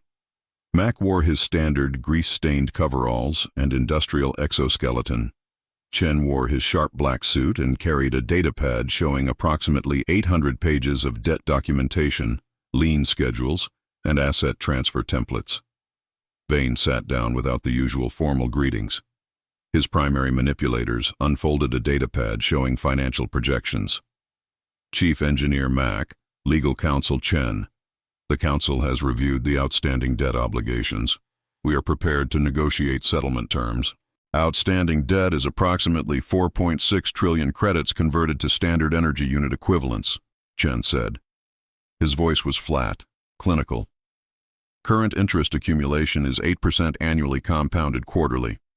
Settlement requires full payment in energy equivalents or transfer of assets with equivalent SEU valuation. The Council cannot generate 4.6 trillion credits in energy equivalents, Vane said. His translator added stress harmonics that made the statement sound like an admission of bankruptcy. We are requesting debt restructuring with extended payment timelines. Extended timelines increase interest accumulation, Chen replied. Current debt doubles in 9 years at 8% annual compound. Extended payment spreads principal over longer period, while interest continues compounding on the balance. Net result is higher total payment. We understand the mathematics, Vane said. His eye stalk swiveled to focus on Mack. We are requesting alternatives to continued asset seizures that are crippling Council industrial capacity. Mack cracked his knuckles. The sound echoed in the conference room. Seizures are per valid lien authority. Can't stop them without settling the debt or removing the lien basis. We are proposing a compromise, the High Assembly representative said. Her voice was modulated to suggest diplomatic authority. The Council will transfer operational control of specified facilities to human management in exchange for removal of seizure liens on those facilities. The facilities remain Council property, but operate under human oversight until the debt is settled. Chen pulled up a facility list on his datapad. Which facilities? Vane transmitted a data file. The file contained the registry information for 43 manufacturing facilities currently targeted for equipment seizure. The facilities were distributed across 12 sectors. Total industrial output, approximately 60 billion credits annually. Total asset valuation, approximately 800 billion credits. Transfer operational control of these 43 facilities, Vane said. In exchange, you remove seizure liens and cease equipment repossession operations at these locations. Chen ran calculations on his datapad, the numbers displayed on the conference room's hollow screen. 43 facilities. Current lien value, 120 billion credits in seized equipment pending collection. Operational control transfer value, approximately 60 billion credits annually in production output that could be redirected to debt payment. Operational control doesn't reduce the debt, Chen said. It provides revenue stream to offset accumulation. Current proposal transfers 60 billion annual output against debt that compounds at 360 billion annually. Net result is debt continues growing at 300 billion per year. It slows the accumulation, Vane argued, and prevents facility loss. It slows accumulation while transferring operational authority, Mack said. His voice was flat. You're paying us to not seize facilities by giving us control of those facilities. Same net result, different paperwork. The High Assembly representative's posture shifted. That was the diplomatic tell for, you've identified the core issue. The Council was offering to pay humans with facilities that humans could have just seized anyway. The only difference was ownership remained with the Council, while operational control transferred to humans, which had accounting implications for Council financial statements, but didn't actually change the power dynamic. The alternative is losing the facilities entirely, Vane said. Seizure and transport removes them from Council territory. Operational control transfer keeps them in Council space under Council ownership. Under human management, Chen corrected, which means production schedules, resource allocation, and output distribution get determined by human operators. Council ownership becomes nominal, but prevents complete loss, the High Assembly representative said. and provides framework for eventual return to full council control when the debt is settled. Mack looked at Chen. Chen looked at his datapad. The math was straightforward. The council was offering to transfer operational control of 43 facilities to avoid losing them to seizure. The facilities would remain in council space. Council ownership would be maintained on paper, but humans would control production, which meant controlling industrial output worth 60 billion credits annually. Seizure operations are already scheduled for 17 of these facilities, Mack said. Transport is allocated. Cutting teams are assigned. Operational disruption is minimal. We are requesting suspension of those seizure operations in exchange for immediate operational control transfer, Vane said. His eye stalks were fully contracted now. Maximum stress posture. The transfer agreements can be executed within 72 hours. Chen pulled up transfer agreement templates. Standard operational control transfer requires full facility access, personnel management authority, production schedule determination, resource allocation control, and revenue distribution rights. Council ownership remains on registry, but operational decisions transfer to human management pending debt settlement. Agreed, Vane said. His voice was barely above a whisper. And seizure liens remain active on non-transferred facilities. Chen continued. This agreement only covers the 43 specified locations. All other lien enforcement continues per existing schedules. Understood. And operational control transfers are irrevocable pending full debt settlement, Chen said. Council cannot reclaim operational authority without settling the entire outstanding balance. Vane's primary manipulators folded and unfolded 3 times. The High Assembly is prepared to authorize these terms. Mack looked at the facility list. 43 manufacturing hubs, fusion reactor fabrication, hull production, medical equipment, industrial components. Transferring operational control meant humans would manage 143,000 council workers, determine production schedules for equipment that supplied 18 council sectors, and control revenue streams worth 60 billion credits annually. Chen, legal review? Mack asked. Transfer agreements are standard asset control mechanisms, Chen replied. Council maintains nominal ownership. Humans acquire operational authority. Revenue applies to debt reduction at SEU conversion rates. Agreements remain in force until debt settles completely. Timeline to debt settlement under this structure? Chen ran calculations. Current debt 4.6 trillion. Annual revenue from transferred facilities 60 billion. Interest accumulation 360 billion annually. Net debt growth approximately 300 billion per year. Facility transfers slow accumulation, but don't reverse it. Settlement timeline remains indefinite without additional payment. Mack cracked his knuckles again. The council was offering operational control of 43 facilities to slow down a debt they couldn't actually pay. The facilities would generate revenue. The revenue would reduce accumulation rates. The debt would continue growing, and humans would control significant council industrial capacity, while the math slowly crushed the council's ability to manufacture anything without human approval. Acceptable, Mack said. His voice was flat. Draft the transfer agreements. 72-hour execution timeline. Operational control transfers on signature. Seizure operations on transferred facilities, suspended pending agreement compliance. Vane's eye stalks extended slightly. That was the Ovorian equivalent of relief. The High Assembly will authorize immediately. And monthly operational reports required, Chen added. Production schedules, resource allocation, personnel management, revenue distribution, all documented and submitted for debt tracking purposes. Agreed. The meeting concluded at 1,000 hours. The council delegation departed. Mack and Chen remained in the conference room looking at the facility transfer list on the holo screen. 43 manufacturing hubs, 143,000 workers, 60 billion credits annual revenue, all transferring to human operational control within 72 hours. They just paid us to not seize facilities by giving us the facilities, Mack said. Operationally equivalent to seizure with different accounting treatment, Chen confirmed. Council maintains ownership on paper. We control production in practice. Net effect is identical. Debt impact? Minimal, Chen said. He pulled up the updated projections. $60 billion annual revenue reduces net debt growth from $360 billion to $300 billion. Debt still compounds. Timeline to critical insolvency unchanged. We've just acquired industrial capacity while the council pretends they're preventing losses. Mack looked at the transfer list. The facilities were distributed across 12 sectors. Managing them would require additional personnel.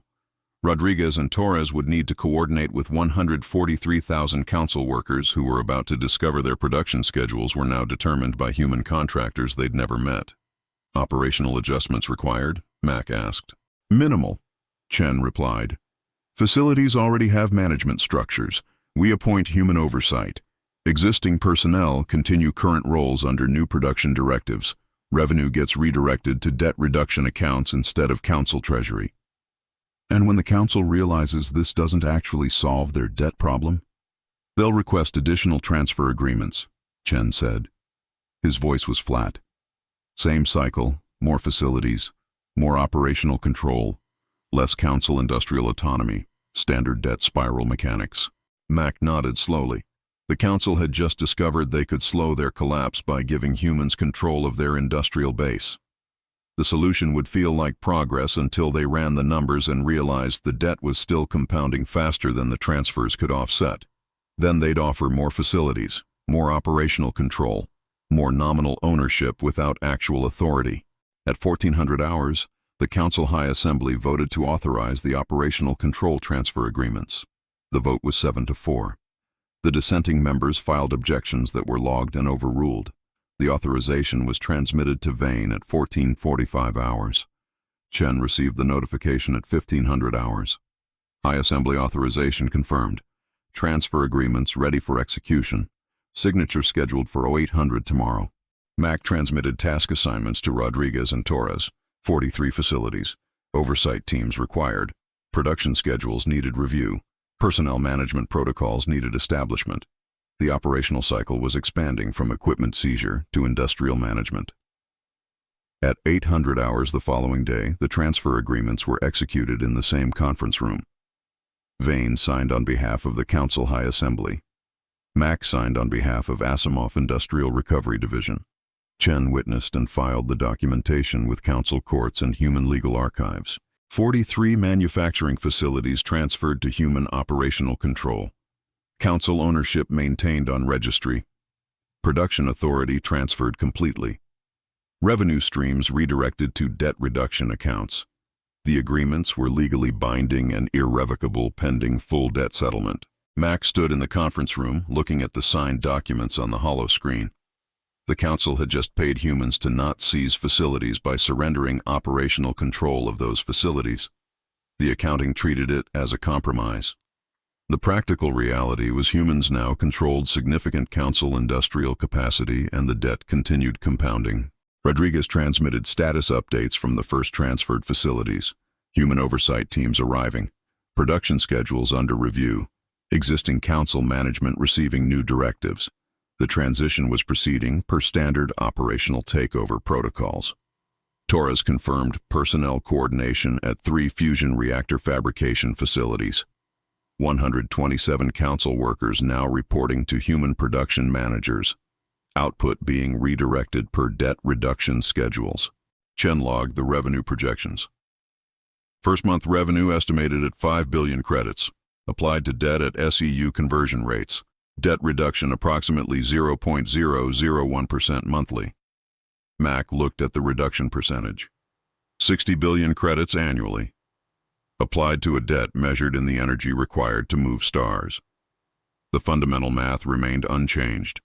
The council was trading industrial control for minimal debt impact while convincing themselves they'd prevented complete collapse.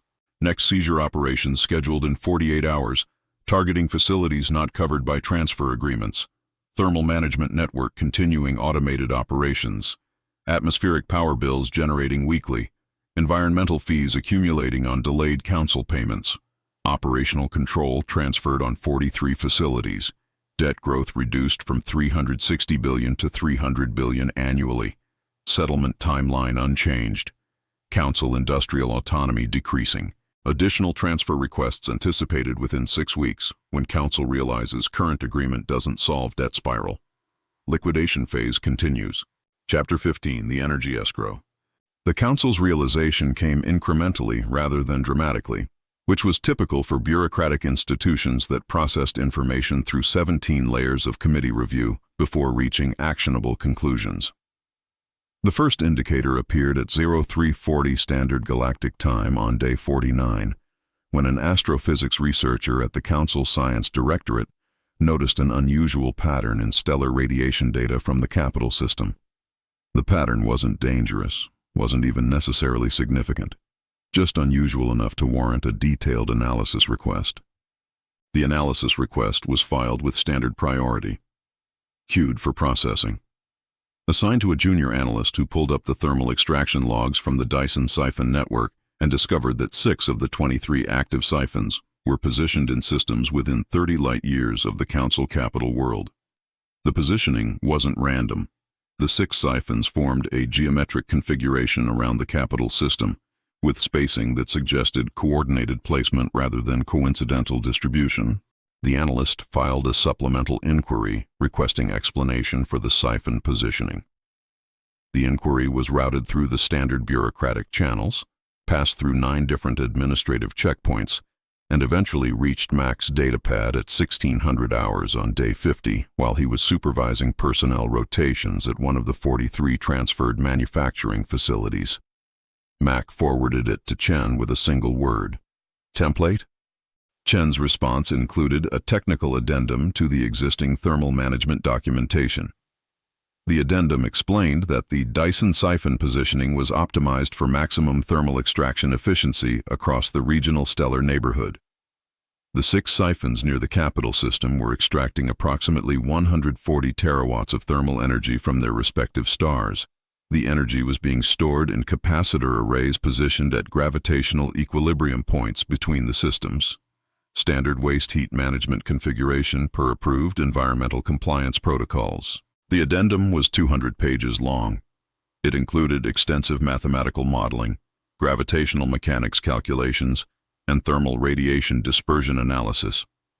Every calculation was accurate. Every specification was technically correct. None of it explained why humans needed to position 140 terawatts of energy storage capacity in a geometric configuration surrounding the Council's primary governmental and administrative center. Mack transmitted the addendum at 1800 hours.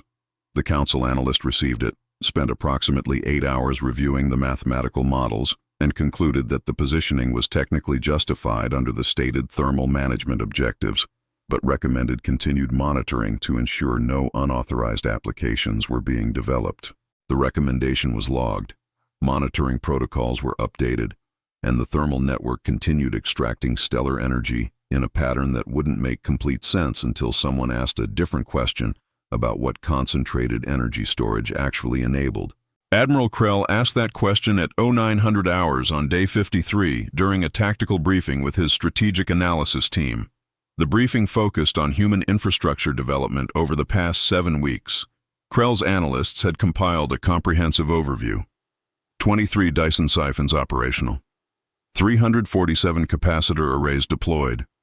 43 manufacturing facilities under human operational control.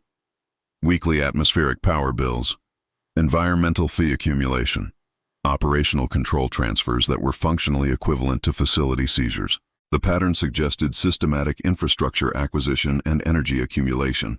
What it didn't suggest was an obvious military objective. The thermal network wasn't positioned to threaten Council military assets. The capacitor arrays weren't configured as weapons.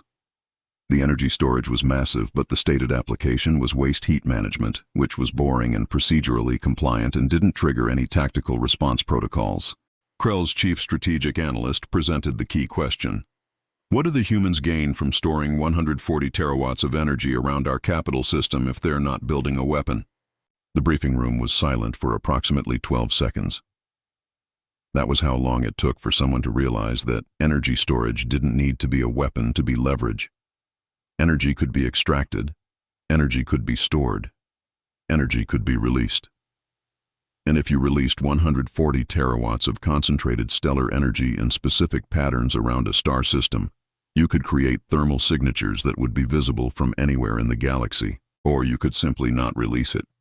You could hold it, store it, keep it in capacitors positioned at equilibrium points where removing them would require significant military operations, and you could claim that the stored energy represented partial payment on an outstanding debt measured in joules, which meant the energy was legally classified as collateral held in escrow pending final settlement. Krell's strategic analyst pulled up the council legal database and searched for precedents on energy escrow. The search returned 147 cases spanning 3,000 years of commercial law. The principle was straightforward. When debts were measured in energy units rather than currency, creditors were entitled to hold physical energy reserves as collateral pending payment. The energy couldn't be used, couldn't be released, couldn't be removed without creditor authorization. It was held in legal escrow until the debt settled. The analyst looked at Krell. Krell looked at the thermal network diagram showing 6 Dyson siphons positioned around the capital system. The implications were becoming clear. Humans weren't building a weapon.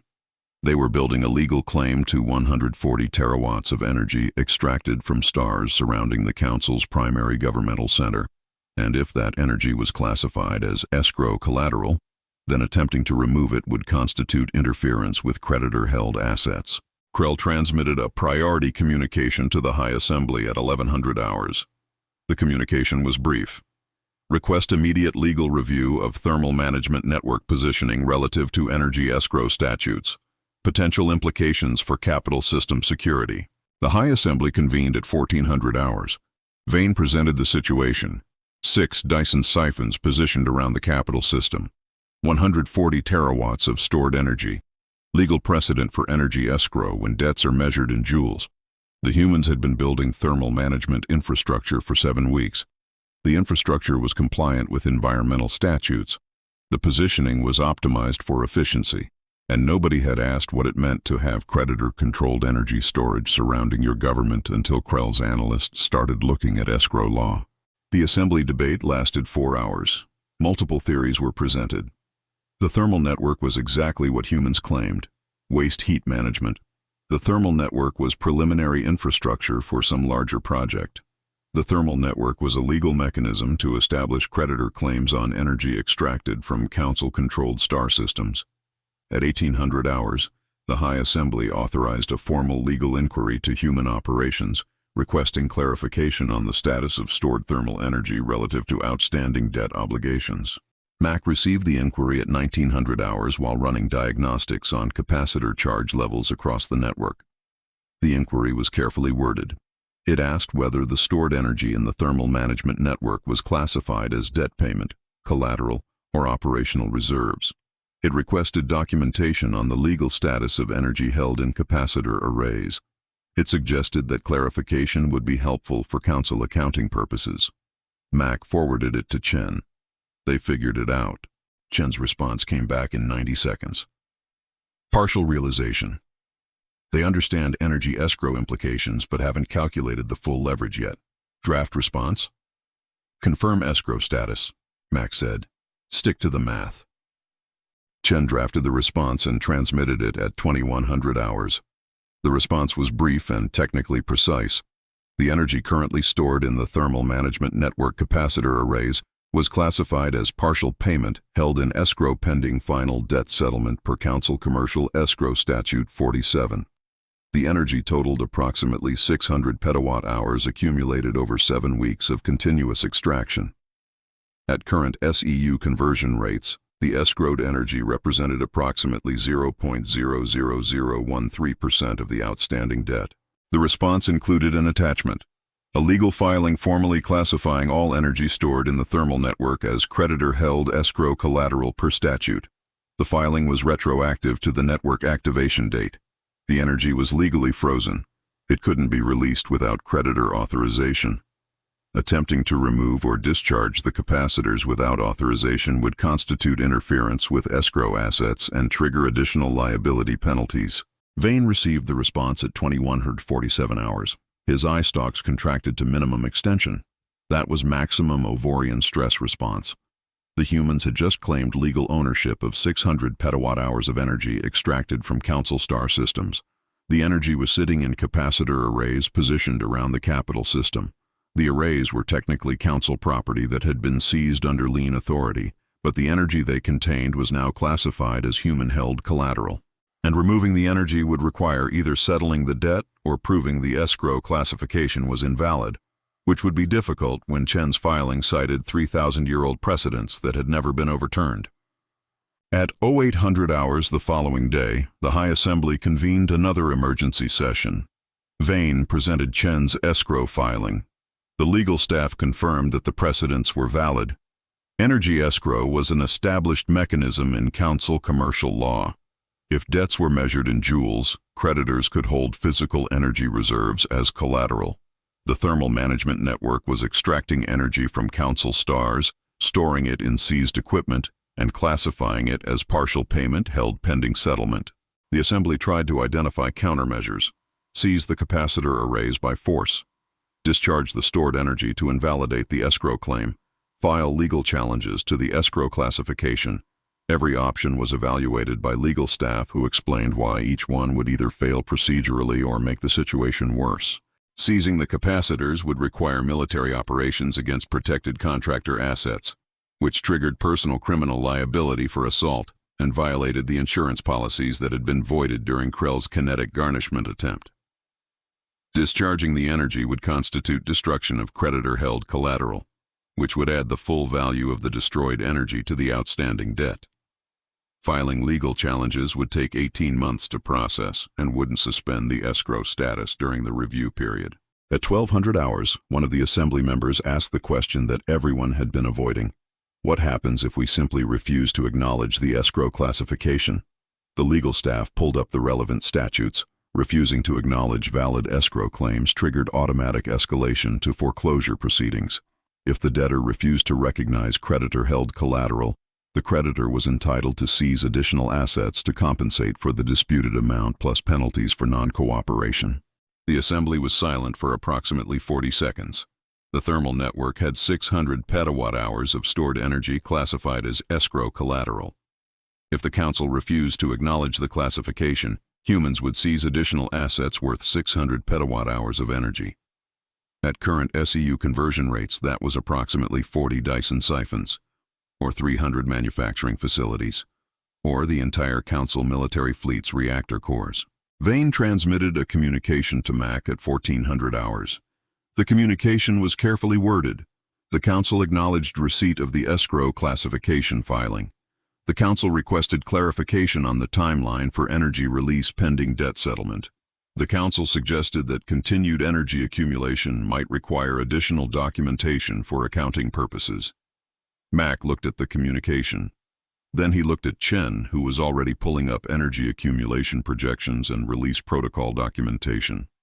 "They're asking when we'll stop extracting," Mack said. "Never specified in the escrow filing," Chen replied. "Energy accumulation continues until debt settles or creditor authorizes release. No timeline required. So we can keep storing energy indefinitely." "Correct," Chen said. His voice was flat, clinical. "The thermal network extracts 15 petawatt-hours daily. Current storage capacity is 600 petawatt-hours. Maximum capacity is approximately 2,000 petawatt-hours when all capacitor arrays reach full charge. Timeline to maximum capacity is approximately 93 days of continuous extraction." Mack pulled up the network diagram. 6 Dyson siphons positioned around the capital system. 17 more siphons in other regions. 347 capacitor arrays storing energy that was legally classified as creditor-held collateral that couldn't be removed or released without human authorization. "Draft response," Mack said. "Confirm extraction continues per thermal management protocols. Energy accumulation applies to debt at SEU conversion rates. Release authorization pending full settlement or negotiated partial discharge." Chen drafted the response and transmitted it at 1600 hours. The Council received confirmation that energy extraction would continue indefinitely. The stored energy would remain in escrow. Release required either paying the debt or negotiating discharge terms that humans would determine based on their own assessment of settlement progress. At 1800 hours, Admiral Krell transmitted another priority communication to the High Assembly. The communication was marked urgent and contained tactical analysis of the thermal network's positioning. 6 siphons around the capital system. 140 terawatts of extraction capacity, energy stored at equilibrium points that would require military operations to access. Legal classification as escrow collateral that prohibited removal without creditor authorization. Krell's analysis concluded that the thermal network had effectively placed the capital system in a state of energy siege. Not military siege, energy siege. The humans weren't threatening to attack. They were extracting stellar energy, storing it in legal escrow, and refusing to release it until the debt settled. The capital system's stars were being systematically drained of thermal output. The energy was being held in capacitors that the council couldn't access, and the legal framework made intervention impossible without triggering additional debt accumulation. The High Assembly received Krell's analysis at 1900 hours. The debate that followed lasted 6 hours and accomplished nothing except confirming that the council had no procedural mechanism to counter energy escrow tactics that were technically compliant with their own commercial statutes. At 100 hours, the Assembly voted to authorize preliminary negotiations for partial energy release in exchange for additional operational control transfers. The vote was 5-6. The motion failed.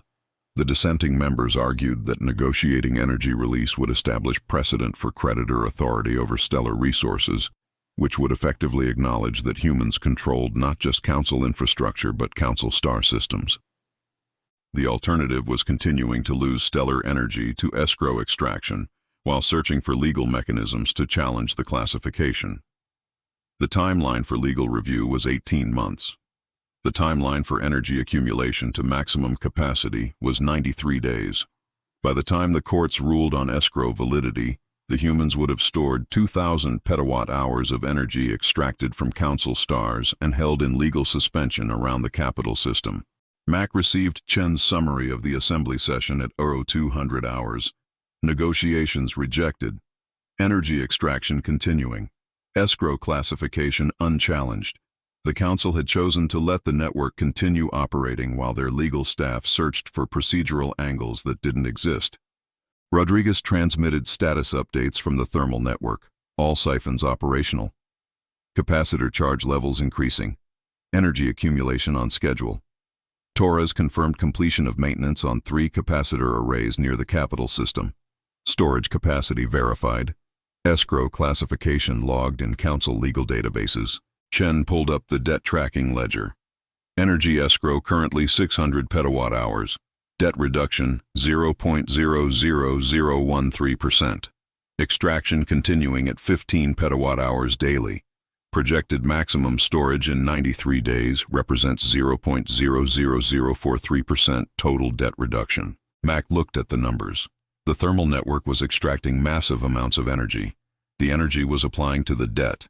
The debt was essentially unchanged, but the energy was legally classified as creditor-held collateral surrounding the council's governmental center, which meant humans effectively controlled stellar output in the capital region pending debt settlement. Next operational review in 72 hours.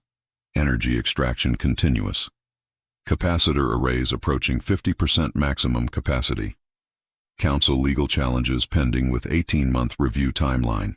Additional facility transfer negotiations anticipated when council realizes energy escrow can't be challenged through legal channels.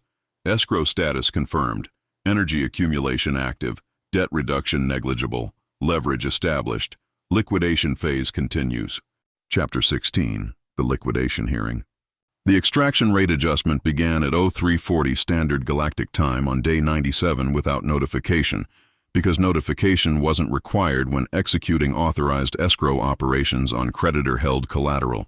The 6 Dyson siphons positioned around the council capital system simultaneously increased their stellar extraction rates from baseline operational capacity to maximum sustained output. The extraction increase was coordinated across all 6 units, with timing precision measured in milliseconds. Total thermal energy draw increased from 140 terawatts to 270 terawatts in approximately 18 seconds. The adjustment triggered automatic logging in Chen's escrow tracking systems. 890 petawatt-hours currently in storage, accumulation rate increasing from 15 petawatt-hours daily to 25 petawatt-hours daily. Projected time to escrow threshold, 47 days at new extraction rate. The The threshold was specified in Council Commercial Escrow Statute 47, Section 12. When creditor held energy collateral exceeded 1,000 petawatt-hours in any single debtor star system, the statute required mandatory receivership negotiation to prevent excessive creditor concentration of regional energy reserves. Mack transmitted the threshold projection to Chen at 400 hours. Escrow approaching statutory limit, 47 days until mandatory receivership trigger. Chen pulled up the receivership statute. Commercial Escrow Statute 47, Section 12. Creditor energy collateral exceeding 1,000 petawatt-hours in single-star system triggers mandatory administrative oversight to prevent regional energy monopolization. Debtor required to either settle debt, negotiate collateral distribution, or enter receivership within 30 days of threshold breach. So we hit threshold in 47 days. Council has 30 days to respond, then receivership becomes automatic if they don't settle. Correct, Chen said. Total timeline 77 days from now. Or we notify them of the approaching threshold and they negotiate early to avoid automatic trigger. Mack looked at the extraction data. The increased rate was generating measurable stellar variance in the capital system. Not dangerous variance, not even particularly significant variance, but variance that would appear in council astronomical databases as anomalous energy flux requiring investigation and explanation. Send the threshold notification, Mack said. Let them know we're 47 days from statutory limit. Chen drafted the notification and transmitted it at 0445 hours. The notification was brief and procedurally correct. Current escrow collateral, 890 petawatt-hours. Accumulation rate, 25 petawatt-hours daily. Projected threshold breach, day 144. Statutory response timeline, 30 days post-breach. Automatic receivership trigger, day 174 if debt remains unsettled. Auditor Vane received the notification while preparing for routine administrative sessions. His eye stalks contracted when he read the threshold projection. 77 days until automatic receivership. The statute was clear. The timeline was fixed. The council had 77 days to either settle a debt that exceeded their total asset base or enter formal receivership under creditor management. He opened a comm channel to Mack. The connection established immediately. Mack appeared in the hollow field standing in the dividends command deck surrounded by thermal extraction monitoring systems. You're approaching the escrow threshold, Vane said. His translator added stress harmonics. This triggers mandatory receivership proceedings. Correct, Mack replied. His voice was flat. Escrow Statute 47, Section 12. Threshold breach at 1,000 petawatt-hours requires receivership negotiation within 30 days or automatic administrative transfer. You're forcing receivership through statutory mechanism. We're accumulating escrow collateral per approved protocols, Mack said. The threshold exists in council law. We didn't write the statute. We're just operating within its parameters. The statute was designed to prevent energy monopolization by commercial creditors. The statute triggers at 1,000 petawatt-hours regardless of creditor intent, Chen said, appearing in the hollow field beside Mack. We're at 890 currently. 47 days to threshold at current accumulation. Council has 30 days post-threshold to settle or negotiate. 77 days total. Vane's primary manipulators folded and unfolded rapidly. The debt cannot be settled in 77 days. Correct, Chen agreed, which means receivership becomes automatic unless council negotiates alternative terms. What terms? Standard receivership agreement, Mack said. Council acknowledges insolvency. Creditor assumes operational control. Existing ownership remains nominal. Management authority transfers for debt administration. Revenue applies to outstanding balance. You're demanding control of council government. We're following statutory procedure for escrow threshold breach, Chen corrected.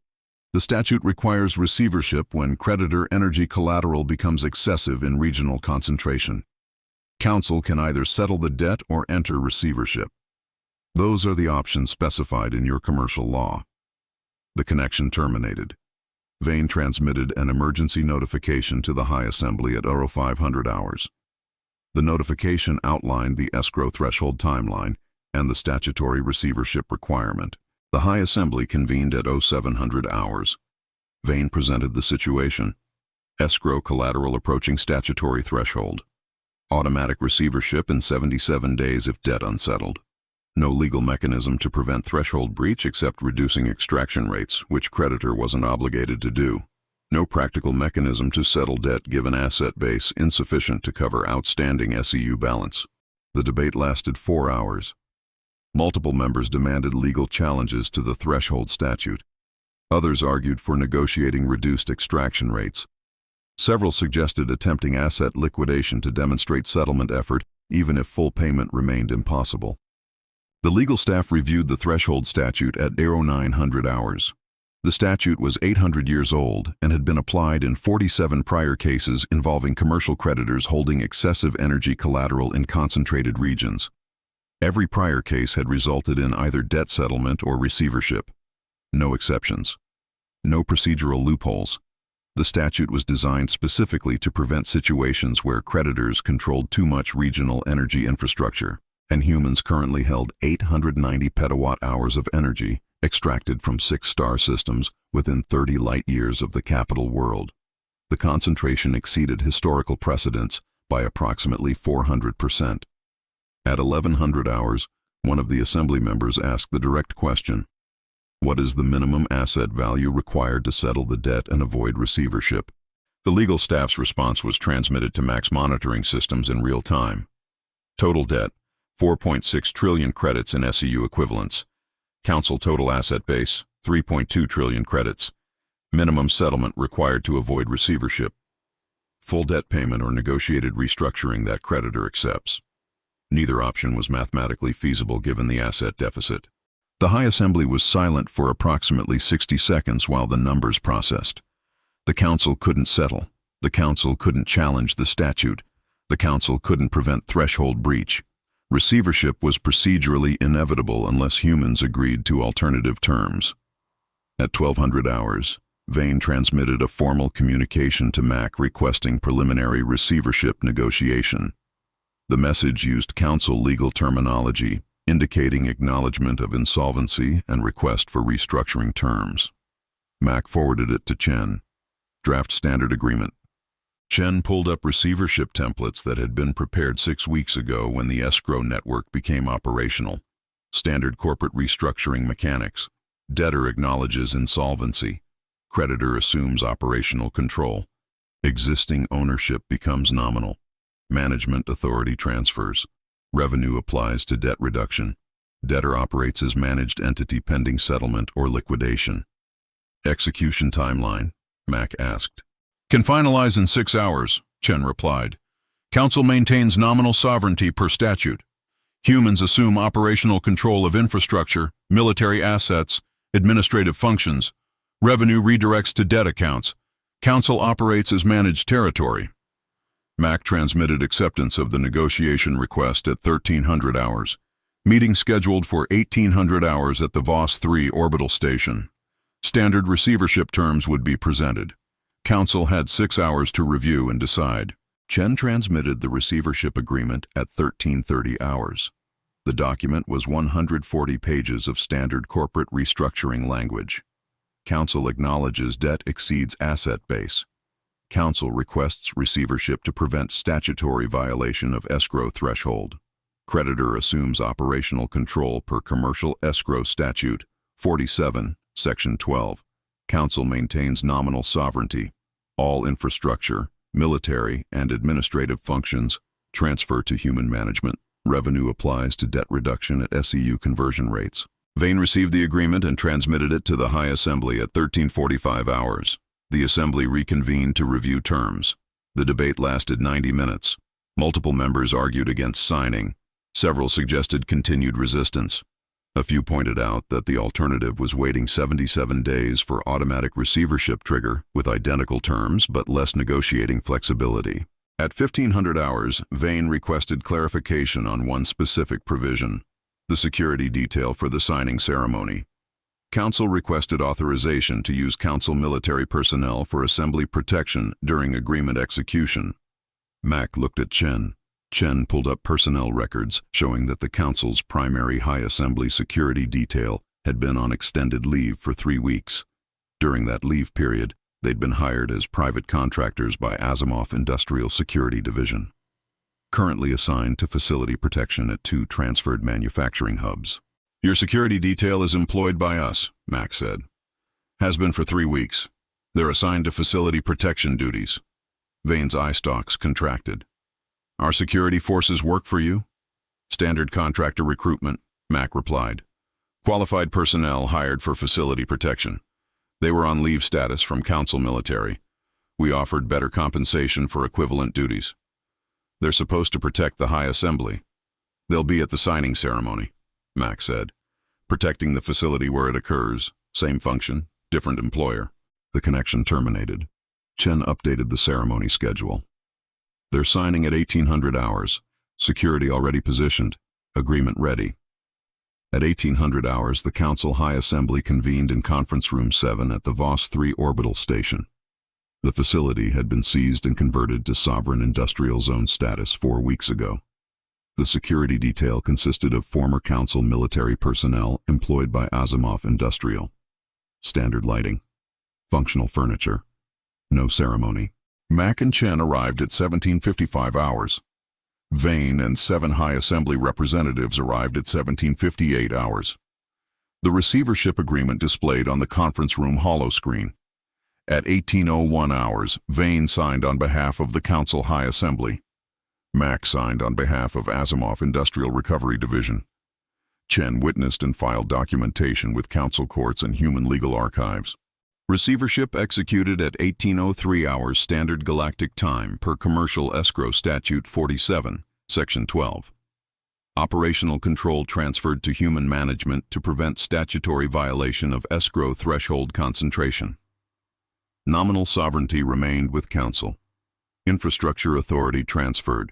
Military command transferred. Administrative oversight transferred.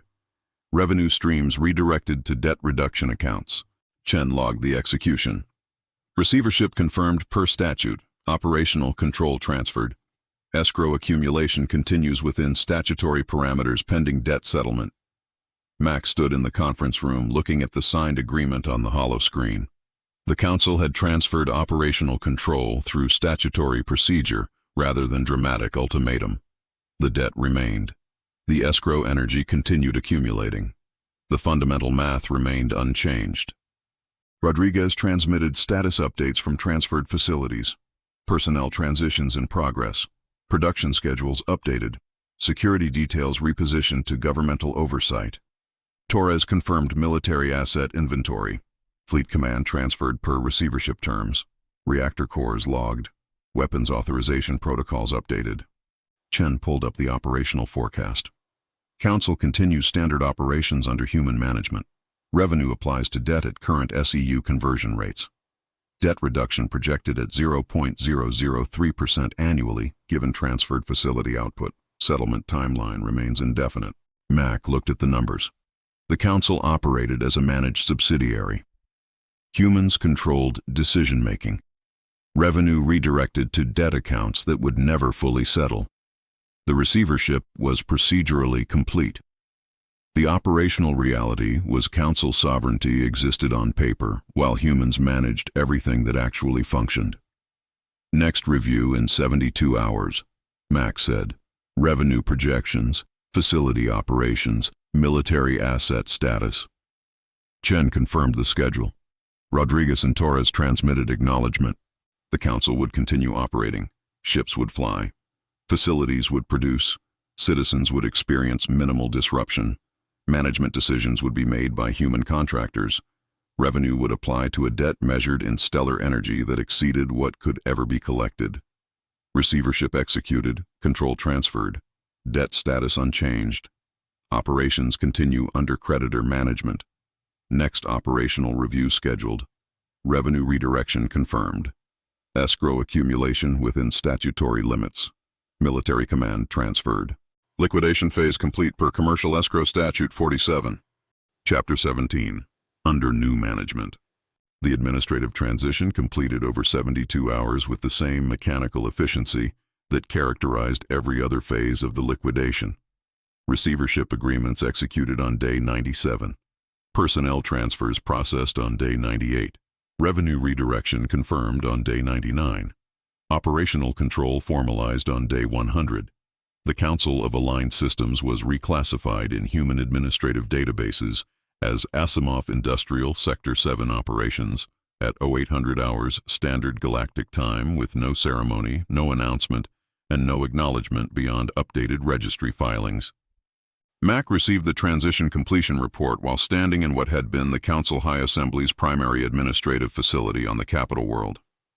The facility was a massive structure designed to project governmental authority through architecture, tall ceilings, expensive materials, design elements that suggested permanence and institutional stability, the kind of building that took 6 years to construct and cost approximately 2 billion credits in materials and labor.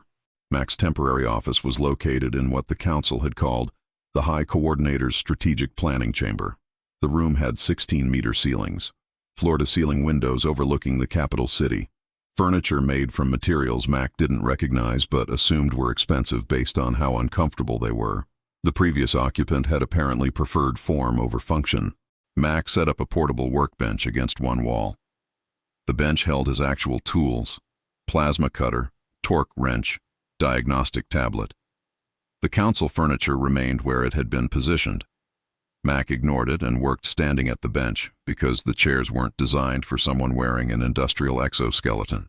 Chen appeared in the doorway at 0930 hours carrying a datapad and looking like he'd been awake for 48 hours because he had been processing receivership documentation. Administrative transition complete. All Council departments are now operating under Asimov Industrial Management Structure. Revenue redirection is active. First quarterly report is due in 87 days. Personnel reassignments? Mack asked. Chen pulled up a staffing document. Council administrative personnel retained in current positions under human oversight. Department heads report to assigned human supervisors. High Assembly members transition to advisory roles pending final organizational restructuring. Vane? Requesting assignment, Chen said. His prior position as Chief Financial Auditor is redundant given our direct oversight. He needs reassignment to operational role. Mack looked at the staffing chart. Vane had spent 30 years as a financial auditor, experience in accounting, regulatory compliance, budgetary oversight, skills that were relevant to actual operations if applied to something besides generating invoices for work that wouldn't get paid. Waste management, Mack said. Chen's expression didn't change. Clarification required. Vane spent 3 decades auditing expenditures and tracking resource allocation, Mack said. Waste management operations require the same skill set: material processing, resource recovery, efficiency optimization. Assign him to waste management oversight for the capital region. Understood, Chen said. He updated the staffing document. Vane reassigned to regional waste management operations. Reports to Rodriguez for facility coordination. Mack nodded. The assignment was functionally appropriate. Waste management required someone who understood logistics, resource tracking, and operational efficiency. Vane had the skill set. The work was necessary. The fact that the Council's former Chief Financial Auditor would now be managing garbage collection was operationally irrelevant. Chen transmitted the assignment notification at 0945 hours. Vane received it 6 minutes later while reviewing transition documentation in his former office. His eye stalks contracted when he read the assignment. Regional Waste Management Operations. Reporting to Rodriguez. Effective immediately. He transmitted a response at 1000 hours. The message was brief. Acknowledged. Requesting clarification on operational scope and reporting requirements. Rodriguez replied at 10:15 hours. Waste management oversight for Capital Region. 347 collection facilities. 2 orbital processing stations. Standard efficiency metrics apply. First operational report due in 30 days. Welcome to the team. Vane arrived at the Regional Waste Management Central Facility at 1400 hours. The facility was an industrial complex that processed approximately 40,000 tons of material daily. Collection coordination, sorting operations, recycling processing, thermal reduction for non-recoverable waste. The operation ran continuously with minimal oversight because the Council had implemented automated systems 8 years ago. Vane reviewed the operational logs. The automated systems were running at 83% efficiency. Material recovery rates were adequate but not optimized. Processing throughput had capacity for 15% increase without additional equipment. The operation was functional but had clear improvement opportunities. He filed his first operational assessment at 1,700 hours. The assessment identified 12 optimization targets and projected efficiency improvements that would reduce operational costs by approximately 8%, while increasing material recovery by 11%. The projections were based on standard logistics optimization that he'd applied to budget analysis for 3 decades. Rodriguez reviewed the assessment at 1,800 hours and approved implementation of all 12 recommendations. Good work. Implement the optimization schedule. Report progress in 30 days. Vane transmitted acknowledgement and began coordinating with facility managers. The work was different from financial auditing. The work was operational rather than analytical. The work required managing physical systems instead of reviewing budget allocations. But the underlying mechanics were familiar. Resource optimization, efficiency analysis, performance metrics. Mack received Rodriguez's summary of Vane's first assessment at 1,900 hours. Former auditor identified 12 operational improvements in waste management, projected 8% cost reduction, implementation in progress. Mack filed the summary. Vane was performing assigned duties. The reassignment was operationally successful. The council's former chief financial auditor was optimizing garbage collection with the same analytical precision he'd applied to budget oversight. Chen transmitted the first revenue report at 800 hours on day 101. Total Sector 7 operations revenue, 63 billion credits monthly from transferred manufacturing facilities, regulatory fees, and operational margins. Revenue conversion to SEU at current rates, approximately 0.0014% monthly debt reduction. Projected settlement timeline, indefinite. Mack looked at the numbers. 63 billion credits monthly, applied to debt measured in energy required to move stars. The fundamental math remained unchanged. The council generated revenue. The revenue applied to debt. The debt accumulated faster than revenue could offset. Operational forecast? Mack asked. Chen pulled up projection models. Sector 7 continues standard operations under human management. Manufacturing output stable. Military assets operational under human command. Administrative functions proceeding per receivership terms. Revenue applies to debt. Debt continues compounding. Settlement timeline remains indefinite. Infrastructure seizures. Suspended pending receivership consolidation, Chen said. Current operational control provides access to all council infrastructure. Additional seizures are operationally redundant. We control everything through management authority rather than physical repossession. Mack nodded. The liquidation phase was complete. The receivership provided operational control without requiring continued physical seizures. The council maintained nominal ownership.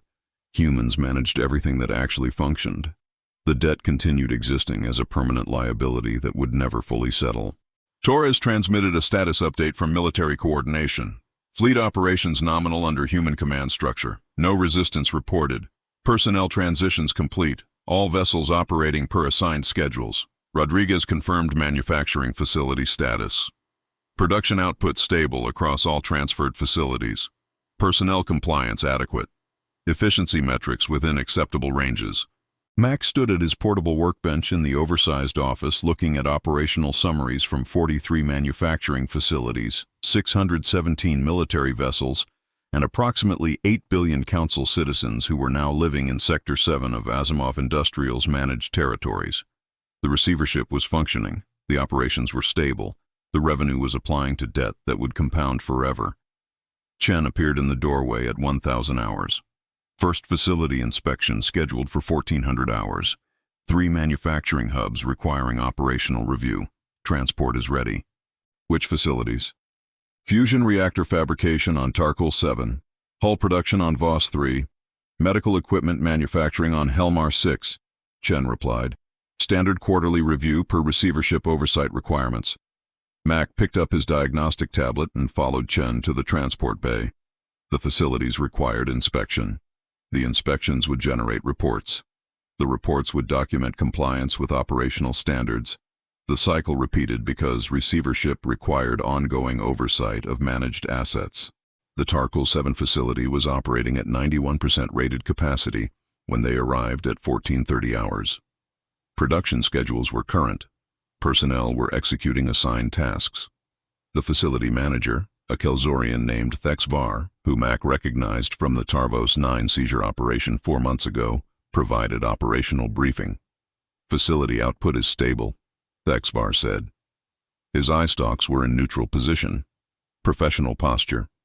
"Reactor fabrication is proceeding per schedule. Quality metrics are within specifications. Personnel transitions have not disrupted production." "Efficiency improvements identified?" Mack asked. 3 optimization targets," Thexvar replied. He pulled up production data. "Estimated 2% efficiency increase through workflow adjustments. Implementation scheduled for next quarter." Mack reviewed the data. The improvements were standard industrial optimization, workflow timing, material staging, process sequencing, the kind of incremental efficiency gains that accumulated over time. "Approved," Mack said. "Implement next quarter. Report results in 90 days. The inspection continued across 3 facilities over 6 hours. Same pattern: operations stable, personnel compliant, efficiency improvements identified and scheduled. The receivership was generating standard corporate oversight requirements, facility inspections, performance reviews, operational reporting. Mack returned to the administrative facility at 2100 hours. The oversized office was dark except for the city lights visible through the floor-to-ceiling windows. He activated his portable workbench and pulled up the operational schedule for the following day. 4 more facility inspections, 2 personnel reviews, 1 revenue analysis session with Chen. The work was different from equipment seizure operations. Less plasma cutting, more paperwork, less transport coordination, more management oversight, but the underlying mechanics were familiar: asset management, performance optimization, operational efficiency. Chen transmitted the daily summary at 2200 hours. Sector 7 Operations Day 101 complete. Revenue collected and applied to debt. Facility inspections current. Personnel transitions stable. Next operational review in 24 hours. Mack looked at the summary. The council was operating as Asimov Industrial Sector 7. Revenue was applying to unpayable debt. The facilities were functioning. The personnel were working. The receivership had converted governmental collapse into managed operations. He filed the summary and pulled up the next day's schedule. More facility inspections. More operational reviews. More revenue applying to debt that would never settle. The cycle repeated because receivership required continuous oversight. At 800 hours the following morning, Mack received a notification from the automated billing system. The system had been running continuous calculations on operational costs, revenue application, and debt accumulation. The notification flagged a minor discrepancy in the latest revenue calculation. Mack pulled up the details. Sector 7 operations had generated 63 billion credits in the previous month. The revenue had been converted to SEU and applied to debt per standard protocols. The automated system had calculated interest accumulation on the outstanding balance. The interest exceeded the revenue payment by approximately 200 million credits. The system had automatically generated an invoice for the shortfall. The invoice was addressed to Asimov Industrial Recovery Division for payment of 200 million credits, representing the gap between revenue collected and interest accumulated. The invoice included a late payment penalty of 8% annually, if not settled within 30 days. Mack looked at the invoice. Then he looked at Chen, who had just arrived for the morning operational briefing. "The automated system generated an invoice to us for the interest shortfall," Mack said. Chen reviewed the invoice. His expression didn't change. "Receivership revenue insufficient to cover debt interest accumulation. The system correctly identified the shortfall and invoiced the managing entity per standard protocols. We're invoicing ourselves for late fees on debt that can't be paid." "Correct," Chen said. His voice was flat. "Receivership terms require managing entity to cover operational shortfalls. Interest accumulation exceeds revenue. The shortfall is our responsibility as managers." Mack looked at the invoice. 200 million credits, plus 8% annual penalty if unpaid. The automated system was functioning exactly as designed. Revenue applied to debt. Debt accumulated faster than revenue. The shortfall became management liability. The cycle was self-sustaining. Pay it, Mack said. Chen processed the payment at 08 hours. 200 million credits transferred from Asimov industrial operational accounts to the Sector 7 debt ledger. The payment cleared. The invoice was marked as settled. The automated system immediately calculated the next month's projected shortfall and queued the next invoice for generation in 30 days. Mack filed the payment confirmation and returned to the operational schedule. 4 facility inspections, 2 personnel reviews, 1 revenue analysis session. The work continued because receivership required ongoing management, regardless of whether the underlying debt could ever be settled. Rodriguez transmitted a status update from Waste Management Operations. Veins optimization recommendations implemented at 12 facilities. Efficiency improvements confirmed. Cost reduction tracking ahead of projections. Torres confirmed military asset status. Fleet operations nominal. All vessels executing assigned patrol schedules. No operational issues reported. Chen pulled up the quarterly forecast. Sector 7 projected revenue 63 billion credits monthly. Projected interest accumulation 63.2 billion credits monthly. Projected management shortfall invoices 200 million credits monthly. Debt continues compounding. Settlement timeline remains indefinite. Mack looked at the forecast. The council operated as managed territory. Revenue applied to debt. Debt accumulated faster than revenue. Humans covered the shortfall through management invoices they paid to themselves. The system was self-sustaining and mathematically permanent. Next facility inspection in 2 hours. Personnel reviews scheduled for afternoon. Revenue analysis at 1600 hours.